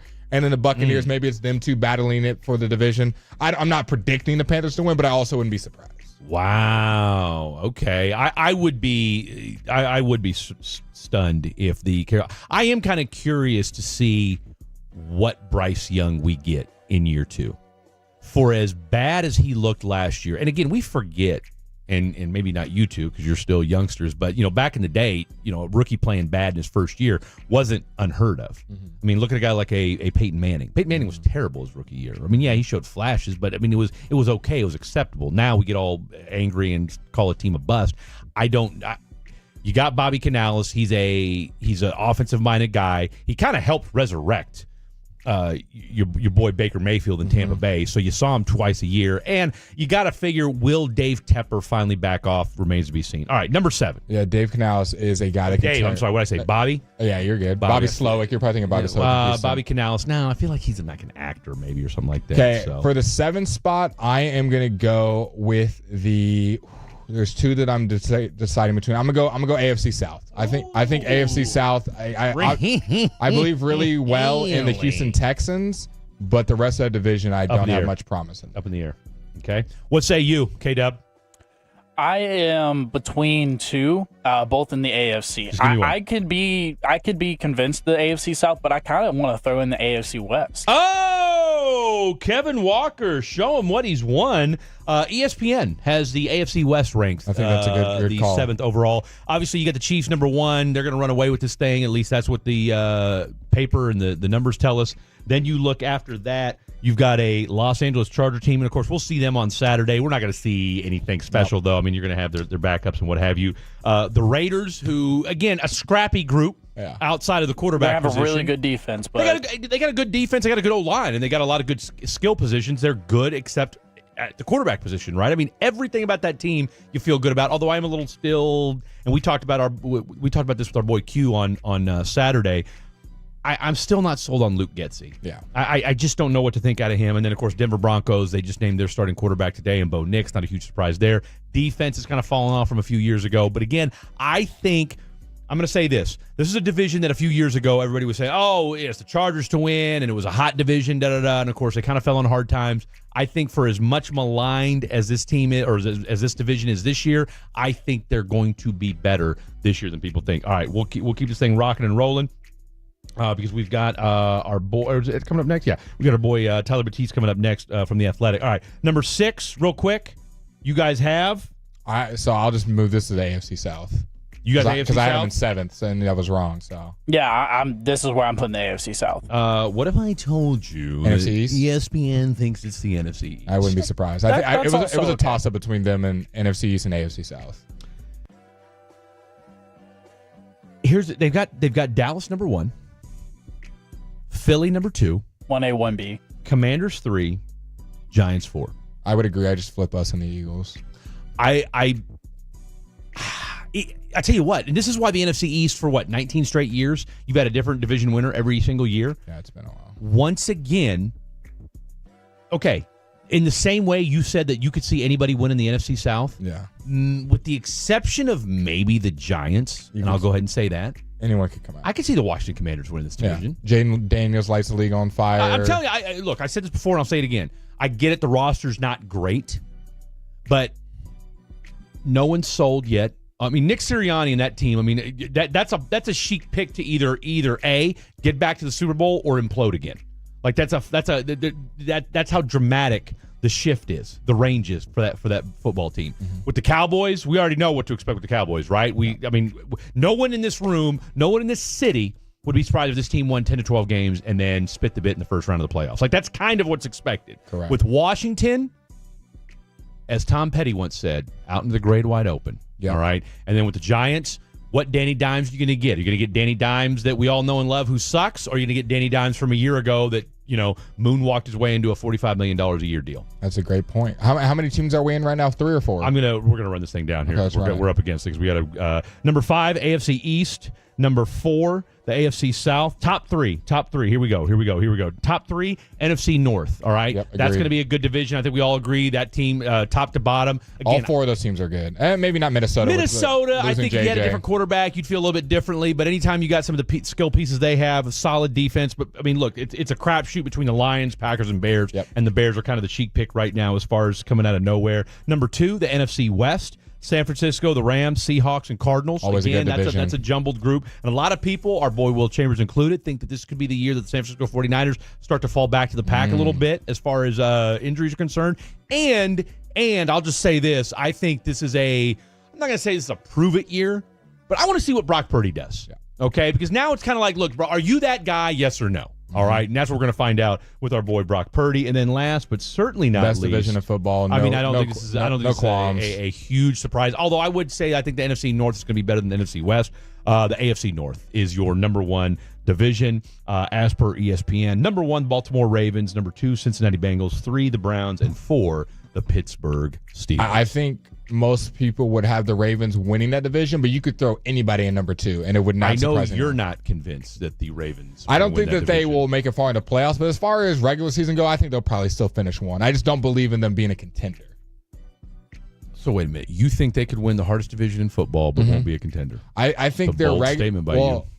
When it comes to Lamar Jackson, his regular season numbers have been out of this world, Hall of Fame-like when it comes to just the regular season. Yeah. But his numbers are as good as Mahomes, if not better, in the regular season. But the playoffs is where the drop happens. Calm down there, big fella. He's really good in the regular season, man. I would take the Bengals. But to say that they're as good as Mahomes, I mean, just numbers-wise? I mean, he threw for 3,600 yards last year. I mean, let's not get. I mean, either way, give me the Bengals out of the North to go far. I mean, Mahomes threw for like 4,100 yards to you and Travis Kelce. I mean, who was Baltimore throwing to? OBJ and Kevin. OBJ, and Mark Andrews before he got hurt. Okay, Mark Andrews, nice shout. I mean, there's something to be said for that. All right, coming up next, what we got? We got our boy Tyler Baptiste, managing editor of The Athletic when it comes to the NBA. You will not want to miss it next on The Fan. More and more of you are turning us on and leaving us on. #Dolo, baby. Thank you for listening to 105.3 The Fan and our Odyssey app presented by Command.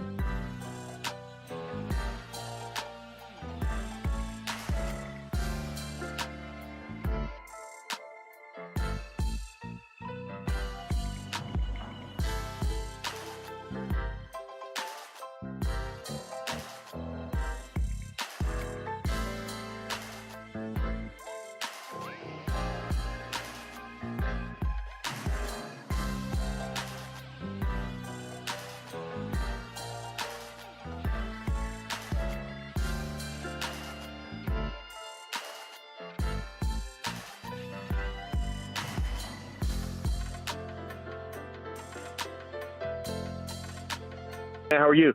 Doing swell here on a Haiku Wednesday. Do you know what a haiku is?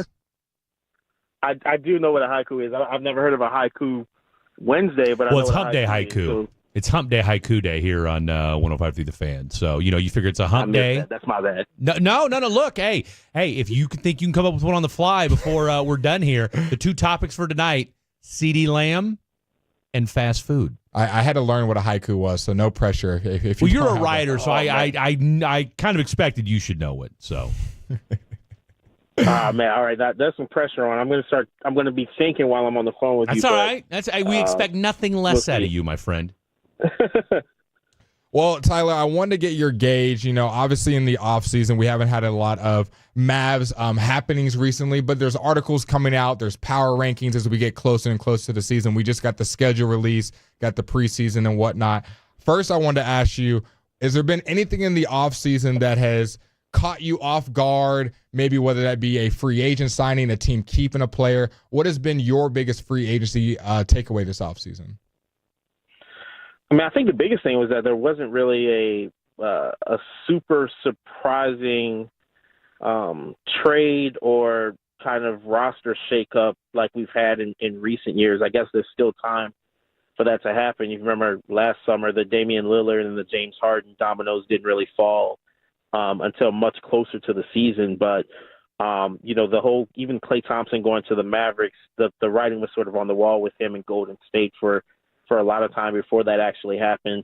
Once we realized that Paul George had not signed an extension with the Clippers and that domino was about to fall, it seemed pretty not obvious, but not out of the realm of possibility for him to leave LA and potentially team up where he ended up teaming with Joel Embiid and Tyrese Maxey over in Philly. So I think the biggest surprise, if you're just looking at the landscape of the league, was that there hasn't been kind of that seismic sort of transaction that we seem to get. Again, Lillard and Harden last year, and if you even look earlier last year, it was during the season, but the Kyrie Irving and the Kevin Durant moves kind of shook up everything. So we've got, about a little more than a month before training camp start. There's still a lot of time for stuff to happen. So I don't want to jinx it and say that the transactions are done. We'll see what happens over the next few weeks. Tyler Batiste, managing editor for The Athletic, talking all things NBA right here on the D&M Leasing Hotline here on 105 through the Fan on a Wednesday night. You mentioned the Clippers, and what a weird team, right? I mean, this is a team that's kind of in flux. I mean, look, we know they're going to have some, space age Intuit Dome, and that's going to be cool. And I mean, I guess you had to bring a hobbled Kawhi Leonard into the mix to kind of have something to look forward to. Where are we at with this Los Angeles Clipper team? And is this really just kind of, the reason why this team is kind of, duct taped and bailed together is because of this new arena? I mean, I think the arena certainly has a part of it. The fact that they're moving into a dome, they're moving out of the at least physical shadow, so to speak, of the Lakers and into their own arena in the same area of Los Angeles that the Lakers used to play in Inglewood. That's where the Forum sits. I think that's certainly part of it, but I also think a big part of it is just sort of the way that the collective bargaining agreement and the way that the NBA now sort of it entices you to retain your own players for better or worse. I mean, the Clippers are in a position because over the past few years they've committed so much money to James Harden, Kawhi Leonard, Paul George, and all those guys that if those guys were just to walk away, if they were just to let those guys go, they wouldn't necessarily be able to bring back players of the same caliber because they can't pay outside free agents that type of money. So you're kind of stuck in a little bit of a no man's land, and we wrote a little bit about this at The Athletic after their season ended against the Mavericks. Sam Amick and Law Murray had a really good piece of just examining how they really have no choice but to keep these two aging but all world talent players in James Harden and Kawhi Leonard around and just sort of hope that they can get through a season healthy and near what they're capable of, because that's really the Clippers' best chance. If those guys were to walk away, they wouldn't be able to sign other players who they can pay, $30, $40, $50 billion because of where their salary situation has been. So it's the best case scenario for them. I guess actually the best case scenario would probably be retaining Paul George. But they've just got to roll the dice with what they have and see what they can do and see that, hopefully the ball bounces their way, kind of literally and figuratively. Tyler, speaking of aging players who are world-class athletes, Klay Thompson joined the Dallas Mavericks. We haven't had a chance to talk since that happened. If you had to get your crystal ball, how do you see the Mavs ceiling raising, or does it at all adding a guy like Klay Thompson to the mix? I think I'm not sure if it raises the ceiling because they were in the finals this past season, right? And Boston's still going to be around, and Boston's still going to be good. I think they're contenders. That solidifies them as a contender, and I don't think this past season is going to be looked at as maybe a somewhat of a fluke as their Western Conference Finals run from a couple years ago, where they didn't make the playoffs the next season. What I'm really interested to look at is to see how Klay Thompson fits into this roster in terms of, on paper, it seems like he's more of a sixth or seventh man, at least to me. But I could see them maybe starting him because he's Klay Thompson at the beginning of the season. But looking at it again on paper, Luka Doncic, Kyrie Irving, and Klay Thompson, there's probably some defensive worries there. And then as stacked as the Western Conference appears to be this season with Dallas and Oklahoma City and Denver and Minnesota, there's really not a team in the West that is sort of actively trying to lose, aside from Portland and maybe Utah, although the fact that they're keeping Lowry Markkanen makes me think that they want to at least try to get to the play-in. So there's not a lot of time to kind of test things out during your regular season because of the teams around you. So I'm really interested to see if he ends up being a starter, if he ends up being more of a sixth man, and how he feels about this. I mean, this is somebody who's one of the greatest shooters of all time, 4 NBA championships, Splash Brother along with Steph Curry. That's a really big role change to go from that to more of a, kind of a sharpshooter off the bench, which he might be best suited for at this point in his career. So, Tyler, I don't disagree with you that Klay could play a pivotal role even off the bench, but correct me if I'm wrong. I believe it was reported by Shams Charania, formerly of The Athletic and the Stadium, that he was being brought in under the expectation that he was going to be starting. Do you see that changing, or do you think that's just something that he was guaranteed or promised at the beginning but could change throughout the season? Yeah, I think it's something that could change, and I want to say Shams is still with The Athletic. Not with Stadium, I don't think, but he's still with The Athletic at this. Yeah. So, I think that's the expectation, but I also think, once you get into training camp, and I think Klay Thompson is enough of a veteran to, if, the coaching staff and everybody kind of gets to the point where, they kind of realize that it makes more sense for Klay to be in a different role than maybe he anticipated.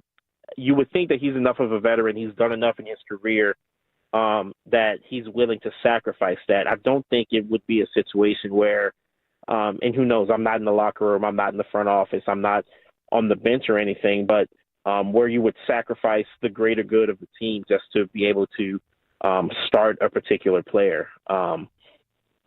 The Mavs made, obviously, a lot of other moves this offseason, and you kind of have to see how those shake out, too. Najee Marshall, obviously, coming over from the Pelicans. Quentin Grimes, who was injured a lot of last season, but, not that long ago was a starter on a rising Knicks team, is kind of a potential 3-and-D guy as well. You kind of really need to see how all those guys fit in around, on the perimeter. You have Luka and Kyrie are going to dominate the ball.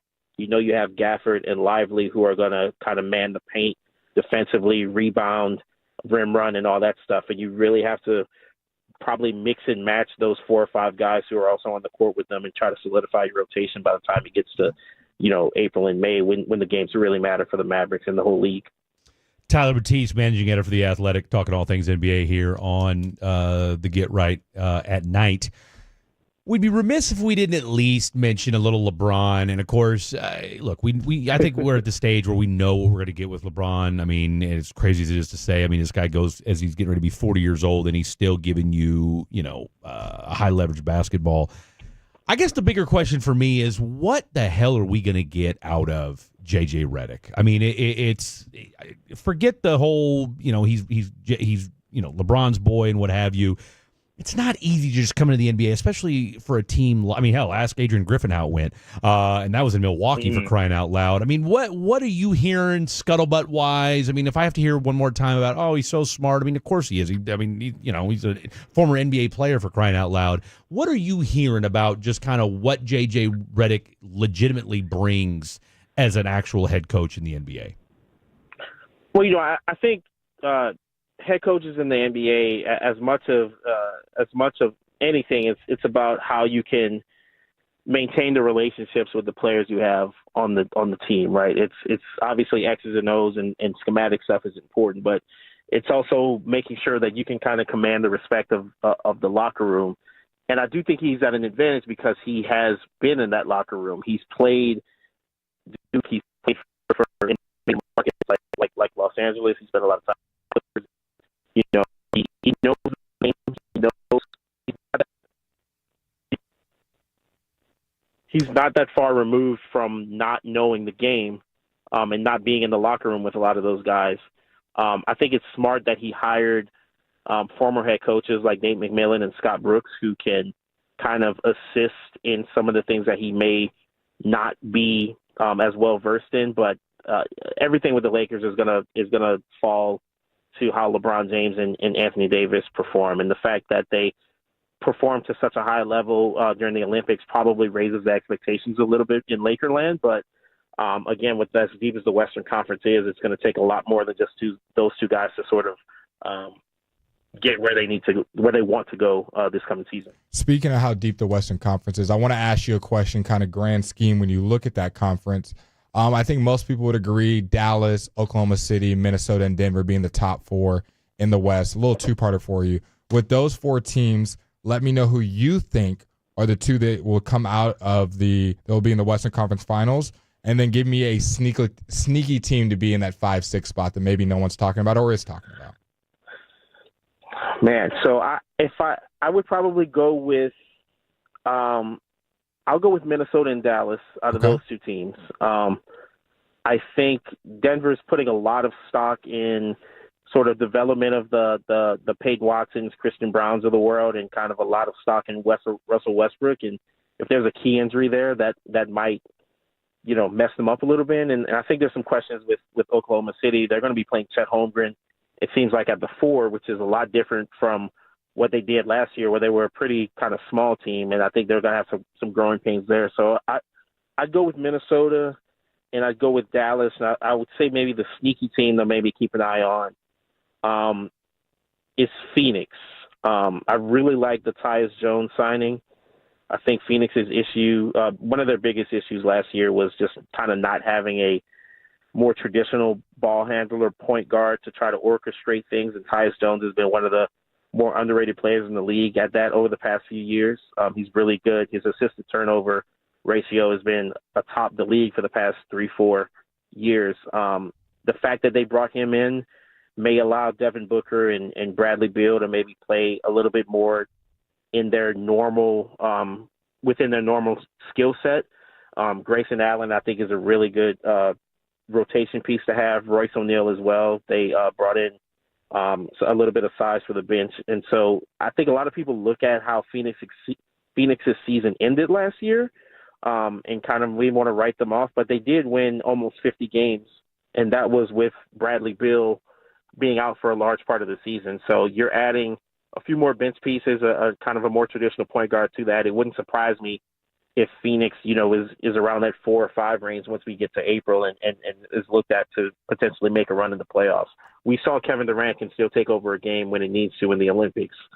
So conventional wisdom, it says that he's not going to fall off that much from, August to next April. But they're a really scary team if everything's clicking there. I don't disagree at all. I thought you were going to throw out Memphis, but I like the Phoenix pick.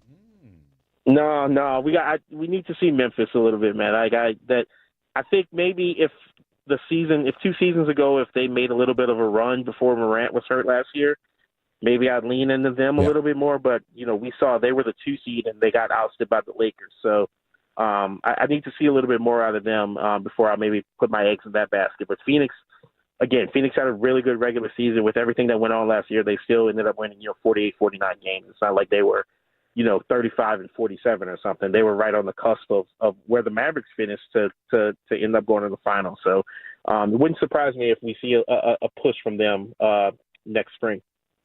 I guess the only thing I would push back on it, and while I don't disagree with you as far as Phoenix, you just wonder about You asked me the question, man. What's that? No, You asked me the question. Well, here I'm about to follow it up because I want to get your thoughts on the Sacramento Kings because I feel like the Kings. I mean, come on, man, we know what we're gonna get. I mean, Bradley Beal's he plays as much defense as you do. The Kings though are the team that I think are going to sneak up on some folks this year. Where are you at on that? I think they're going to be really good offensively. It's maybe one of the best in the league offensively. Okay. Defensively, I think it's kind of concerning. Okay. Domantas Sabonis is not for his defense. De'Aaron Fox is not. DeMar DeRozan is not. I think they're going to try to score people, and I think that could lead to a potentially really good regular season. But if you're looking at the playoffs, even looking at the rest of the roster, Malik Monk, some of those other guys, I don't know who on that team is gonna, try to stop an Anthony Edwards and Booker when the game is on the line. So we'll see. Everybody in the West is trying to win, so it'll be a fun season. Yeah, it will be a fun season. I want to go back to a Mavs topic that you kind of touched on. Klay Thompson on the offensive side of the ball, I don't think many people have concerns about. Are you concerned at all about the Mavs defense losing a guy like Derrick Jones Jr.? Klay Thompson, we would assume, getting a lot of that defensive responsibility along the likes of Quentin Grimes and Najee Marshall, but Klay being in the rotation for what we would assume a bulk of the minutes at that other wing position. Do you have any concerns about the Mavs defense taking a step back? I think you have to have some concerns just looking at the personnel that they have. I think they're gonna a lot is gonna be riding on whether Quentin Grimes looks like he did 2 years ago before his injury and his trade to Detroit. I also think part of it is going to depend on what position you sort of have Klay guard. Do you try to have him running around with 2s and 3s, or do you try to match him up with maybe some small that you might be playing defensively? Because Klay Thompson's 6'7", and he's not a skinny guy. A lot of power forwards in the league nowadays, they're all not like Karl Anthony Towns. They're a lot more like a PJ Washington, kind of a 6'7" range, and so. Depends on where you kind of fit Klay Thompson. So I think a lot of it, as much of it that has to do with Klay Thompson, I think some of those other guys, as you mentioned, Najee Marshall and Quentin Grimes, are going to be able to sort of help supplement the kind of rotations that Jason Kidd can put on the court. But, I mean, we've seen Klay Thompson shoot the way he shoots for the past 15 years. He kind of sacrificed some things to kind of get that offensive boost, and so we'll see if it works out for him. All right, last thing. We'll get you out of here with this, my man. We haven't even mentioned the Eastern Conference yet. So just real quick, I mean, it's Western Conference. We got to talk to them a little bit, right?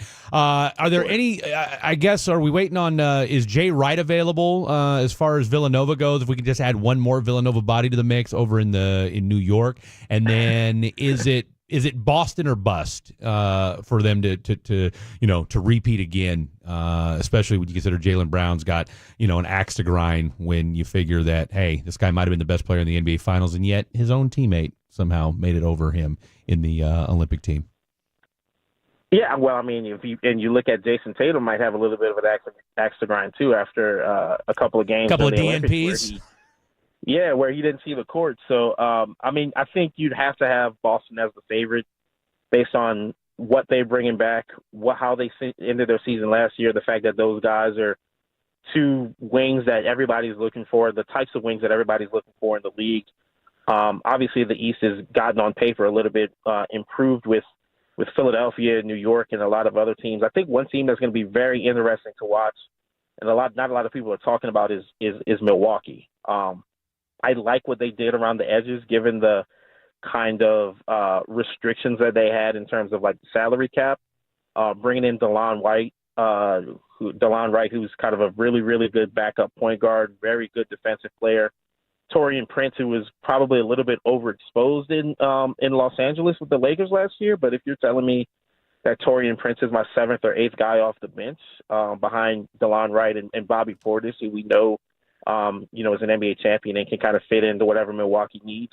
I think that's a pretty decent rotation of players to have. And if those guys are healthy, Chris Middleton being at the forefront in terms of making sure he's healthy, then that's a team that's been there before. They've won a title. They've got a lot of players who have that sort of experience. I think they're a team that, again, people are talking about Boston, New York, and Philly, but the Bucks are not that far behind, and they could really sneak up on some people if things break their way. That's a great, you're so right, man. I mean, everybody, it almost feels like ever since they swapped out Adrian Griffin, and, my man was, 33 and 15 or whatever it was, and they still gave him the boot. Yep. You just wonder, and then, of course, you throw Doc Rivers into the mix, and, of course, can you have a more maligned coach that's got a, championship under his belt? You just, that's an interesting breed where you got a lot of guys with something to prove. You just wonder how long that'll last and whether they can get it done. Tyler, great stuff from you. Go ahead. I was going to say, and they're having a full training camp with Rivers, so you can't discount that either. I was going to say he's not just joining on the fly straight out of the booth. So no, you're definitely right about that. Well, I'll tell you what, my man, good stuff from you. We will do this again when the season kicks off for real. Yeah, absolutely, man. Anytime. Thanks for having me. And we'll have a haiku ready for you next time too. We'll text you ahead of time and let you know what the topics are, so you can just go off the dome right when we start. That's what I'm talking about. I appreciate it. There you go. Tyler Batiste, ladies and gentlemen. Make sure you follow him on X. You will be glad that you did. All right, coming up next, another segment that the DF Dub can't stop talking about. It's time for a little Blake It or Leave It, and we come back right here on The Night Show, right here on 105.3 The Fan. If you are not one of the over 5 million active members playing...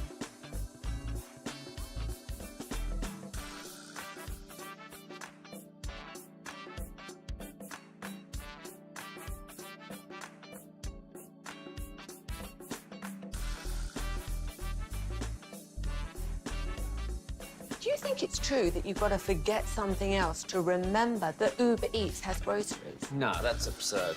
Hey, remember when you used to be Pepper Lady? Pepper Lady?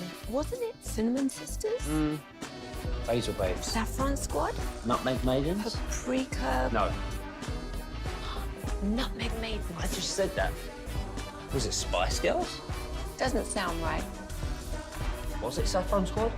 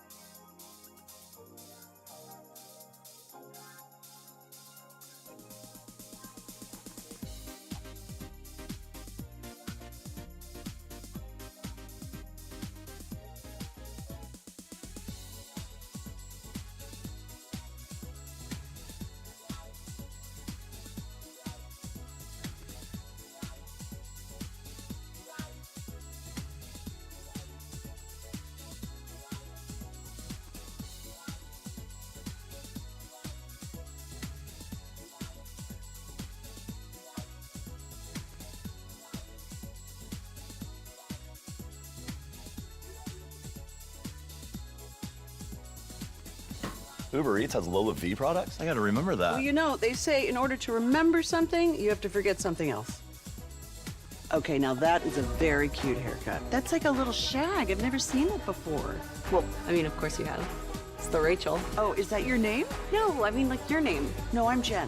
My name's Jen. Right, but I just mean, like, this is your haircut. But that's hair on your head. I'm not saying this is your hair. Okay, freaking me out a little bit.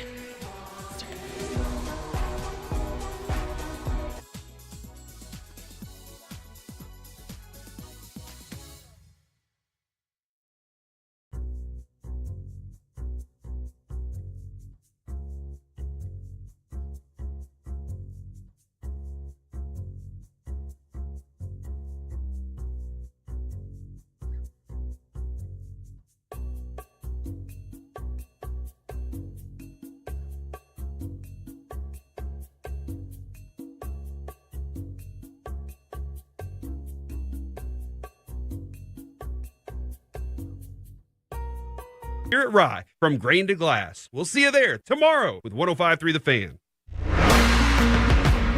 Welcome back to 105.3 The Fan. The upcoming segment is brought to you by Classic Chevrolet. Classic Chevrolet and Grapevine, they're the #1 Chevy dealer in the world with more Silverados than anyone else. This is Texas. This is Classic Chevrolet. Together, let's drive, relax, and enjoy the difference based on new Chevrolet registrations 2023. All right. Last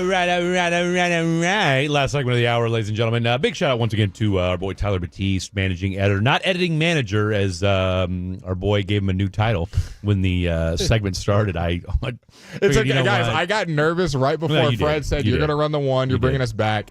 And y'all know me. I'm the two. We're combo guards here. We are. I like that. We are combo guards. We're combo guards. You know, that's one thing that makes Bill Self so great at KU is part of, and that's really kind of what the downfall was, that he used to have, 2 or 3 guys that could bring the ball up at any given time. I like that. I will not be Jaden Hardy. I love Jaden Hardy, but he couldn't run the one. He can only run the two. I'll be able to run the one, bro. Who's the best combo guard in the league? Best combo guard. I guess Devin Booker has a strong shout. Played the 2 at a really high level. Played the 1 at a pretty high level. I mean, it's Luka, isn't it? But Luka doesn't really play the 2. He is quite literally just a 1. He's not playing off ball. Well, I mean, if Kyrie brings the ball down the court, he does. Is Kyrie the best combo guard? It's definitely not Anthony Edwards. We saw in the playoffs when he had to be the point guard. No, it's definitely not him. I mean, I don't know if you call Luka. I mean, Donovan Mitchell for a hot minute. Donovan was a beast, though. I mean, for a hot while, you had your boy James Harden back in. Oh, it was easily James Harden back then because he played 1 or 2 on or off ball and was just nasty. I don't know. Text us in who's the best combo guard while we're doing this. It is time. The combo guard show. That could be a name. What do you think about that? That's a good name. A little bit of Blake It or Leave It. And yes, Blake will get some music in the future. It's just, you got to have it for the next segment. We're still working on it. No, you know what? I'm putting my foot down. I want to have. Now the question is, Kevin, are you actually going to play it when we come out of the segment? So I want you. Yeah, thank you. You got that down.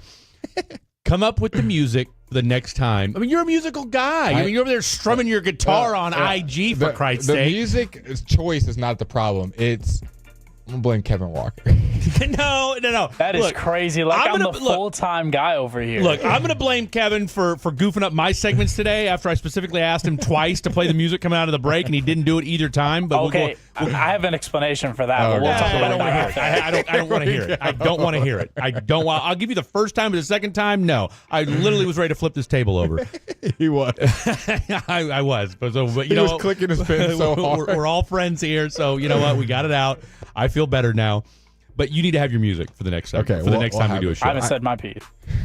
What's that? I haven't said my piece. What is it? Let's hear it. Let's get into the segment. I want to hear this. I just want to hear this. I want to hear what your reasoning was, why you couldn't do the one simple thing I asked you to do. I just want to know what that was. Let's hear it. Well, because I'm still trying to flip over things. I've got to pot music up, okay? You haven't ran the board. You wouldn't know. And if you did, I don't. And if you did, when was the last time you did it? Like 30 years ago? You're right. I don't do the board.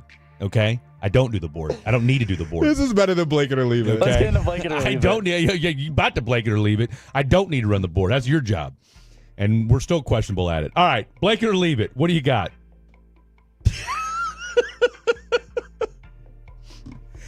The best things about fall. So if y'all are new to Blake It or Leave It, Yes. if you're just tuning in, my name is Blake, and I will have a topic. Today's topic is the best things about fall, the season fall. And there will be 10 items on this list. As opposed to what else? As opposed to like falling down? I feel like I should specify because when I said like about fall, autumn. Best things about autumn. Just autumn. Do people even call it autumn anymore? I'm sure somebody does. Some weird guy is calling it autumn right now. Shout out to you because you're my favorite. There will be 10 items on this list. 5 of the items we get to Blake It, aka keep. The other 5 we get to leave and keep off of the list.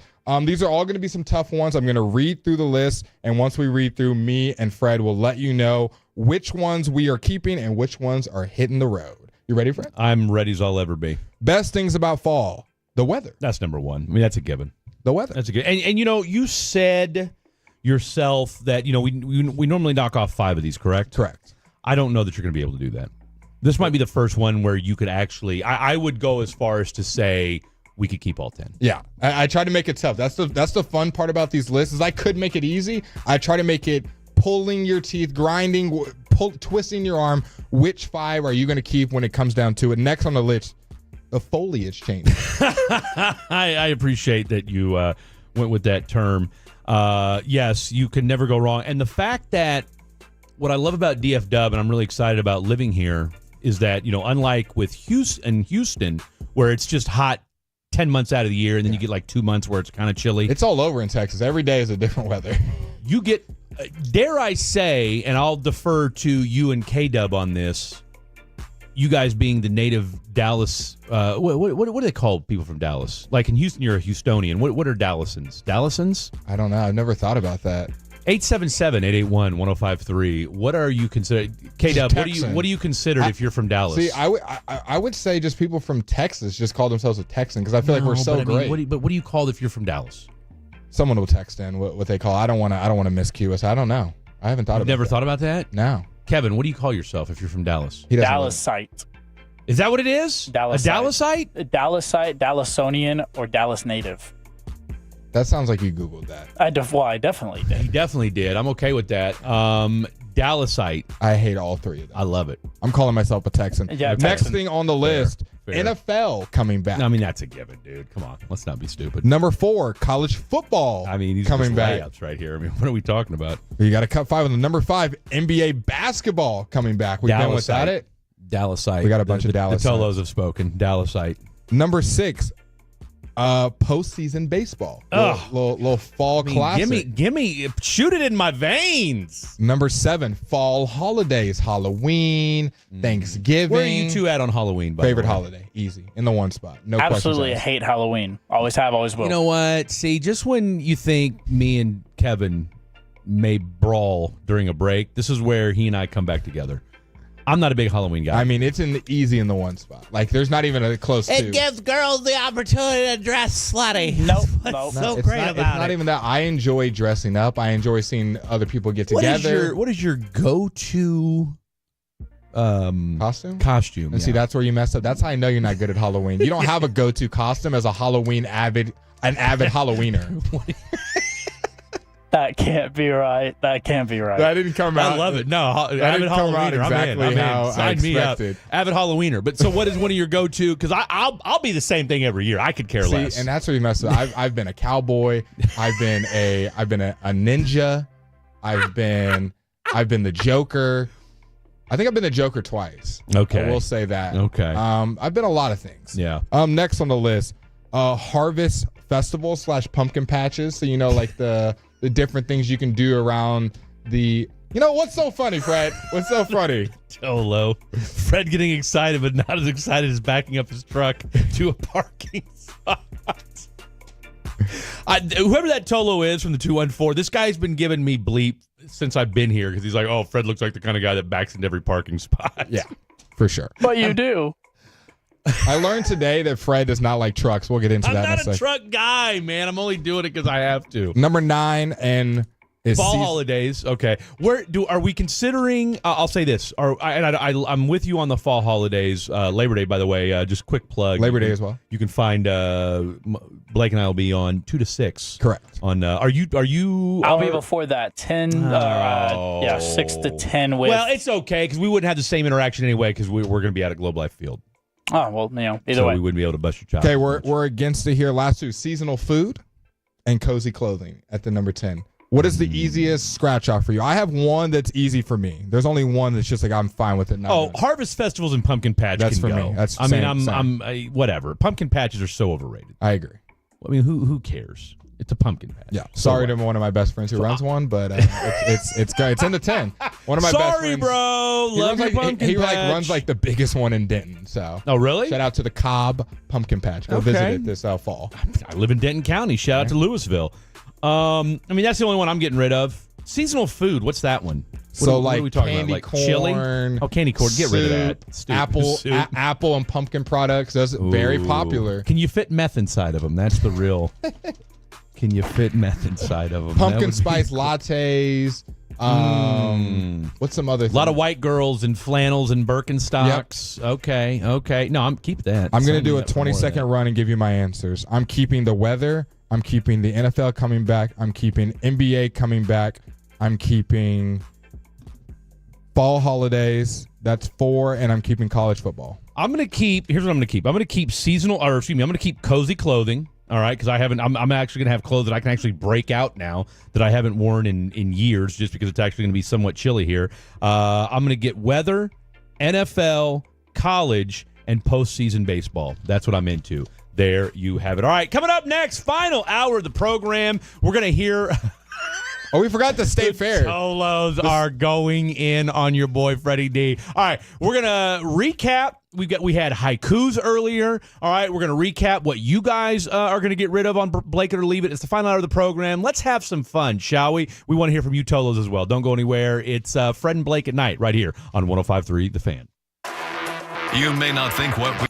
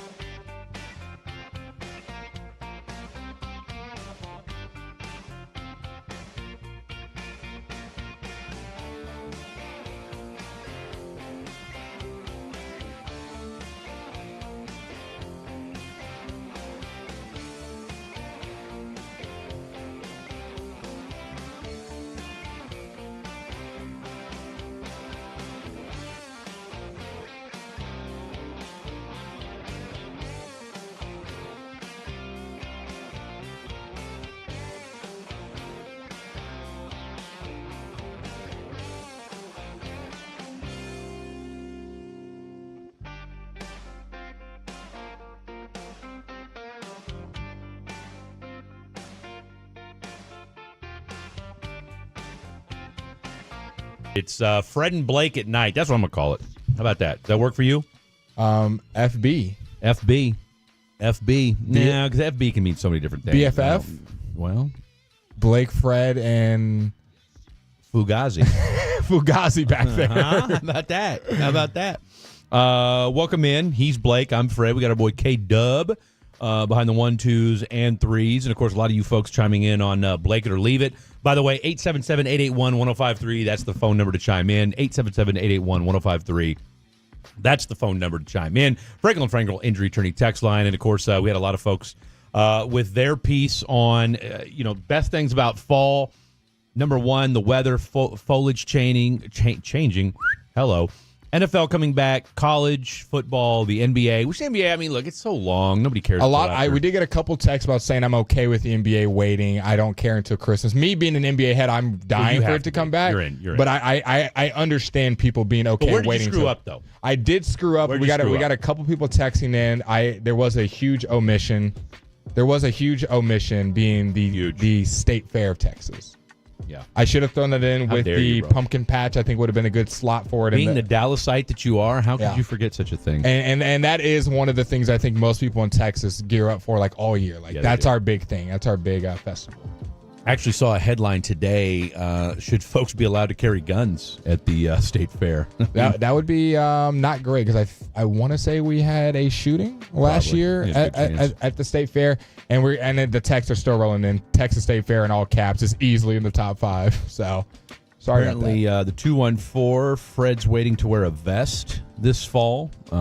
Fred probably dresses as the Turtleneck Rock every year. We did get some costumes being sent in from the 940. Mike Napoli is my doppelganger, so I always just throw the old jersey on and go as Napoli. Okay, I like that. Fair. Kevin, what was your list before we move on? Yeah, so my list, I'm keeping the weather, obviously, with how we do with the weather over here, how hot it is. You got to take it.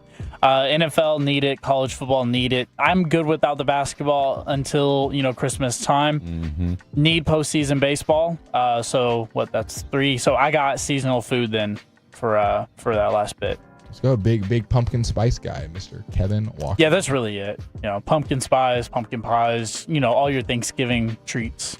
That's a good point, too. The Thanksgiving treats, ham, and kind of stuff that you only have around this time of year. Big on ham. And that's let's call it what it is. That's the last big holiday of the fall.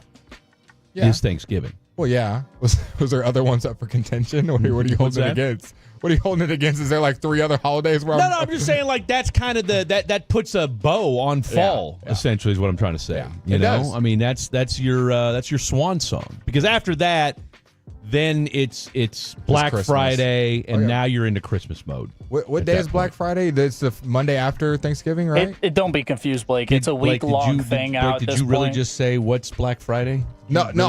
What day does it fall on? It varies. It's like a week now. It doesn't even matter. Is it not just the Monday after Thanksgiving?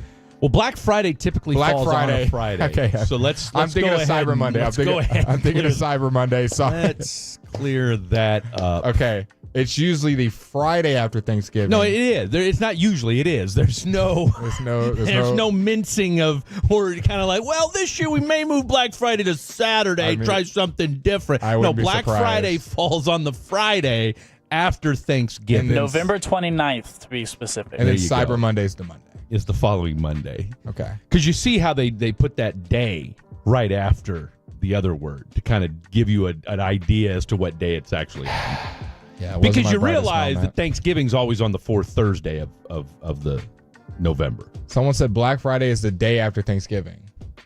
I mean, that's kind of what I said. I mean, I've said that, I don't know, 3 or 4 times already. I didn't realize that you didn't know that that's when Black Friday Black Friday is all about the NFL.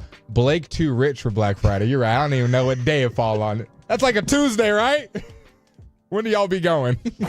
I think where Blake's been confused is that because of shopping deals now. It used to be once upon a time you would, after Thanksgiving. It was bookmarked. We're gone. Oh, you had people staying up all night. You had fights. You had people getting trampled. I mean, that's the American way, getting trampled for a big screen television. I remember when I was in middle school, people were killing other people for PS4s. 100%. 100%. Okay, get rich or die trying. All right, Okay. I mean that's what happened. We got a great text here from the 817. Got to meet KNC Masterpiece today at Globe Life Field. Shout out to that. Have balcony tickets. Spent about 3 innings at the bar. I met everyone on the fan just about now. When will Blake and Fred be out there? Great question. Glad you asked. That's going to be on Labor Day Monday. So that's what, the 2nd, if I'm not mistaken? Correct. Monday, we are filling in. And, of course, all the major shows, they all get the days off, rightfully so. And so your boy Blake and your boy Freddie D will be out there from 2 to 6:30 on the 2nd. I don't know who the Rangers are playing that day. And then, of course, afterwards, you can catch Blake and I in the press box feeding our face and hanging out. And Labor Day is against the New York Yankees. Come on. The Bronx Bombers. That should be fun. That'll be fun. I mean, they'll be out of playoff contention by then, but still. Yeah, but at least we can see Aaron Judge. We'll get to see Aaron Judge. I'd love to see him. Michael Beer, if you're listening, if there's a way we can set up him racing Aaron Judge around the base paths. Remember when he said that? Yes, I was sitting right next to him when he said that. To me, still one of the most incredulous things I've ever heard. I talked to Michael Beer today. I'll ask him about it. Ask Michael if he remembers that. In fact, I think I brought it up because he couldn't believe that I was as taken aback by it as I was. Mm-hmm. I said, you realize he's a professional athlete, right? Yeah. And he said, no, I think I can do it. Maybe Beer's got the wheels. Said, bro, unless you got wheels. And it's like somebody else brought up, I think it was Reg actually brought it up, like he's a center fielder. Yeah. So it's not like Aaron, cover. you know what I'm saying? It's not like Aaron Judge is just like a DH. Yeah. Like my man, he can run around 18 miles per hour. I remember doing the math. 6'7", bro. So it might not look like it, but he's moving. Oh, he's a gazelle. Yeah. He's a gazelle. So anyway, I when we get Michael, we might get Michael Beer. I want to see if there's a way. Well, of course, they'll never do it. I mean, the Yankees are in the thick of a playoff run. You really think they're going to have Aaron Judge pull a hammy? I mean, if Michael Beer asked him a foul territory, he might reconsider. That's a big man right there. I would love to see that. I would too. I would love to see that. I'll tell you what else we'd love to see. We'd love to see the Dallas Cowboys now that they are back in town. Wrapped up the Oxnard, California portion of training camp, and we talked a little bit about that. And of course, big signing today. And of course, my boy Blake's got the financials here. By the way, just in head coach Jared, are we calling him Jared or Gerard? Gerard will name their starting quarterback next week. So that's one of the few teams left in the National Football League that's still got a quarterback position up for grabs right now. But your Dallas Cowboys made a move today. Linville Joseph, latest signing to your Dallas Cowboys, and the financials are $2.5 million guaranteed already in the bank account, and up to $4 million total in incentives. So my man's getting paid $2.5 million. And again, he's a solid rotational piece on a defensive line. And of course, I guess the question that I asked you two gentlemen now is for a group that, it was kind of the consensus. You've got a running back group that I think we can all still agree leaves a lot to be desired. Not to put any shade on our boy Zeke Elliott, but at the same time, Zeke's damn near my age at this point. And so, again, situational back. You feel good about him as far as, getting those tough yards that you maybe didn't get last year. And if he's in that role, you feel comfortable with it. Mm-hmm. Once again, Rico Dowdle, doesn't do anything for me. Malik Davis doesn't do anything for me. Royce Freeman doesn't do anything for me. So that's a position group that we'd like to see them go make a move at. But at the very least, Blake and Kevin, you feel good that a defensive line, a position that gave you a little bit of fits last year because you couldn't stop the run. Now you've thrown some resources at it, especially following up an offseason where you didn't throw a lot of resources at much. Yeah, and if you want to watch this game, this will be at 3 p.m. Central Standard Time against the Los Angeles Chargers, as it will be at AT&T Stadium. So this will be the first time you will be able to see your Cowboys in person if you want to go and check out that preseason game. Or you can be a Tolo and listen on 105.3 The Fans. We'll have coverage all day leading up to, during, and after, courtesy of our boy Brian Broaddus, Eric Chiafalo, and Mr. Woolchuck. No, that'll be a lot of fun too. And typically, one of the things those guys do that's a lot of fun, and I'm a huge fan of, is especially in the pregame show, especially right now because it is the preseason. So, I mean, again, it's not like you're breaking down a lot of film. You're not breaking down a lot. There's not a lot of analysis involved in the preseason. So you get to hear from the other team as well, which I'm a big fan. I love hearing. Maybe I'm old school in that sense, but I like to hear what the other team's doing. I like to hear kind of where they're at. And what's interesting about the Chargers this year is, I mean, outside of the fact that you got a new head coach in Jim Harbaugh, you got a guy in Justin Herbert who, for as much as lauded as he was when he started his career, you had people in Miami or football people saying, well, he was the 6th overall pick. Tua was the 5th overall pick. That was the better move. If you were the Chargers, you should have picked him. Now we fast forward a few years. Tua's gotten paid. That's one of the best offenses in the NFL, and now you've got a Chargers team that, the question mark for them is, okay, Josh Palmer's your number 1 wide receiver. I was just going to ask you, depth chart. Really? Tell me how this makes you feel. Joshua Palmer, Ladd McConkey, and DJ Chark Jr. is your 3. Do you think it's serviceable? Terrible. No, it's terrible. I mean, DJ Chark is one of those guys, for all my fantasy football nerds out there, and you know who you are. DJ Chark is one of those dudes that for the last 5 years, you pick him up, he's like a 12th round pick, if that. And every year he's like, well, he could have upside. And he'll have one good game. And then you'll be like, I got to play him. Or he'll go off on your bench and you're mad, and then you play him, and then he does scores squat. 3 points a week. And then he's a waiver wire flyer. Mm-hmm. That's what DJ Chark is. Now, the Los Angeles Chargers do have a son of Jerry Rice on the roster, and Brendan Rice. So maybe he turned into something. They still have Quentin Johnston, who was the TCU pick not too long ago that did not work out for them. And also Darius Davis. He got banged up a little bit last year early on, and then, of course, he dealt with some dropsies last year on top of things, so that's never a good thing as the season goes on. But he showed a little bit of promise. He showed some flash. I mean, he was a first-round pick. The guy's got some speed, and he's a big dude on top of that. But, again, when Josh Palmer, who's a legit number 2 or number 3, is your number 1 wide receiver, it leaves a lot to be desired. Hopefully you got on that Gus Edwards train, because if you did, you're feeling pretty good about things as far as from a fantasy perspective. And Ladd McConkey. I like Ladd. I like Ladd too. But as carrying the load, though? Well, I mean, here's the thing. Is he a guy that, and with full disclosure, I did draft him in my fantasy team this year. You figure, all right, it's one of them deals where they got to throw the ball. Yeah. Like, somebody's got to catch the ball in L.A. The Chargers are going to be a run-heavy team with Harbaugh. We know that. But you still have a top 5 quarterback talent in Justin Herbert. You're not just gonna hand the ball off every play. What did you just say? Quarterback talent in Justin Herbert. Did you say top 5? Just talent-wise, yeah. You don't think he's top 5 talent? Top 5, no. I mean, top 6, top 7. He's up there. Like, he's an elite quarterback. He's not Would you rather have, him or Dak? Herbert. Easy. Really? Yeah. You'd rather have. I'd make that trade right now. You wouldn't? Oh, I mean, age-wise, yeah. I think sure. age, and obviously Dak has had better production under the Cowboys than our boy Herbie has had in L.A., but I think Justin Herbert's a better quarterback than Dak. Now, last year, Dak MVP, Herbert not as good. It's very easy to be like, well, look at his numbers last year, Blake. But I still like Justin Herbert a lot. His stock is definitely starting to come back to ground. Right, back to the mean. Back to the mean, but I still like him a lot. I kind of feel like him and Dak are kind of the same guy.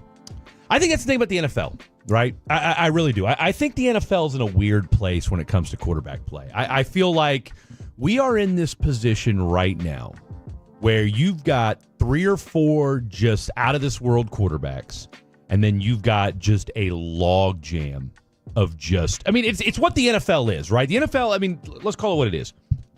The NFL has been a parity-driven league, and you've had a handful of just great I mean, the NFL's gotten to the point now, if we're really being honest with ourselves, and I kind of formulated this, and this is, I don't know if this is necessarily an original thought, but I saw this after I watched the Dynasty special on Apple about the Patriots. Like, we forget, okay, even though Brady and the Patriots went 8 years or whatever it was between Super Bowl runs or whatever it was, I mean, they still went to Super Bowls. Yeah. In the meantime. And I want to say that, especially with before Burrow did it, before Burrow beat Mahomes, it was the first time that somebody not named Mahomes, not named Brady, not named Manning, and not named Roethlisberger went to a Super Bowl out of the AFC. Like that's I mean, let's call that what it is. I mean, and I don't know that it's changed much. And I think Justin Herbert is unfortunately stuck in a time where we saw a lot of great players in multiple sports. We have a guy just dominating the conference, and it makes you look not as good. We've seen this in the NBA, seen this in the NFL. There's been a lot of great teams, a lot of great players that weren't able to make it to that pinnacle because you're going up against a Jordan, a LeBron, Mahomes. And it's like, well, man, this guy gets third every year, man. He must not be good. And it's like, if you put him, now you can't. You want to compete and you want guys to compete. But if you had him in a different era, or maybe Mahomes in the NFC, we might be talking about Herbert, Lamar, Josh in a different vein. But I do want to give a shout out from the 214. Can I get a shout out to my wife, Wendy, on a happy anniversary from your husband, Frank? You know, Frank's a dying name. You don't see a lot of Franks these days, so I got to give a shout out to Frank as well. Frank the Tank. God bless you and Wendy. You know, how old's Wendy? It's the real question. Yeah, shout out to y'all. I'm glad y'all have a happy marriage and y'all wanted to tune into a little evening drive with Fred and Blake. Shout out and I'll tell you what, Tolo, Frank, let us know how long you've been married and what's the one thing that you guys do, and keep it PG if you have to, keeps the marriage going. I love that. Okay? Let's see what keeps the marriage going. We might have to revisit this conversation. We've got a lot of Herbert and Dak talk here. All right, I'll tell you what. We're gonna. You know what? It's the last hour of the program. It's Fred and Blake at night. Let's keep this train rolling, because he brought up an interesting thing when it comes to the Dak and the Herbert conversation, and I think from the quarterback play as a whole. So we want to get y'all's thoughts. Hell, we might even open up the phone lines. You know what? Let's open up the phone lines as well. We'll keep it short. We'll keep it sweet. You know, you got 30 seconds to give your Dak versus Herbert takes. We want to hear what you got to say next. He's Blake. I'm Fred. Don't go anywhere. It's Fred and Blake at night. Summer's just getting started, so fill your cooler with the smooth and refreshing taste of Twisted Tea Hard Iced Tea. It tastes like real iced tea because it's made with real brewed tea. And with a 5% kick of alcohol, Twisted Tea is perfect for the beach, the lake, or wherever you're hanging out and day drinking with your friends. Look for the bright yellow cans. Twisted Tea Hard Iced Tea. Keep it twisted. Twisted Tea Brewing Company, Cincinnati, Ohio. Please drink responsibly. Eric Chiafalo sitting here with Jeff Jr. at Trajan Wealth. Now, Jeff, you've helped a lot of people determine how much to put into their 401k and what investments to put it into. But you mentioned a big mistake that most people make. What is that? One of the biggest mistakes people make is leaving their 401k behind when they leave their job. And another big mistake is rolling it into your new 401k. Really? Why is that? By leaving it behind, you completely lose control. You never want to leave your money with an old employer. And if you roll it into a new 401k, you'll often have limited investment options and may incur costs to do so. Trajan Wealth can help complete the paperwork free of charge and do a tax-free rollover. We can then help invest it according to your exact retirement goals and not just what the employer.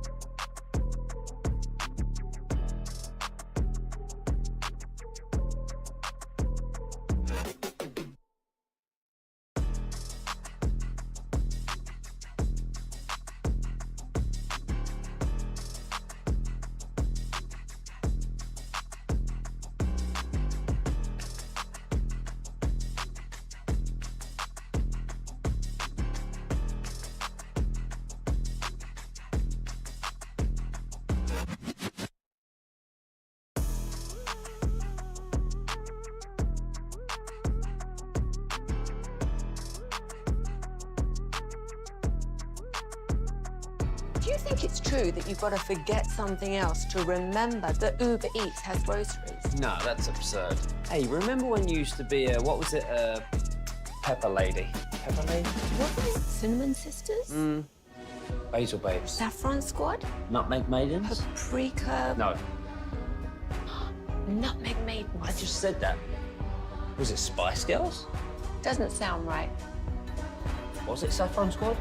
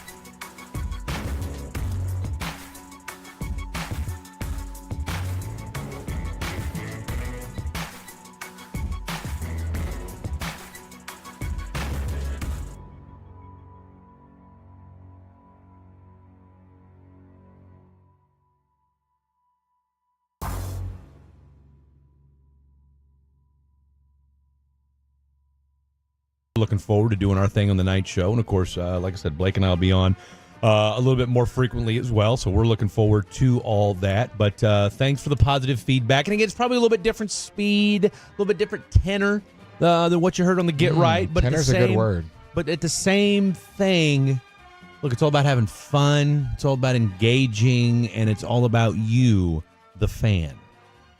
So on 105.3.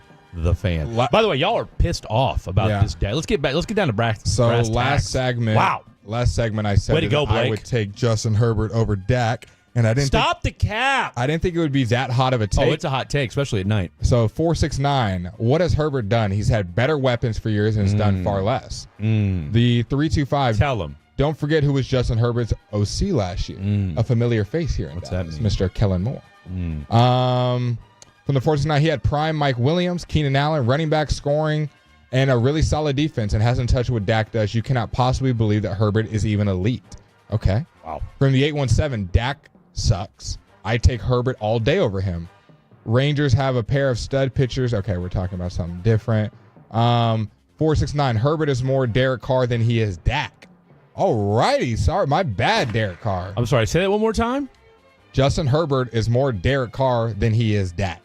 I just don't know if we're watching the same game. Look, I'm gonna stop that. Now that's a little cap. Like I'm gonna stop the cap. Derek on that. Carr, fair or foul. Derek Carr and Josh Herbert are the same. You know what though? He had that 1 year. He had that 1 year. You know what? You got me right there because I will say this. And again, this is gonna go back to my thing. They're almost the same guy, if we're really being honest. Who? Dak and Herbert. I want to say they're 1A, 1B. If you compare the two of them, I think they play so different. But as far as do they though? I mean, when you're talking about, I think of more.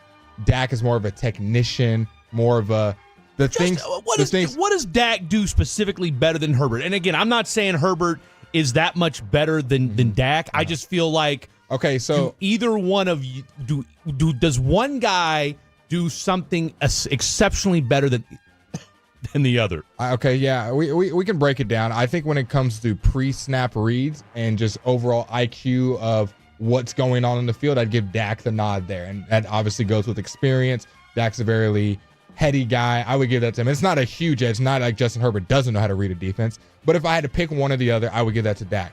When it comes to elite arm talent, fitting it in tight windows, pushing the ball downfield, you give Herbert. I'm giving Herbert that, no doubt.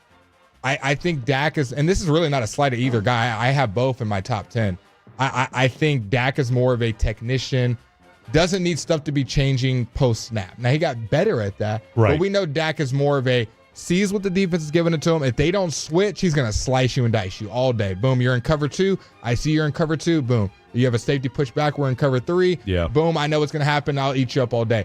Justin Herbert is a guy where I don't think he always sees the field awesome, but he can still make something out of nothing. Even last year with guys and Quentin Johnson being his best receiver, still putting up decent numbers. Well, I mean, Keenan Allen had a career year last year. Nothing going right for the Chargers, and I think Justin Herbert still has proven to be an elite quarterback. I think he's still an elite quarterback. I don't think he is the elite quarterback, but to say that he's not elite and he's Derek Carr, and in my opinion, you're kind of calling him middle, average. Oh, you're calling him mid if you're calling him Derek Carr. That's a slight. I do not have Justin Herbert in the middle of the quarterback tiers. I think that's where you throw the Trevor Lawrences, the Geno Smiths, the Baker Mayfields. I think Justin Herbert has cleared that realm, in my personal opinion. I don't disagree. I mean, I think Dak and Herbert are very similar. I would give you the nod that Herbert is has a little bit more arm talent, as far as just he's got a little bit more of a cannon on his arm than Dak does. But like you said, Dak will slice you and dice you.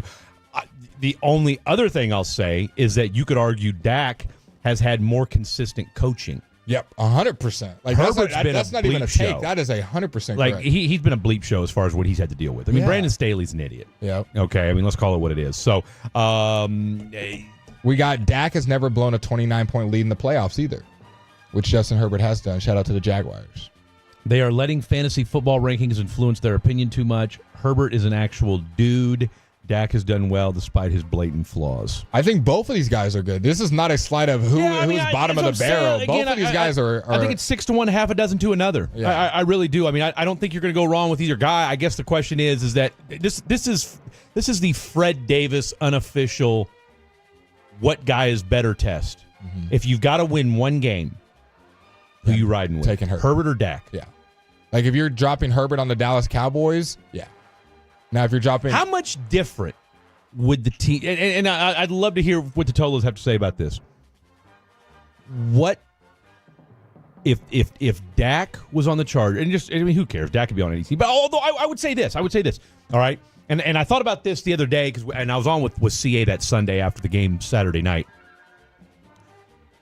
Imagine if Dak didn't have a no-trade clause. Correct. All right? And I'll throw this out to the Tolos. 877-881-1053. If Dak didn't have a no trade clause, and basically he can still go where he wants, or like if a trade was worth it. If Mark Davis or Tom Telesco, the GM of the Raiders, after watching what you watched on Saturday, like I said, the Raiders are a quarterback away from being a legit team in the National Football League. If they called and said, "Look, we'll give you whatever for Dak Prescott," if you threw Dak on that Raider team with the pieces they have, where are you putting the where are you putting the Raiders with the Dak Prescott? They finished quarterback. They finished second in the division and losing the first round. They're just the Cowboys in Vegas. Is what they're just saying. The Cowboys in better colors, black and gold, or black and silver, silver and black. Yeah, what about Justin Herbert on the Raiders? Still the same. Yeah, like I think both of those guys are really good, but I will say this, and age is coming into it. If I'm being transparent, we haven't seen see-through Casper. We haven't seen all of what Herbert can do. He might still have another level. He could. Would I be wrong if I said Justin Herbert could? Do you think Justin Herbert could be the second best quarterback in his conference, or even in the league? I'll say in the league. No. I think he could. I'm not saying he's going to do it tomorrow. No. I'm just saying he has the ceiling. You think you're telling me right now that you think Justin Herbert could be better than Josh Allen? Yes. You're tripping. I'm not saying he's going to do it tomorrow. No, he's you're saying obviously he not. could. You're saying he could. Yes, he definitely has that ceiling with the talent, with what he had coming out of Oregon. He's had that talent. Are you crazy? But we just talked about the coaching. That plays a big part in quarterbacking. I don't disagree, but he had a lot of talent. I mean, look, injuries factored in a lot last year, but 2 years ago, they like the one Tolo said, they spit the bit in the playoffs. It was an all-time collapse. So what do we think about this one? The 2-1-4. Herbert plays in a way harder division. Dak is playing against the Giants and the Washington Commanders, so the stats are inflated. I think there's obviously two sides of that coin. Yes, he played, but who's to say that division's not great? I was going to say, you can't say they play in a harder division because outside of the Chiefs, that division's been crap. All right, so yeah, don't let the Chiefs' dominance. That's 2 games. Just color the fact that the Raiders have been garbage for a decade. Yeah. The Broncos have been garbage for a decade since Herbert's been there. Oh, 100%. I mean, the Raiders have been bad since 2016. Mm-hmm. All right. I mean, yes, they were good last year. I mean, the Raiders literally are celebrating. I mean, the Raiders beat the Chiefs last year, and you would have thought that they had won 17 Super Bowls in a row. Like between their fans, between them, a couple of years ago when they rode their bus around Arrowhead after they beat the Chiefs in Arrowhead, and granted, this was when John Gruden was still the coach. I mean, they did a victory lap around Arrowhead because they won a football game. Yeah. Like, come on, man. What do you do? I think this was the 2-4. Do we need to look at what Dak did without Amari Cooper? I think there was those 22 games when Amari Cooper was still on the Raiders. Funny enough, you bring them up. Yeah. He did not look great when he had no number 1 receiver option. They make the trade. They get Amari Cooper. Dak looks like a top 10 guy. They take off. They play a lot better. And obviously they move on from Amari, turn it into CeeDee Lamb. But before that, you could make the argument that he wasn't making anything when he didn't have a number 1 guy. So both kind of have an argument for why their stats weren't as good. Context matters. But at the end of the day, I need my quarterback to produce. Dak has done that at a very high level, especially in the regular season. Neither have done it in the playoffs to a high level. To me, that's where we go back to. Neither have done it in the postseason outside of two wins for Dak Prescott in his career, but he's played 3 times as long as Justin Herbert. So I don't know about 3 times. Two times? I would say twice. Because I mean, you figure. All right, so he's in year 5, if I'm not mistaken. I feel like Justin Herbert's in year 5, and Dak's going into year 9. We're gonna get an answer. So we'll get survey says I can't spell Dak. I spelled it's just dark. DAK. Survey says year 5. Year 5 for Herbert. 1, 2. Well, Dak's 3, going into year 9. 4, I know that. 5. You just messed up my count. 1, 2, 3. What is Blake? You on crack? 5, no, 6, he's not on 7, crack. 8. He's going into year 9. That is correct. And then Mr. Herbert.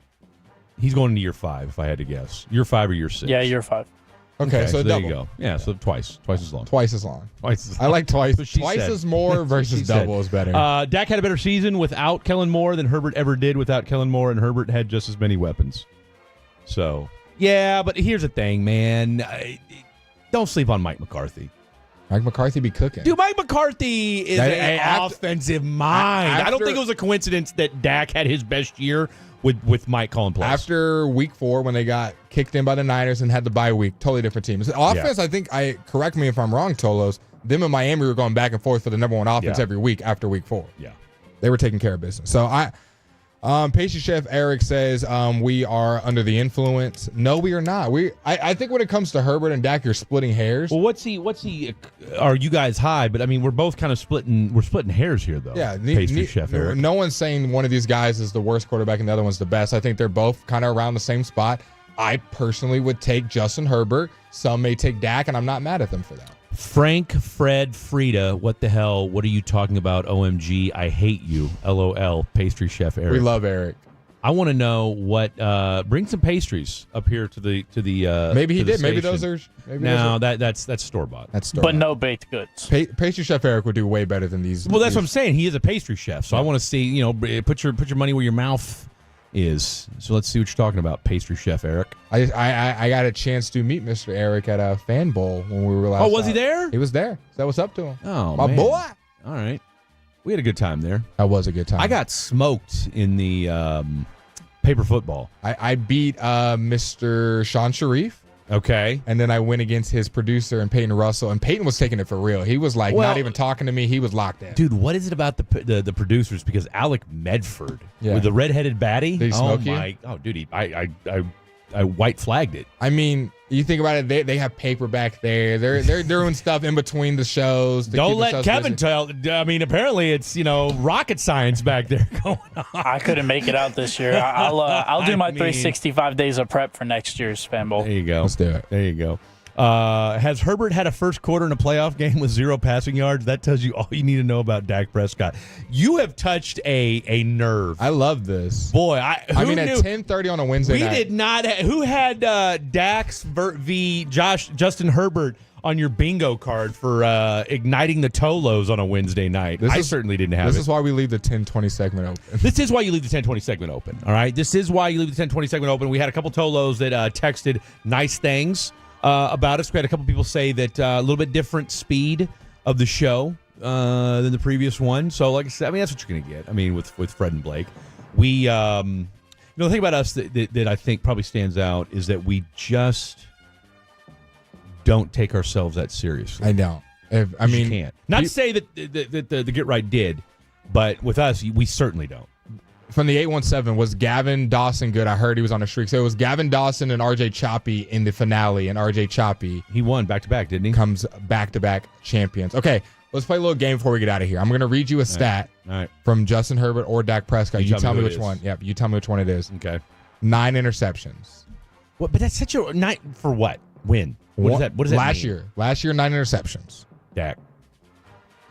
Correct. Justin Herbert was 7.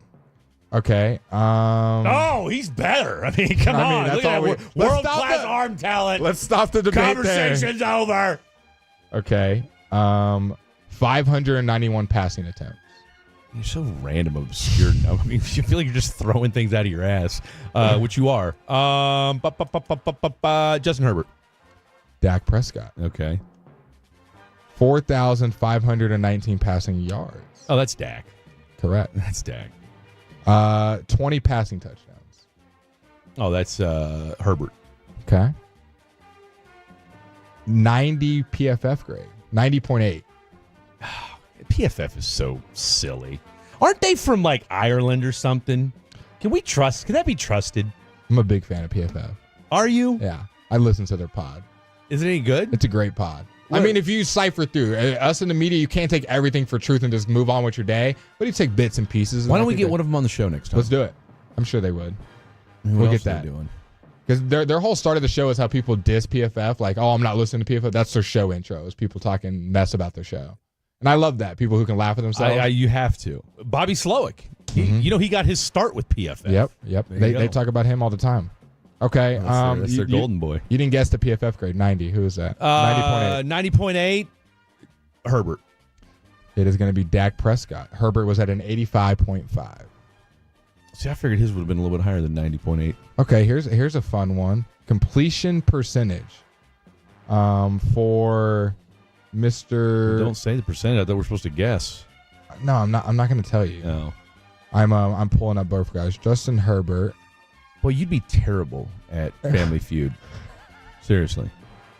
Producers are like, people have already turned and they're watching Press Your Luck by now. I mean, what are we doing here, bro?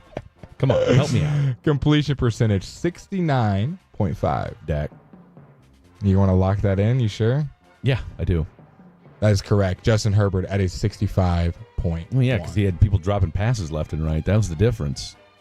And then last one before we get out of here, QBR, 64.1.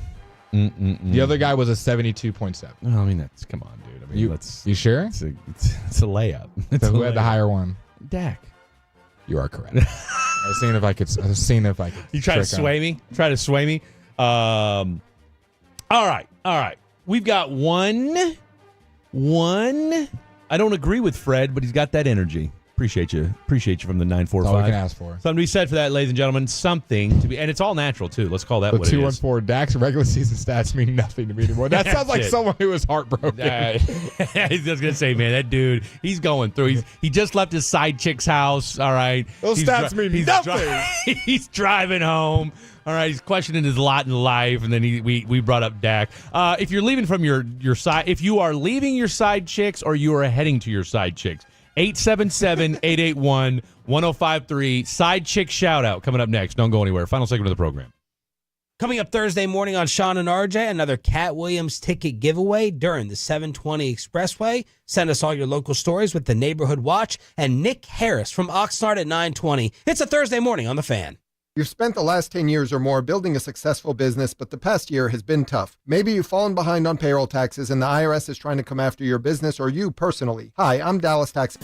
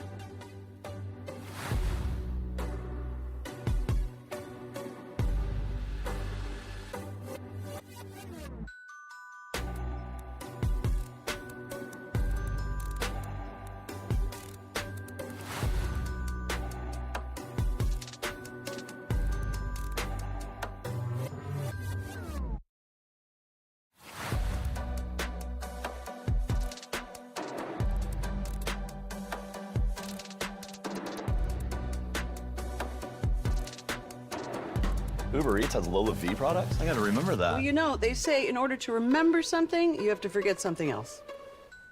Okay, now that is a very cute haircut. That's like a little shag. I've never seen it before. Well, I mean, of course you have. It's the Rachel. Oh, is that your name? No, I mean, like your name. No, I'm Jen. My name's Jen. Right, but I just mean like this is your haircut. But that's hair on your head. I'm not saying this is your hair. Okay, freaking me out a little bit.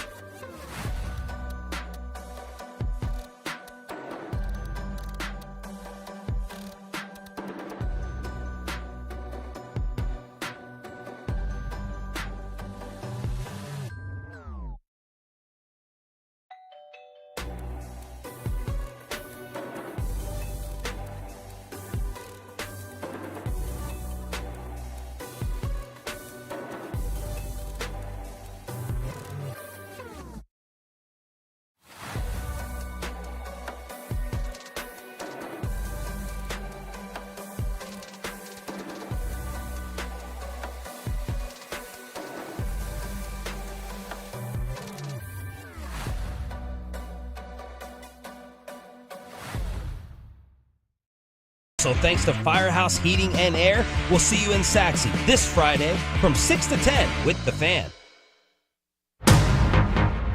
Welcome back to the 105.3 The Fan. The upcoming segment is brought to you by Classic Chevrolet. Classic Chevrolet in Grapevine, they're the #1 Chevy dealer in the world with more Silverados than anyone else. This is Texas. This is Classic Chevrolet. Together, let's drive. Relax and enjoy the difference based on new Chevrolet registrations 2023.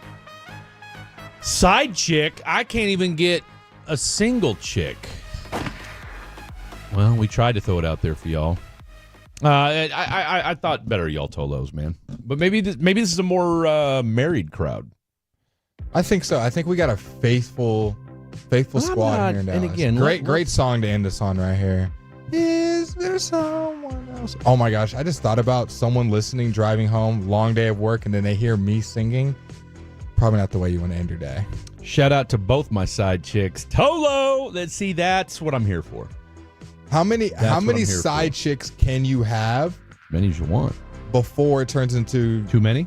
Not a side chick and just a side hustle. Side hustle. Ooh, I like that. That's a great question. 2 or more?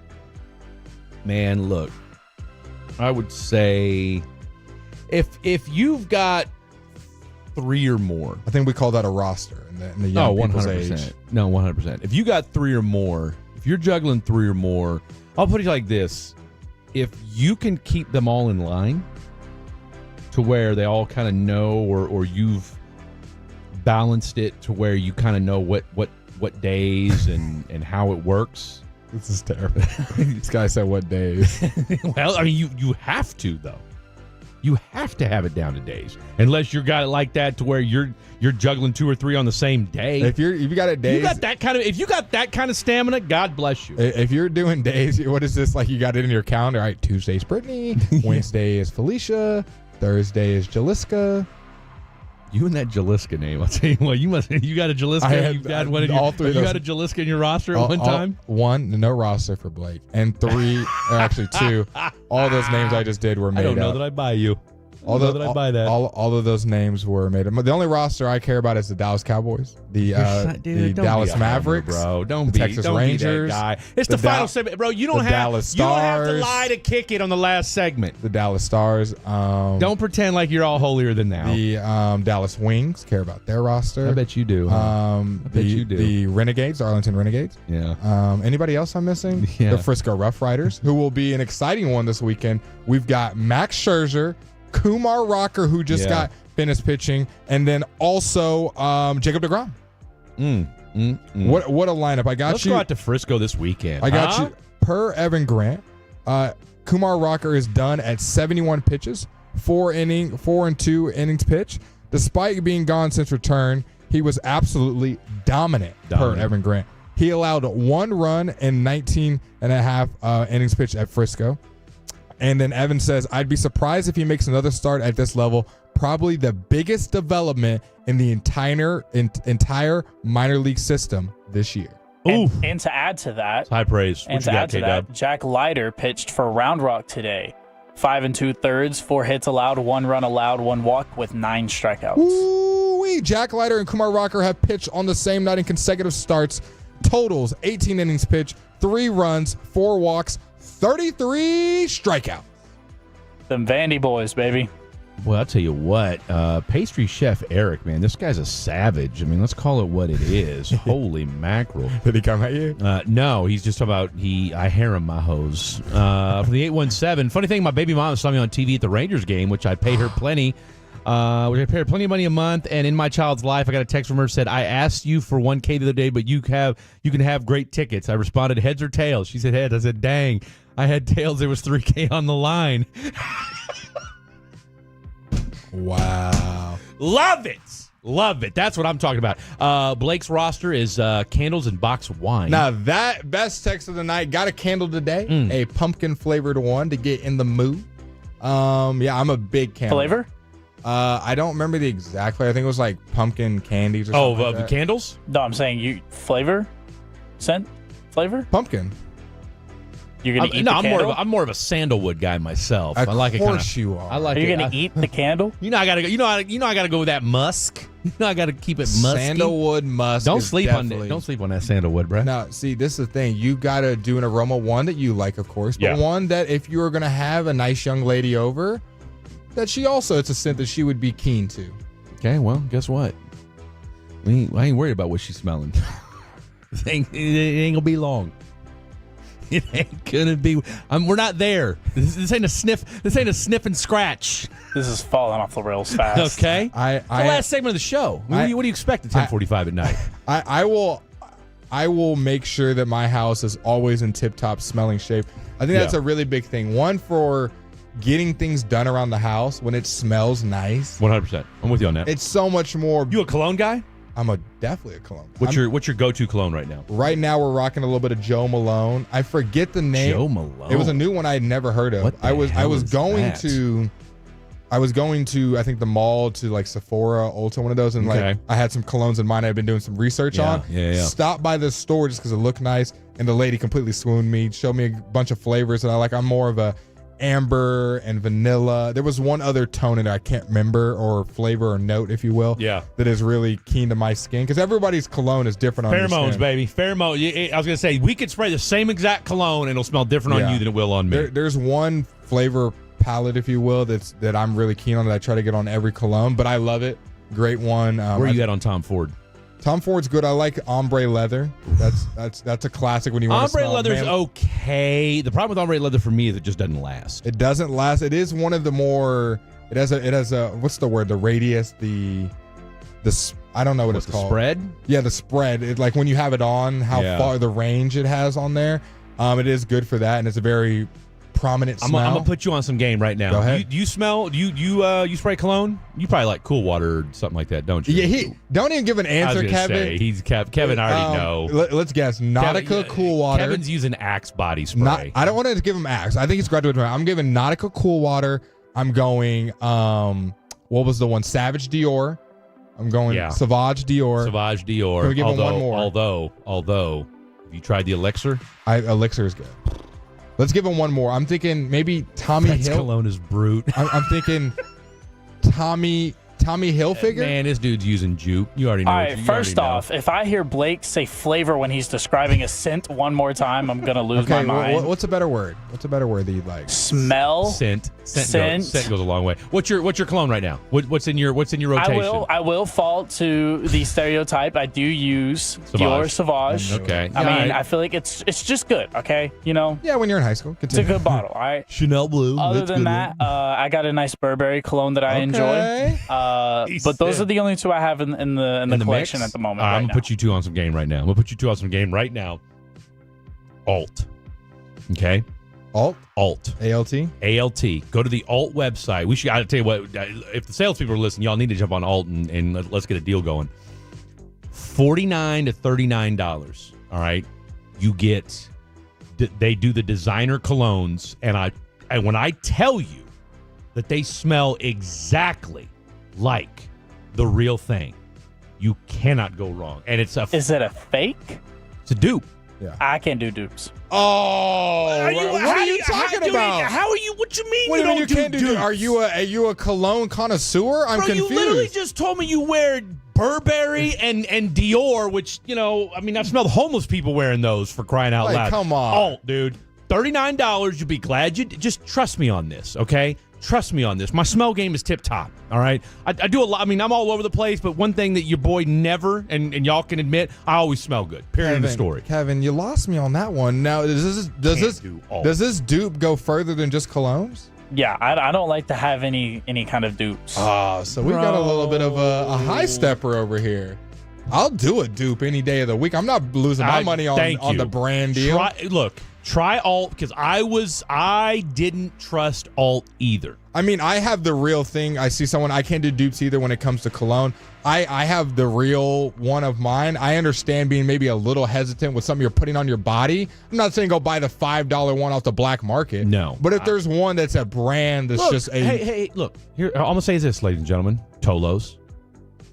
Go to the website, do a Google search, and smell it yourself, and read what thousands of people are saying about Alt.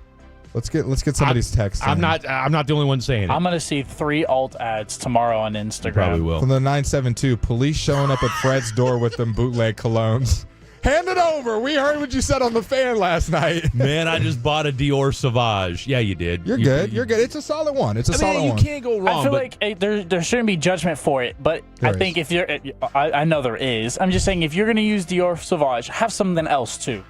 You have to. Yeah. Have something else. You're just going to smell like every other guy walking through. You want to be unique in your own scent. From the 214, Fred walks through a car wash. I like that. Yeah, I don't know what that... I wash myself on a regular basis. Thank you very much. What's wrong with Axe in the 817? Both my side pieces love it. I will ask, do they have working nostrils? From the 214, pastry chef Eric is coming at me now. What's he saying? Blake does more research on candles than he does quarterback. Oh, do they smell like Axe? Because I got that eucalyptus smell for $7.99. Huh? Is that? I don't know what that means, but I'll take it. I don't know if that's supposed to be a but I do like eucalyptus when it comes to smells. Any other? I think that was good. Yeah. No, man. Try old. All I'm gonna say is this, Tolos. I would never lead you guys astray. Number one. Let's get that straight. We can all agree to disagree at the end of the day, and we can all go home as friends. I would not lead y'all astray when it comes to the smell goods. That's all I'm going to say. And for $39.99, half of y'all have spent more of that at the club, at the bar, on far less. So if your boy's telling you, give it a shot, whether it's a little Oud Mineral, whether it's some Louis Vuitton, all right? Like I said, you got the Bleeping Fantastic by Tom Ford. Smell goods for days. Do it. All the Creeds. They've got all the Aventus. I'm telling you. I will say, if you are a man or a lady listening, I'm sure, but ladies already know this, so I'm speaking to the men. Invest in your smells. Lotion, your teeth, your cologne. It'll go a long way with the women. You got good smelling breath. You smell good. Women, everyone's going to want to be around you, and you're going to be a happier person at the end of the day. And you know who's a happier person? Me, as a Cowboys fan, because they made a move today to get Linval Joseph, if you are just now tuning in, for $2.4 what a million. Way to sign off tonight. Guaranteed. Can earn up to $4 million with bonuses. I bet he uses Alt. He definitely does. And just beefing up that defensive line that the Cowboys had decimated, and with Mozzie Smith not turning out as much as you'd like to see, and losing Sam Williams for the year. Bringing it back full circle from the very beginning of the show when we talked about almond milk and people being allergic to peanuts and dairy and all the other stuff, from the 214, I wish I could, but I'm allergic to many of the cologne, so I'm screwed. There you have almond milk cologne. What's that? I love that. Yeah, you feel bad about that, right? You want to end with our CeeDee Lamb haiku? We've got 1 minute. Let's go. We've got 1 minute. You go first. CeeDee Lamb, catch balls. Jerry Jones, checkbook. Stone walls. Pay the man. Rain falls. Dakota can't pass for another MVP if CD don't sign. Go. 88 is due for 11-2 Brinks in Dallas. I like That's that how one. you end the show, ladies and gentlemen. Men's grooming and wellness tips segment. We need this more often. That's the kind of stuff you're going to get with Fred and Blake at night, with a little K-Dub mixed in for good measure. For the one, the only K-Dub from a man, Blake Elliott, and all the Tolos and our boy Taylor Batiste. Great job from all you guys tonight. Enjoy the rest of the night. Good night. God bless. Text away your thoughts to the guys right now on the truckwreck.com fan text line at 877-881-1053. This is DFW Sports Station 105.3 The Fan. Friends, you've been hearing me talk about my computer career for